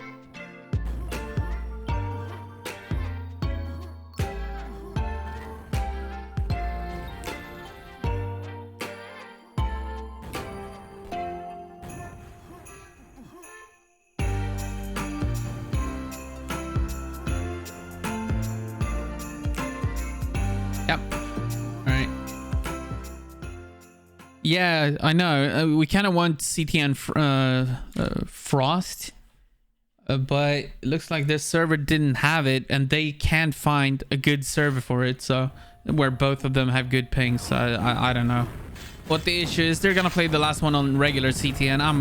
I'm okay with it at this point. Machism is up 2-0. Burn gets the lead early on in this one, and look at that. How weird it feels when all the snow is gone. Where's all the snow? Where is all the snow? We still have the snowballs though, the white grenades, so the snowballs remain. Of course, the grand finals will be played on one of the servers with all the maps and no issues. Machism now gets two frags in a row.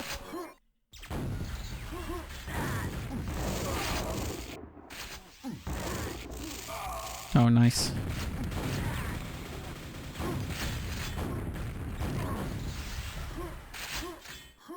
Yeah, I found the IP, but yeah, players be players.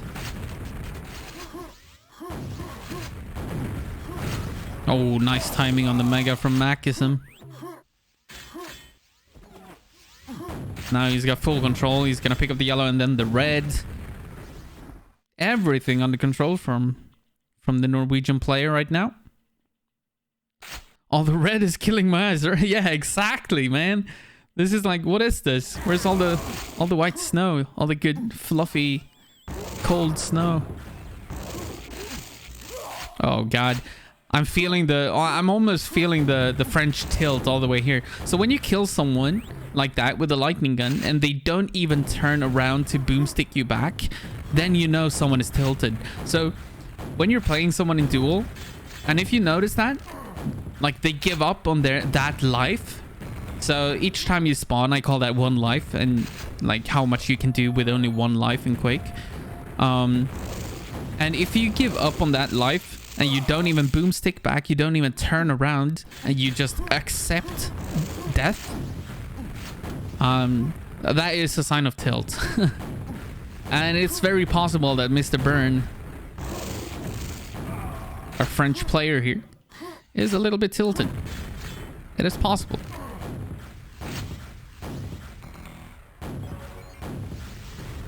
Makism takes a lead 12-2. Burns rage melted the snow. Good point. That's a good one.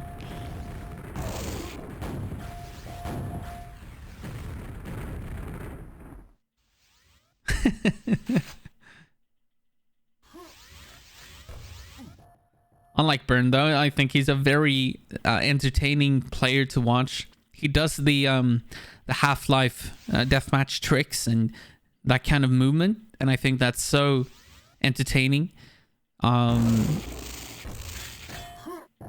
Just like Spectral does, by the way, and Use.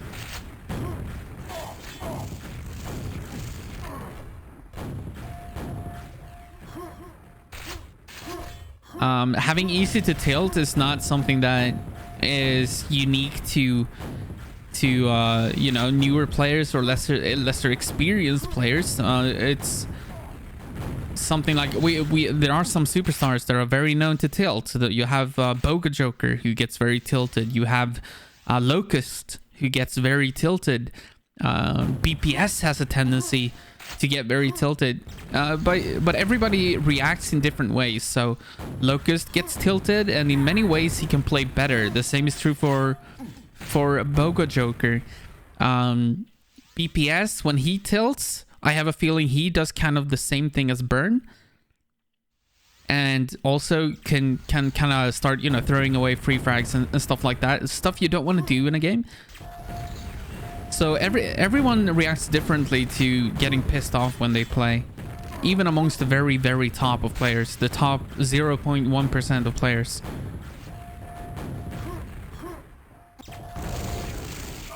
Oh, nice fight from the French player. Burn catches Makism. Maybe an opportunity here. Well done. It's gonna pick up the red armor, so that's a start. The Mega should be available, right? Yeah. So now it's a 200-200 Frenchman.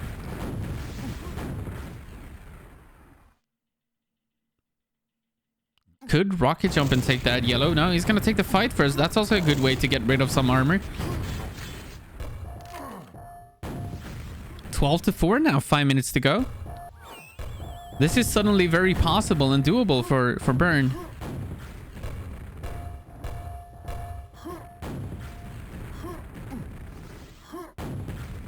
Wait, what did he just do?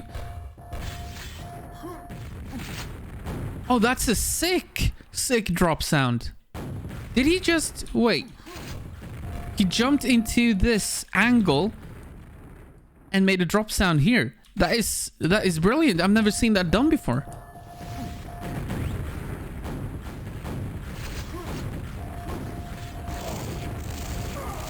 Nice kill from Burn. Burn teaching me some tricks, and I've been jumping around on every single one of these maps for as long as he's been alive. That's crazy. I didn't know you could fake drop that. No, me neither. Like, I've never seen that done before. I've never seen a top player do it. Some people maybe know about it, I would assume, because anytime you find a trick, someone always says, oh, I already knew about that. Duh, didn't you know? But I had no idea about that trick, that you could do that. Or if that's even what happened. I want to watch the demo and see if that was actually what happened, or if it was the opponent who made a sound, because I'm not 100% sure.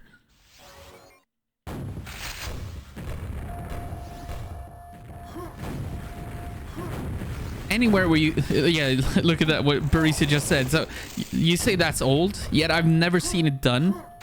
And I've been casting for over a decade. I don't know. I've just never seen it done. And, oh yeah, on every diagonal wall. So, you can do a hard drop sound or a low, depending on how long you want. You can choose how long you get stuck, for how long a time. The longer you stay... After a while, you pass the threshold where it will be a heavy drop sound. You can do that on basically any diagonal wall or 45-degree wall. So 45 degrees is what you're looking for. Now, I've never seen someone do the drop sound there in that spot on CT and DM3. There. Like, I've never seen anyone do it. Recall was the best CT and DM3 player for many years, and if you don't count Milton, and he never did it once. It's kind of crazy, but very impressive, and I like it. I think it's a very good play. Easy to get fooled.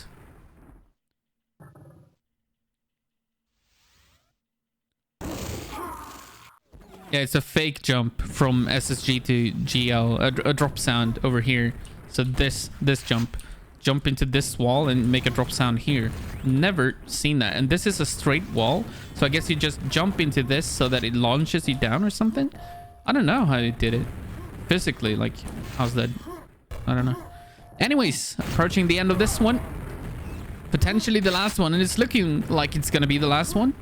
I think we're looking at this guy taking the money for third place. It's Makism from Norway.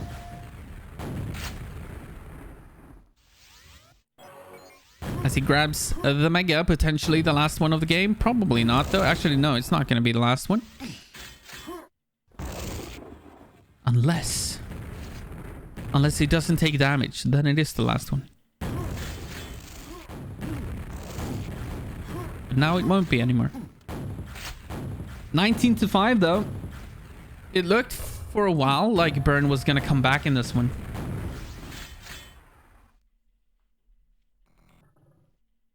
And I mean, in the end of the day, I think the scores so far in the bracket look about just right, what we would expect, right? Burn, he lost to BPS. Makism lost to Milton. And then Makism beats Burn. It's kind of like the top four that you would expect. Maybe some games of the in the start of the bracket were a little bit less predictable. Yeah, exactly, Nidware. That's what I'm saying. Like, I've never seen that, but I'm not 100% sure that's actually what happened. I might have been fooled by a drop sound of the opponent player or something. Something messed me up anyways, and I want to look at the demo. All right, that's it. GG. 21-4. Makism is gonna take third place and earn himself $200.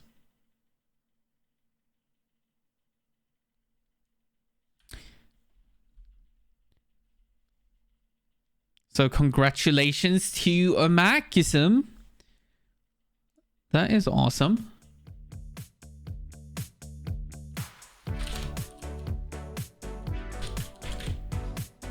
And next, you know what's waiting. You know what's waiting. You know what's coming. It's gonna be BPS versus freaking Milton.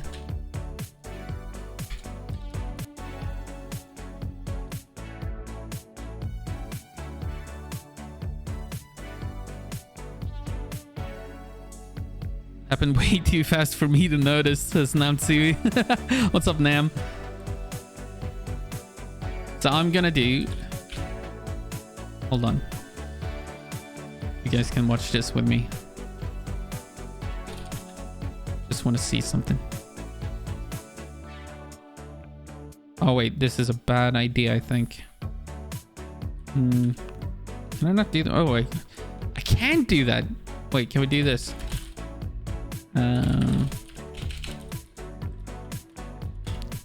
So this one is empty. What did I... Oh, you're right. I can't... I have too many modified stuff.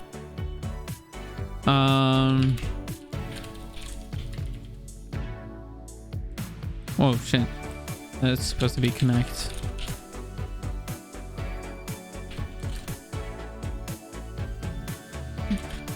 Freaking A.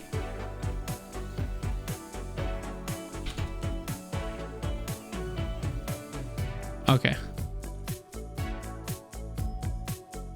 Stop the music.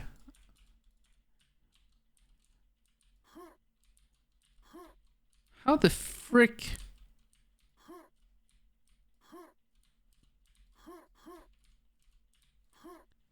It must have been something else, right?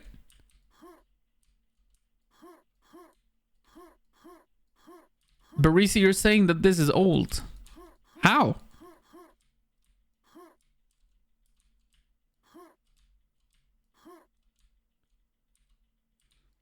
Yeah, but how do you do it then?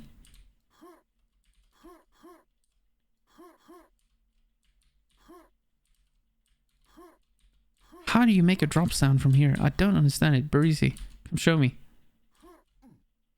What? Oh, wait, so you...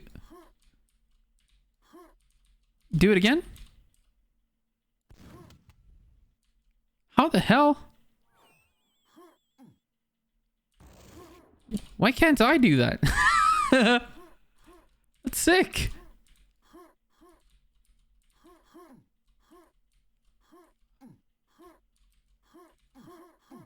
Oh, I did it. Okay, see.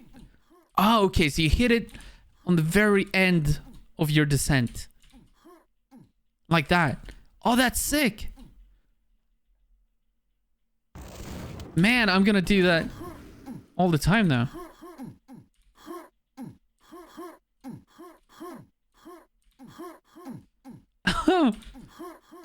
That's sick. So you can't just do that. You can't do that.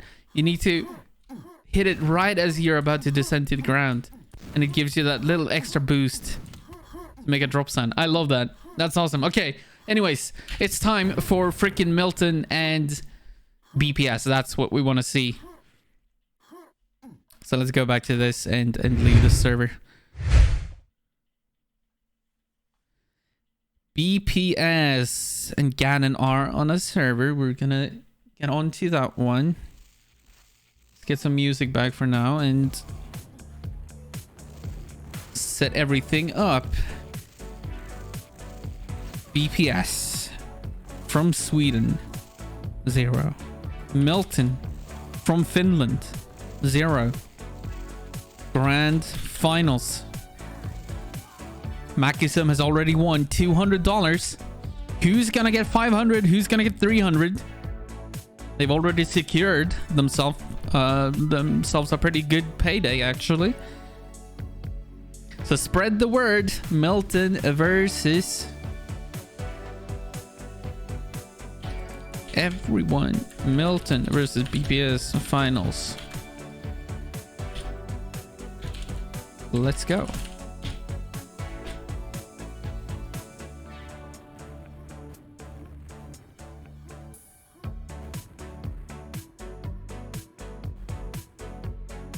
But yeah, that's a cool trick. I'm happy to find that. I had no idea. And I wonder why it's not used more, right? Like, oh, they moved to a different server. Like, that should be used all the freaking time, if you ask me, because it's such a good jump. Such a good fake. Milton is on Troopers. I don't know if Troopers has the maps. We'll see if they move anywhere.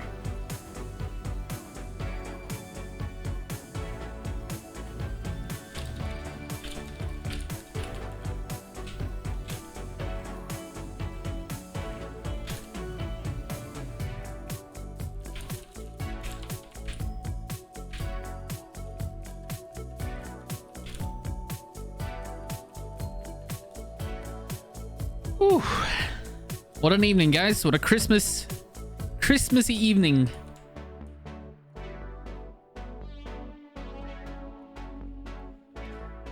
Silent Tube entry on DM6. That sounds that sounds, yeah.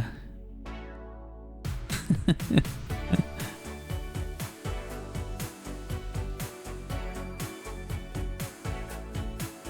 think it's a little bit it's a bit more difficult to pull off, I think, that one, and also not as usable, I think.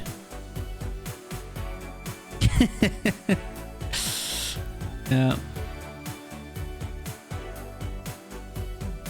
Where are our players? Come on, bad place update. They already on server? Yeah, I'm just looking for like mine says like BPS and Ganon. I'm waiting for bad place to update for me.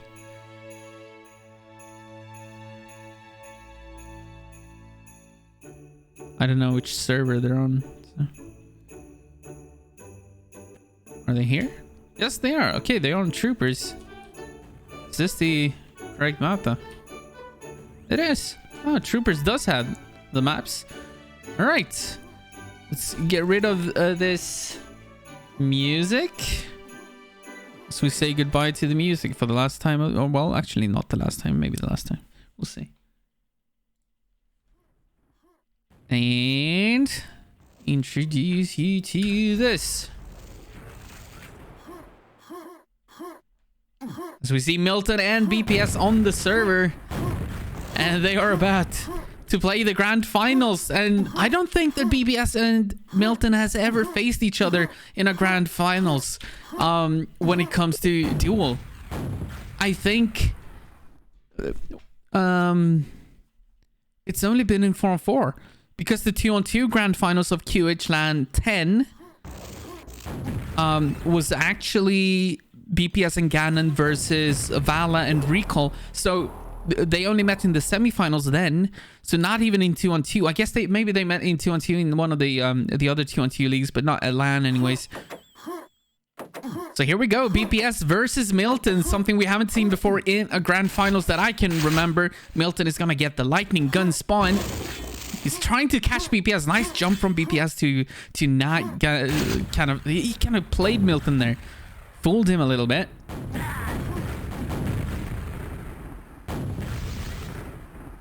So we watch Milton early on here. Oh, nice.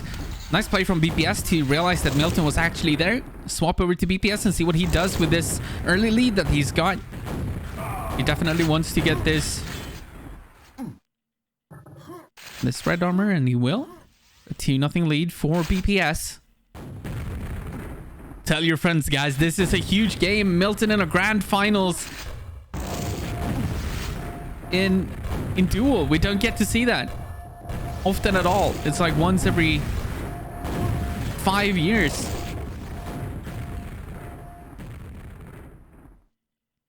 BPS picks up the Mega. He wants to get the next red. So Milton managed to steal one of the red. He used BPS's mistake of being down there waiting for the Mega to grab himself a red of his own. So BPS needs to be careful here because they will both know that this red is available, and BPS goes for the rocket jump. It's gonna work for this time, for now.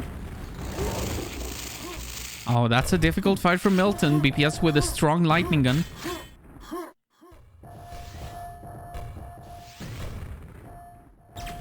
But Milton survives.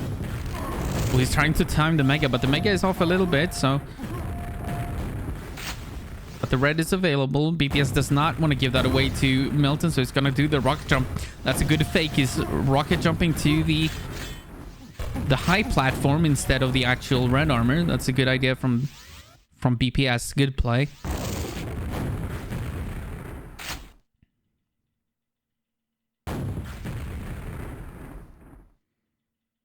Ooh, a slow start to this DM3. CTN DM3, I should say.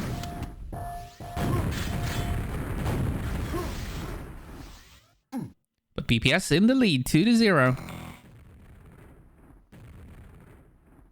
You want some more cells, I think? No? He's just gonna try to get the drop on Milton somehow. Mega will spawn in 3 seconds, and so will Red. So this is going to be a huge fight for that. Ooh, Milton already picked up the Red. He might pick up the Mega as well if he realizes. And I think he does, because that's a drop and that's a pickup. So all of a sudden, just positional play got Milton into Red Mega situation. But BPS still with 100 red left, and he's kind of abusing the fact that I think that BPS feels confident in the lightning gun versus lightning gun area of the game. So BPS basically choosing or forcing the only fights to happen to be lightning gun fights, and that's where Milton feels BPS feels that he has the upper hand. Oh, but that's a good play from Milton, forcing BPS out. And Milton gets his first kill. Might get a second one here. No, BPS is going to survive for now. Oh, Milton trying to catch him, waiting for the cells as well. He's down to 15, so that's nice to get another couple of cells. And finds the second kill as well. And ties the game up 2-2. Ooh, that's a nice snowball to the face of BPS.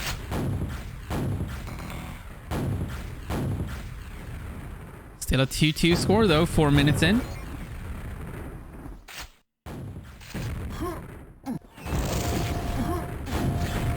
BPS trying his best to connect with a couple of snowballs himself, but he's not going to be able to. Milton gets the kill, but BPS gets the red armor spawn, so no red armor for Milton, but he still has 118 left from the last one. So he's not too unhappy about it anyways. Almost wants to take a little bit. Oh, look at the dodging from Milton. How does he not get hit by anything? He's just jumping past every single rocket coming out of BPS. Red armor is up again. BPS is going to be able to steal that yet again. So no red for Milton.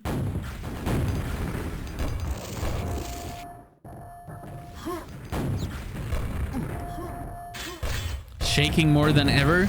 The lightning gun.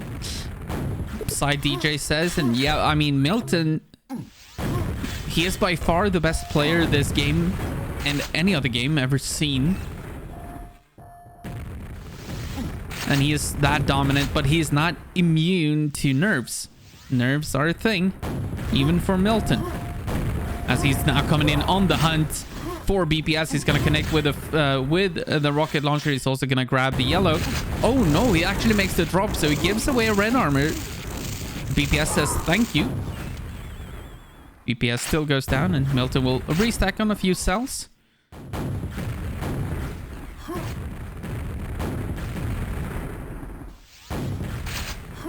I'll probably keeping track of these because red is coming up. That goes to BPS. The Mega is about to spawn as well. That also goes to BPS, but BPS is eating so much damage. So even though he had a red Mega, it's all gone now.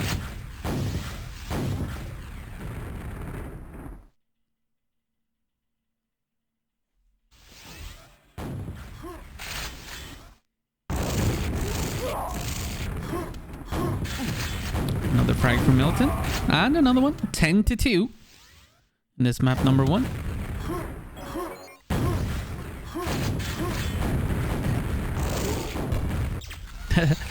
Milton fires a snowball.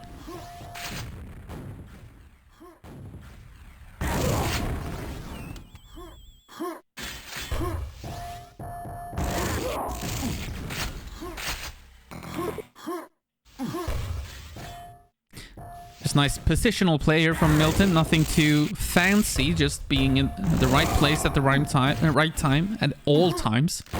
And I mean, in itself is kind of fancy.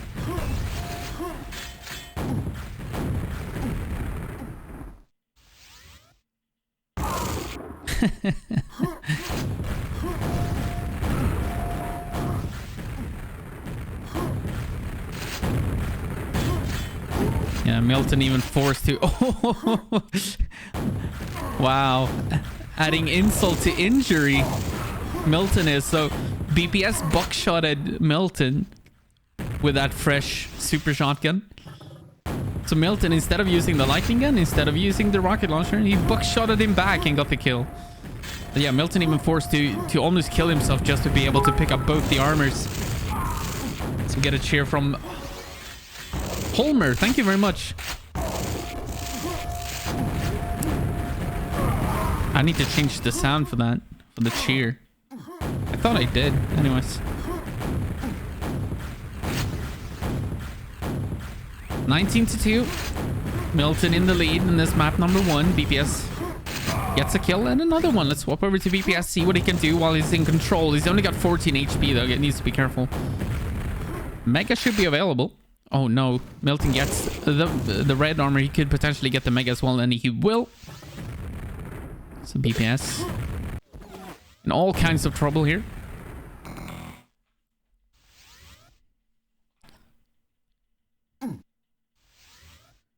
Oh, I hope you're not waiting for a Mega here. It's probably trying to bait Milton into jumping for this red. Will Milton fall for it though? I actually want to see this from a different view. Here we go. Oh, nice fight from BPS. Ends up winning that one somehow.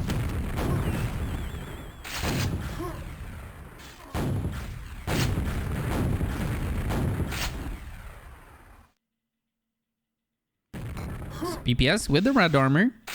Of course, 14 frags behind, but that's not the point. Well, that's the trade.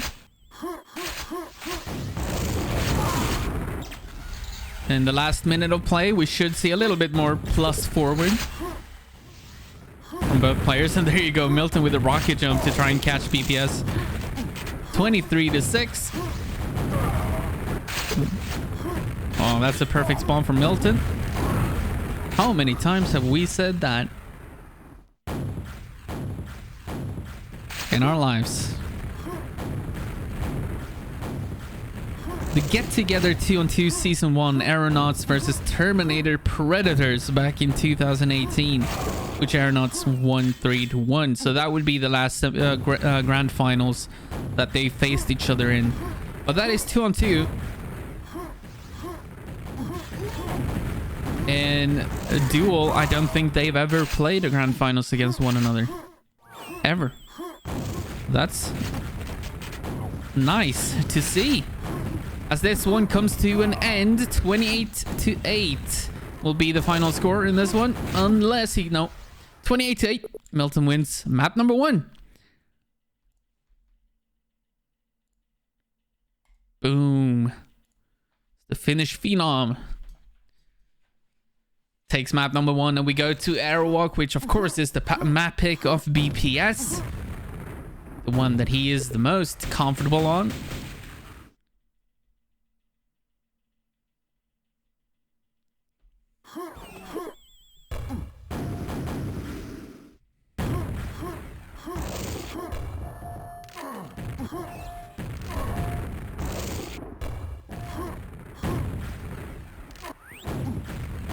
So the skins are supposed to be Santa Claus, right? But the weapon is almost blocking the skin, or the beard rather.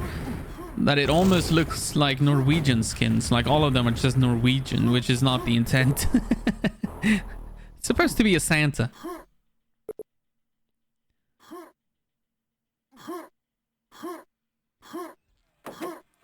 If you're just tuning in, this is the Sudden Death Cup 5. We're in the grand finals between BPS and Milton in this, the Frozen 5 tournament. It's a little holiday Christmas-ish tournament on these modified maps. We've added snow, we've added and removed stuff. We've removed lava from every single map, replaced it with snow. So they're pretty white, they're pretty bright. And it changes stuff a little bit. BPS in control early on here. 200-200. This is a very good start for BPS. Also, I should mention the tournament does have $1,000 prize pool. $200 have already been given out. Whoever loses this one will earn himself $300. And whoever wins will get $500. So an extra 200 on the line here. But they've already secured 300. No matter the outcome of this. And that's a lot of money. Lots and lots of monies.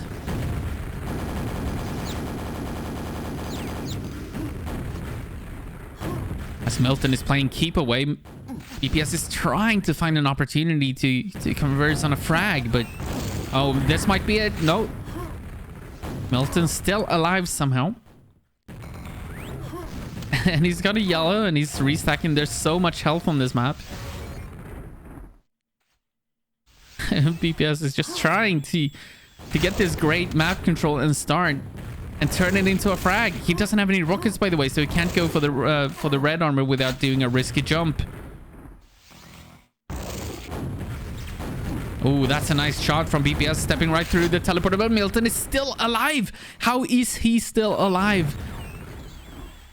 He just won't die. So maybe now this should be it. There you go. Finally, BPS gets the first frag, but Milton might just get it right back if BPS is not careful. Now that's an important yellow armor to pick up. The red should be available as well. Nice shot from BPS. That's going to bring Milton down. And another one. BPS kills... Milton kills himself, I should say. Oh, no.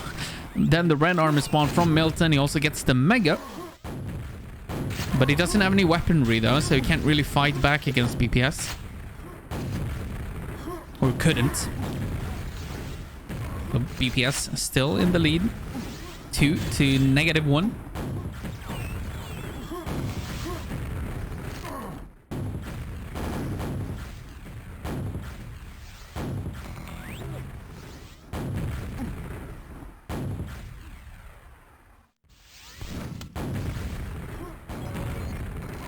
Mega goes to BPS. Yeah, good point, actually. Has anyone ever seen Milton on a -1 score for a prolonged period of time?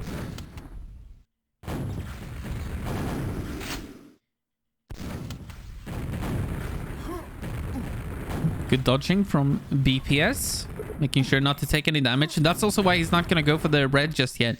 He kind of wants to take a fight and then restack on the red rather than take it now.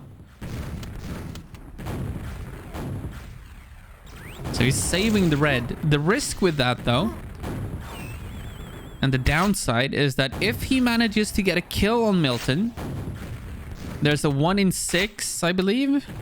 Is it 6? 1, 2, 3, 4, 5, 6. 1 in 6 chance that Milton spawns it. And depending on where he spawned last, maybe a little bit more. Oh my god, Milton actually finds the kill on BPS with a long-range rocket. And Milton comes flying in for the conversion and gets another one. And now he wants to get more, and he connects with another one and another one. And Milton now up 3-2 with 3 very, very quick frags onto BPS. But BPS will secure the red armor while we get to see Milton secure yellow and mega. The aggressiveness of Milton is to be noted here. After he got the first frag, he was like a... I don't know. An angry cobra. An attacking cobra, just... Or snapping turtle. Or I don't know. He capitalized on it. He got a couple of more.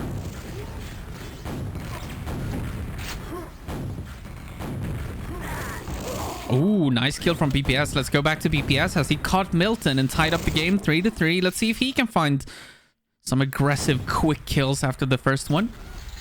Not just yet, but the red armor is available, so you don't want to give that away. Maybe Milton will try... no, he will not.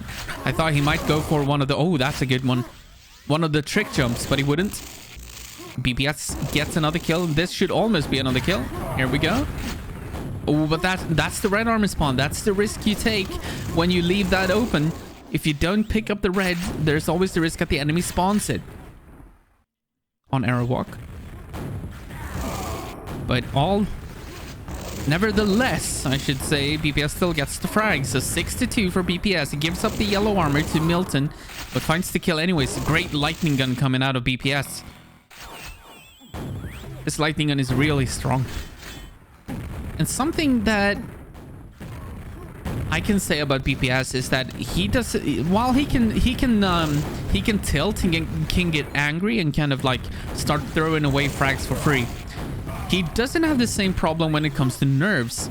I don't ever see his play change, whether he's nervous or not, or regardless of the situation. It could be a 4-on-4 grand finals, a dual grand finals. I think he likes the spotlight. He enjoys the spotlight and he enjoys the pressure. So he doesn't get nervous. Maybe he does get nervous, but it doesn't show in his play. That is something that I've noticed over the years. 11-2 for BPS.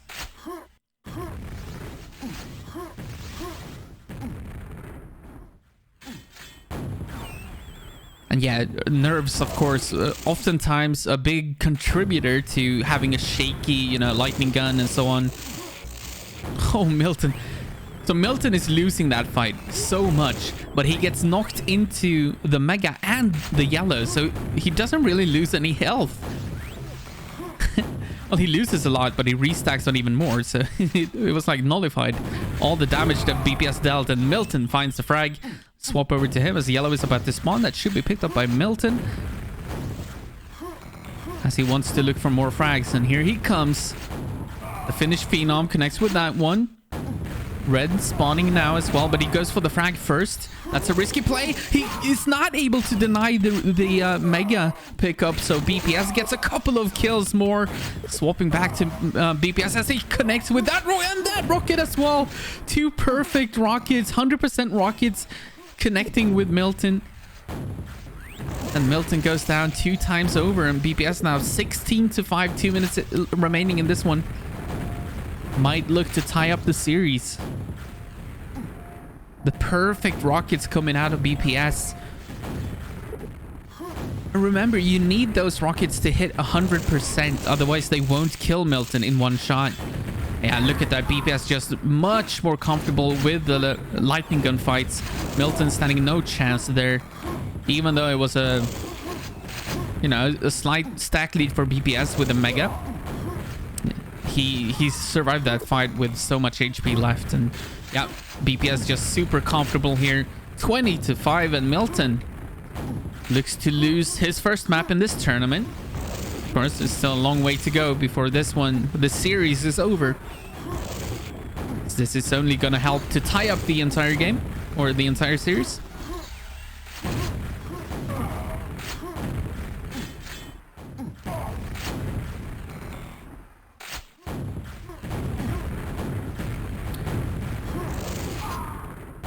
Recall was actually known more for his CT and DM3 play. However, in the QH LAN 2017 Grand Finals, Milton was able to win that 3-1 against Recall.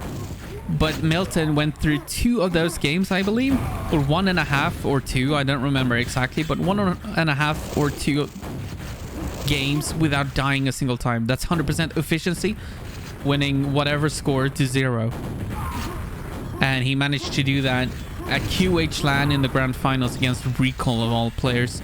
That was pretty impressive. I remember the 100% efficiency was actually on Aerowalk, and doing that on a map like Aerowalk is almost unbelievable.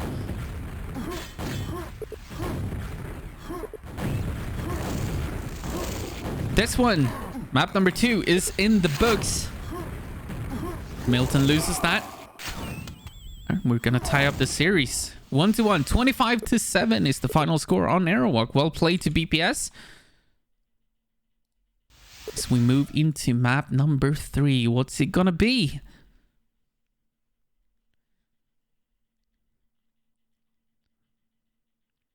DM4. So this is gonna be one of the very white maps, and I am curious to see how this one plays out, because BPS, of course, knows to use the angles, the new angles. He hasn't practiced it more than anybody else, but he knows about it. He knows about the possibility. We might see something from BPS here. Let's hope. Here we go. BPS gets the worst of the two spawn. Milton gets the lightning gun spawn, and he has the ability to go for the mega or for the red if he wants to, but he elects not to. He wants to fight instead, and BPS is trying to spam, force Milton to use his cells.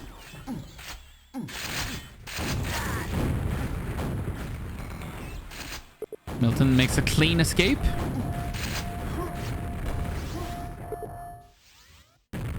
Ooh, nice play from Milton. Catches BPS off guard. He was not ready for that, and Milton takes 2-0 lead.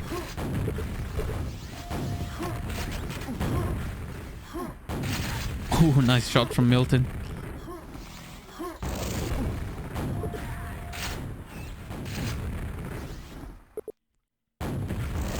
Ooh, BPS hiding in a very unconventional spot, but Milton still finds the frag with a almost vertical rocket straight down to the face of BPS. Nice shot from Milton yet again, as his rocket launcher is second to none. Oh, another great shot to the face of BPS. 100% rocket. BPS goes down again. 6-0. Is this the map where Milton pulls off something insane? 100% efficiency, that kind of thing. Ooh, nice escape from BPS using a rocket jump as he exited the red armor room.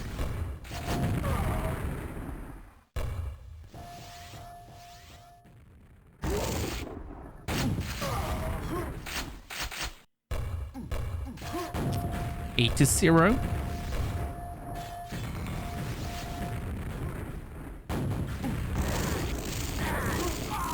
Wow. That's the longest shaft I've ever seen.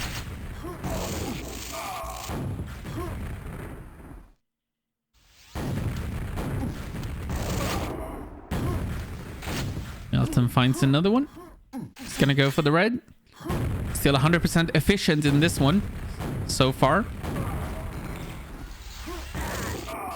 Yeah, what Dope Skills is talking about is this hole is still a hole, but it's covered in snow, so you can't see through it.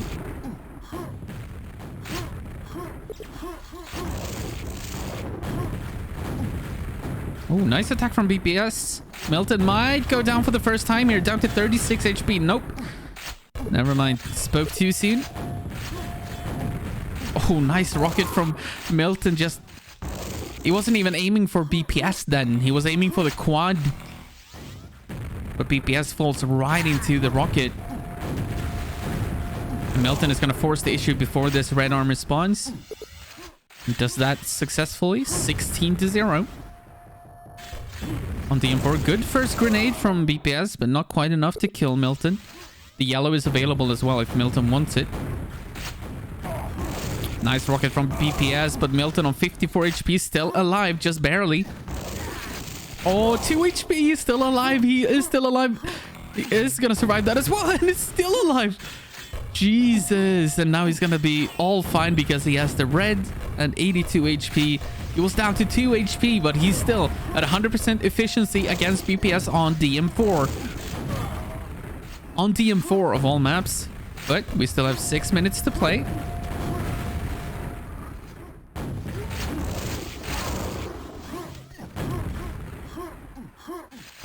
Oh, nice fake jumping from Milton. Will he stay alive though? 6 HP. He's still alive. Can he stay alive? I can't believe that BPS didn't catch him just yet. This is DM4 for frick's sake.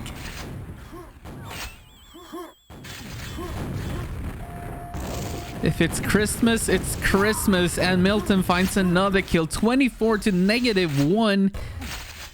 That's a red armor for BPS. So maybe an opportunity. Maybe. No. Milton with a very long shaft again.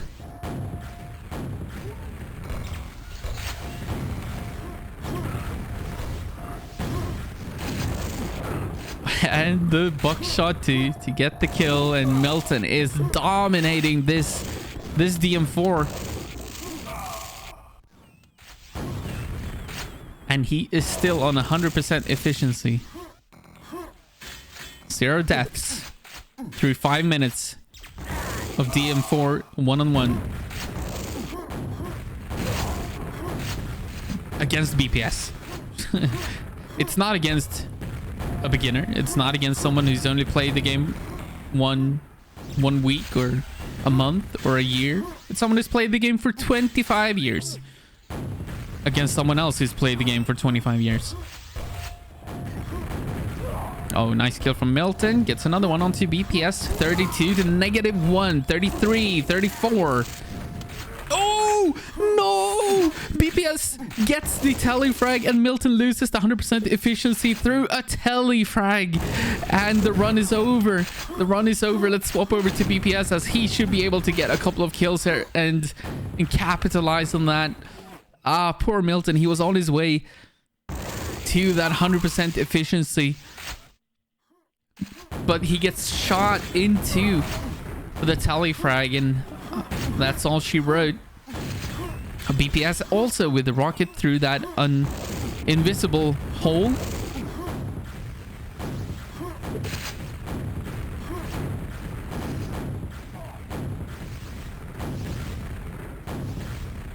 So if you can't kill him with firepower, just kill him with by walking into a teleporter and reappearing inside of him.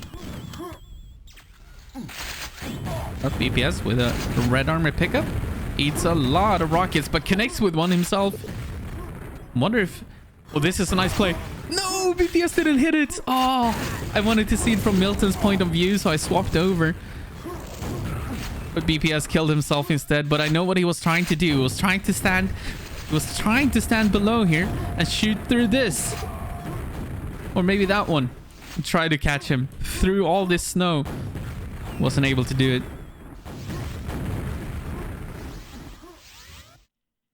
Is there sound falling down on the snow? Yes, there is.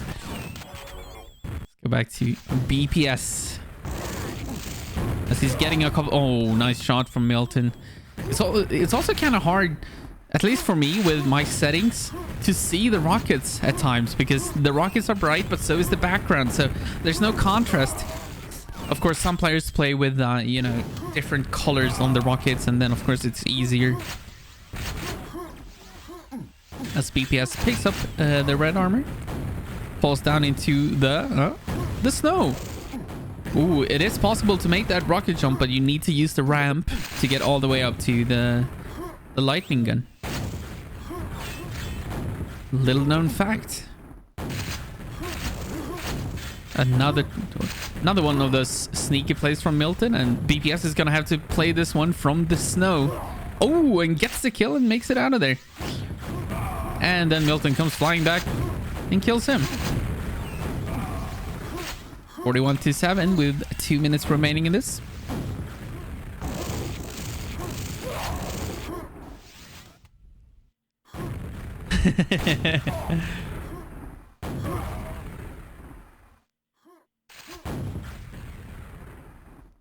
That would have been funny.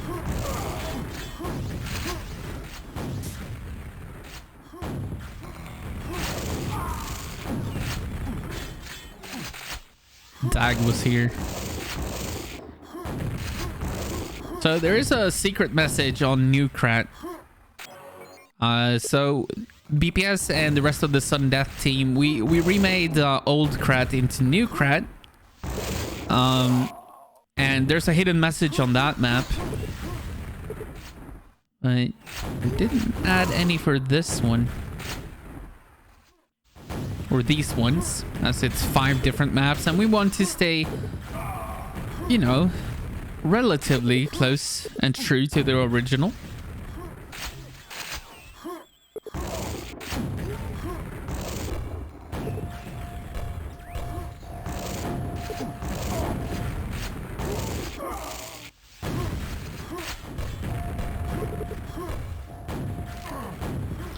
We near the end of this one, 42-15.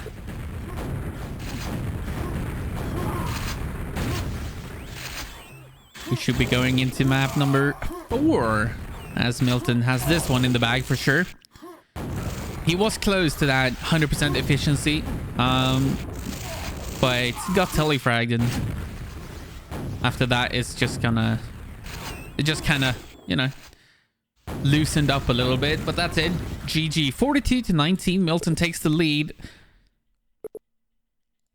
2-1. Let's see where we go next. We've played CTN, we've played Aerowalk, we've played DM2. It's either going to be DM2 or DM6. It's going to be the choice of BPS. And BPS wants to go with DM6. All right. DM2, have we seen us? Yeah, we've seen one DM2, right? But we've missed most of the DM2s that have happened today. But I think we saw one. We saw Kip play DM2, of course, so the very first game. But that might have been the only DM2. All right, but here we go. DM6 it is. Potentially the very last map of the series. Should Milton win this, he is the champion. And here we go. BPS is going to get the red armor spawn. And of course, the red armor spawn in this situation is relative to where the enemy spawns. But BPS spawned closer. But he only has a couple of rockets to work with, so Milton might want to push it here for the next red. 5 seconds away. BPS is trying to secure it. But he also doesn't want to give away a lightning gun, so that's what all this entire fight is about. That's a nice poke rocket from Milton.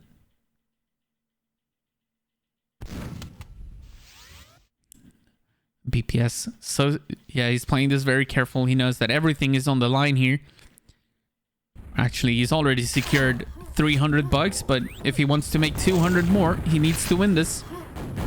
Ooh, that's a nice shot, but the red armor is up, so Milton is going to pick that up. And BPS has to back out of that fight.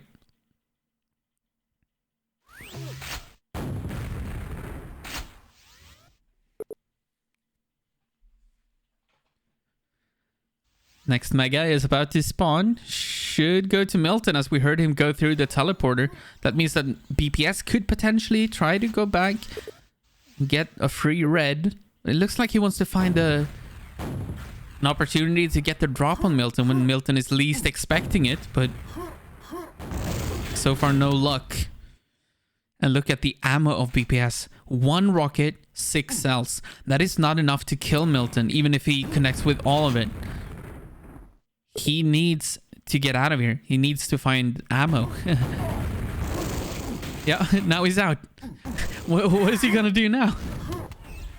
There we go. There's 5 rockets. And now he's gonna rocket jump back, but it's way too late. The red is already up since long. Now it's picked up and timed by Milton. Oh, nice attempt from BPS, but that's a kill for Milton. Let's swap over to Milton, see what he does here. He picks up the mega and gets 1 more kill.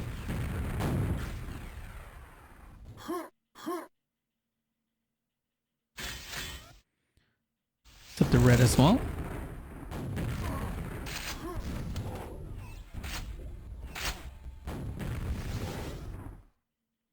So 200 Milton. And now he's taken his position on top of DM6. Oh, but this is an interesting play from Milton. So Milton is challenging BPS, and that might be costly. It is. It is indeed costly. So BPS gets a kill. Milton testing the waters a little bit too much there, and he's going to give the map back to BPS. But BPS has the same issue again as he almost catches one of the snowballs. But now he has 2 cells. Oh, no! He gets telefragged by Milton, and Milton gets the kill. And now he gets another one. That's a 3-0 lead now for Milton. And all of a sudden, everything is going Milton's way.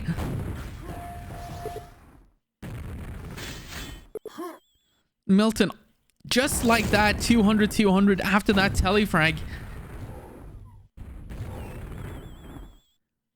And now he needs to you know, make a mistake again the same way that he did last time when BPS finally found the kill.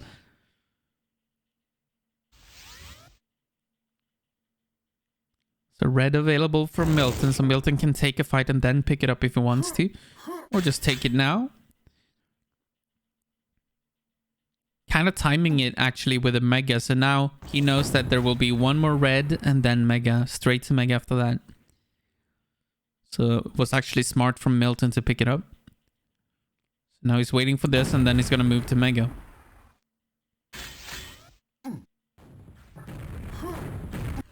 Oh, and that's where the fight might happen, but oh, almost no damage dealt to Milton at all. So Milton is fine. He only has one rocket though. That's the one downside to this. He uses that last rocket, so now he has to rely on his lightning gun. But he makes sure that the red armor is secure. But still no rockets. And as we know, that is, I would say, Milton's strongest weapon. Of course, that's not his strength. He's good at everything. But now he has a couple of rockets. BPS supplied him with them.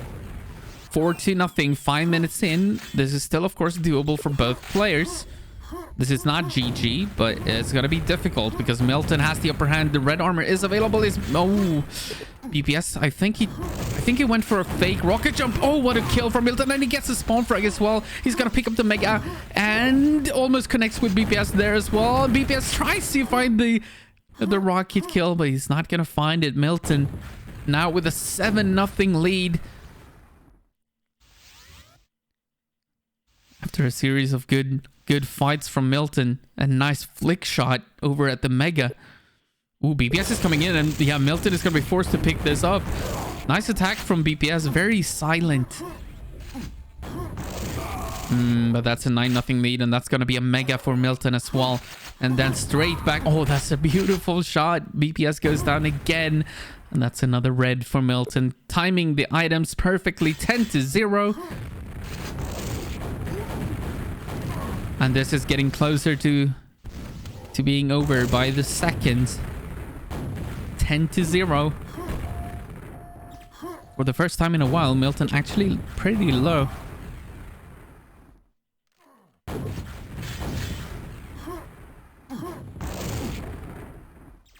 But now 200. BPS looking for the Hail Mary telefrag, which is kind of the only thing he can do at that situation. Like, what can you really do against a 200 Milton? Well, you step in and out of teleporters and you pray that Milton walks into one.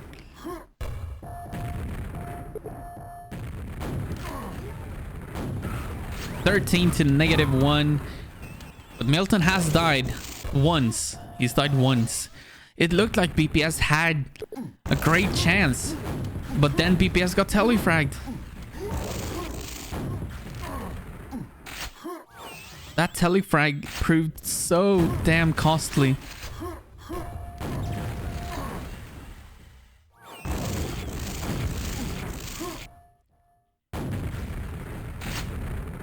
And also early on in this game, how BPS was low on ammo all the time. He didn't really have any ammo to fight with, so he had to give up the map. He didn't have a choice. You can't win with a boomstick like that. That's impossible against actual weaponry. And Milton again, of course. Perfect timing on the mega. Can't ask for anything else, so out of top players. 17 to -1. Oh, perfectly timed rocket. And back to 200.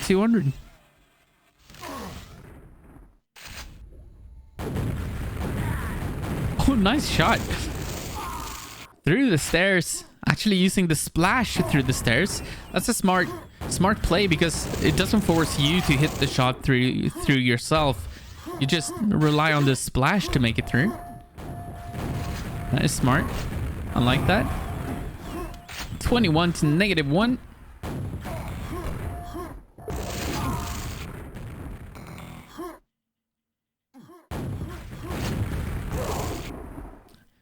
BPS comes flying in and trying to just hope for a miracle. No telefrag that time either. Milton not taking any chances here. He's gonna pick up the mega as well, knowing full well this is all he needs to do. Oh my god. Just feels like his rockets are like heat seeking, or everybody decides just collectively, let's all walk straight into Milton's rockets. Of course, that's not the case, but that's how it feels. Everything connects. Everything he shoots when it's in rocket form just seem to connect. And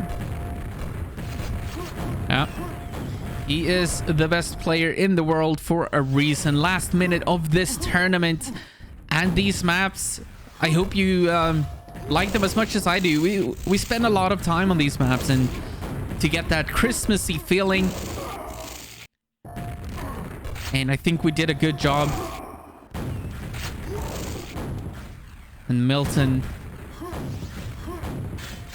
35 seconds remaining in this one. He will be the champion for the first time since, well, Quake Holio, which did have some duel, but it also had FFA and a mix of game modes and maps, and all was best of one, so that was a little bit weird of a tournament.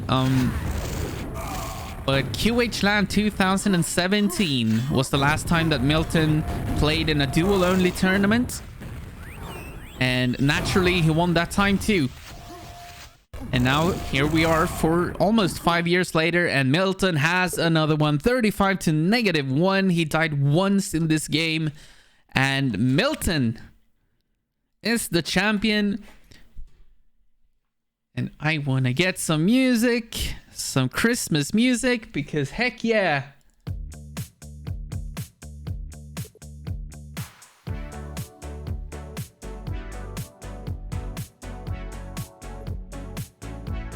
Let's have a look at the last scores as the players say their GGs. So the very first map was CTN DM3. Frost, of course. 28 to 8. In favor of Milton. The second one was the Aerowalk Frost, and BPS, of course, that is his home map. He's a great player on, especially on Aerowalk. 25 to 7 for BPS.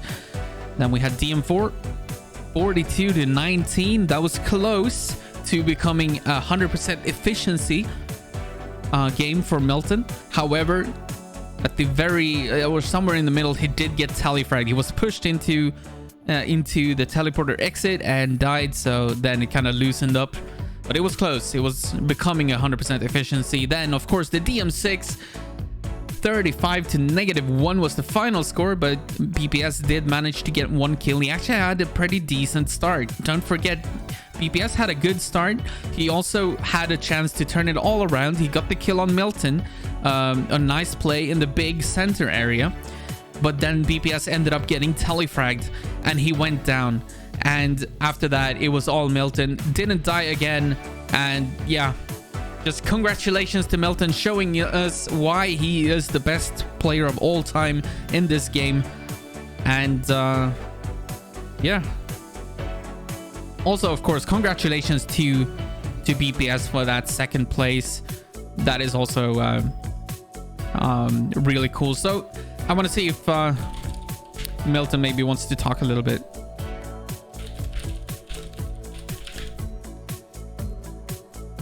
Ask him for a quick interview and just ask about the maps and so on. That would be cool.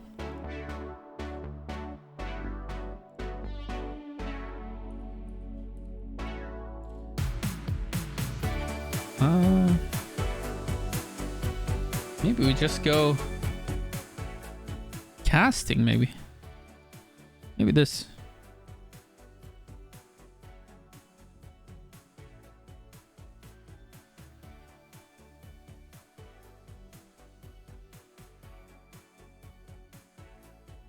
See what Milton has to say when he finds me. Actually, I don't want to. Maybe he's on the Get Quad server. I'm not sure where he is. I'm trying to find him on Discord. Once I do.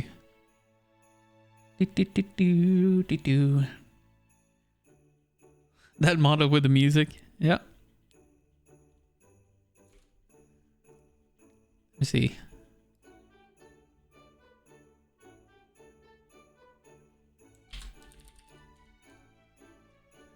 There he is. Milton, can you hear me, my man? Loud and clear. Hey, how you doing? Congratulations! You win the Sudden Death Cup 5. You've won a couple of Sudden Death Cup now. You won the last one as well on Newcrat. But first and foremost, I want to ask you about the maps. Did you feel any difference when you play them? And like, did they play any difference now that there's no lava on them and so on? Well, Thank you, first of all. Yeah, the gameplay differences aren't not as big as I perhaps would have liked to see. Mm. I'm not a huge fan of TB3 maps to begin with, in one-on-one that is. So it would have been great to see more drastic gameplay changes than what we had now. But there were still a couple. For example, perhaps the biggest one was the DM4 lava missing. Mm. So you couldn't count on getting a kill when you make your opponent fall in the lava, because usually in DM4 that's basically a sure kill unless they discharge you. But so that was probably the biggest change. Airwalk textures were absolutely horrendous. Oh yeah. I mean, it looks great, but from gameplay perspective, it's just you just can't see shit. Uh. I probably should have used some black Fulbright skins. I mean, well, just black skin for the enemies, and I would have been able to see them better. Yeah. I mean, not to take anything away from BBS, he played really well there, and he deserved to win. I guess it's the same for him as well. But just that was the most difficult. SETI and DM3, on the other hand, that was the easiest visibility-wise, because there just wasn't that much ice and snow there. Yeah. What else was there? In DM2, I was actually hoping to get there in the final and to get the tele spawn, and so that the enemy would get, in this case PBS would get NG spawn and try to jump over to tele And trap him there. and make him fall in the so-called lava. Yeah. But you can't get out from there. So I would have just left and either forced him to kill and get -2, or just wait till there were like 5 seconds left and kill him with 200. So that is what I was missing. I just wanted to see that happen.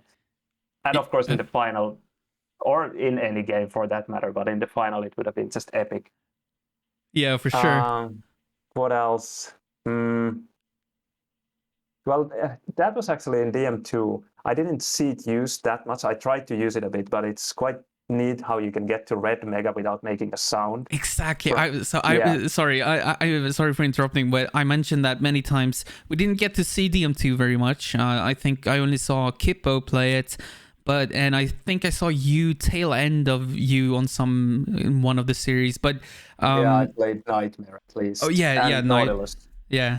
Okay, so the Nightmare one I saw, but yeah, the ability to get to red armor, red mega, from both sides without making sound. So one side, of course, you need to have full nails, but you can get to it from the other side without making sound as well. That is actually huge if someone is trying to defend there, but unfortunately, we didn't really get to see it being used very much. But I'm glad you noticed, because I think that's pretty awesome. I totally agree. Yeah, it also makes it a little bit more difficult to just camp red mega, which is something we never like to see. It's never really fun to see someone just camp there. So, but we didn't see it happen anyways. Nice. Also, you shocked me today. So, what made you sign up for this? Is it just the quick cash? Of course, $500 for not just winning a casual tournament, but. We usually don't see you signing up for one-on-ones, and I didn't expect you to do so today either. But then in the very, very last second, you decided to sign up. I even thought it was a troll. So what made you sign up? Well, it wasn't that much about the money. Of course, $500 doesn't hurt for sure for playing Quake World, but I really don't like one-on-ones. But I guess it was more about healing the wounds after the lost draft final. So I just felt like I needed to win something. Yeah. So decided to give it a try. Of course, it's never a sure thing, but well, managed to win this one. Yeah. Well, thank you very much, Milton. Congratulations. You will be getting your money as soon as possible. And thank you so much for participating. Yeah, thank you. It was a great tournament. Nice, beautiful maps, although, well, gameplay-wise, the textures slightly challenging, but very Christmassy at least. Yeah, just the arrow walk just not working with you there. And also the bright white, Yeah, exactly. Well, okay. Thank you so much for joining me on the interview. I'll talk to you a little bit later. Thank you, Milton, and congratulations, of course. All right. Thank you. And that, guys, with that, we can get the music back again. That's gonna do it for us. That was a little bit of a Milton interview, of course. Hopefully this time he uses the money for some Christmas gifts instead of a bike. It's always a funny moment from the interview he did after the Quick Holio tournament with the Shack News guys. He just won $12,000 US. That's a lot of money. And they asked what he's gonna do with the money, and he said, "I'm gonna buy a bike." So that's where the Milton bike meme originates from. But yeah, guys, thank you so much for watching. This has been Sudden Death Cup number 5. We've gone through how many hours of this now? It's been a couple. I hope you enjoyed the entire tournament. I hope you agree with me with the games that I decided to cast. And if you don't, then I'm sorry that you missed whatever game you wanted to see. I'm sorry about that. Hopefully next time I'll send you guys over to somebody else. But thank you so much for watching. I hope to see you back on the next one, and have a great Christmas, and yeah, just great, have a great holidays, guys. I hope you enjoyed. Peace out.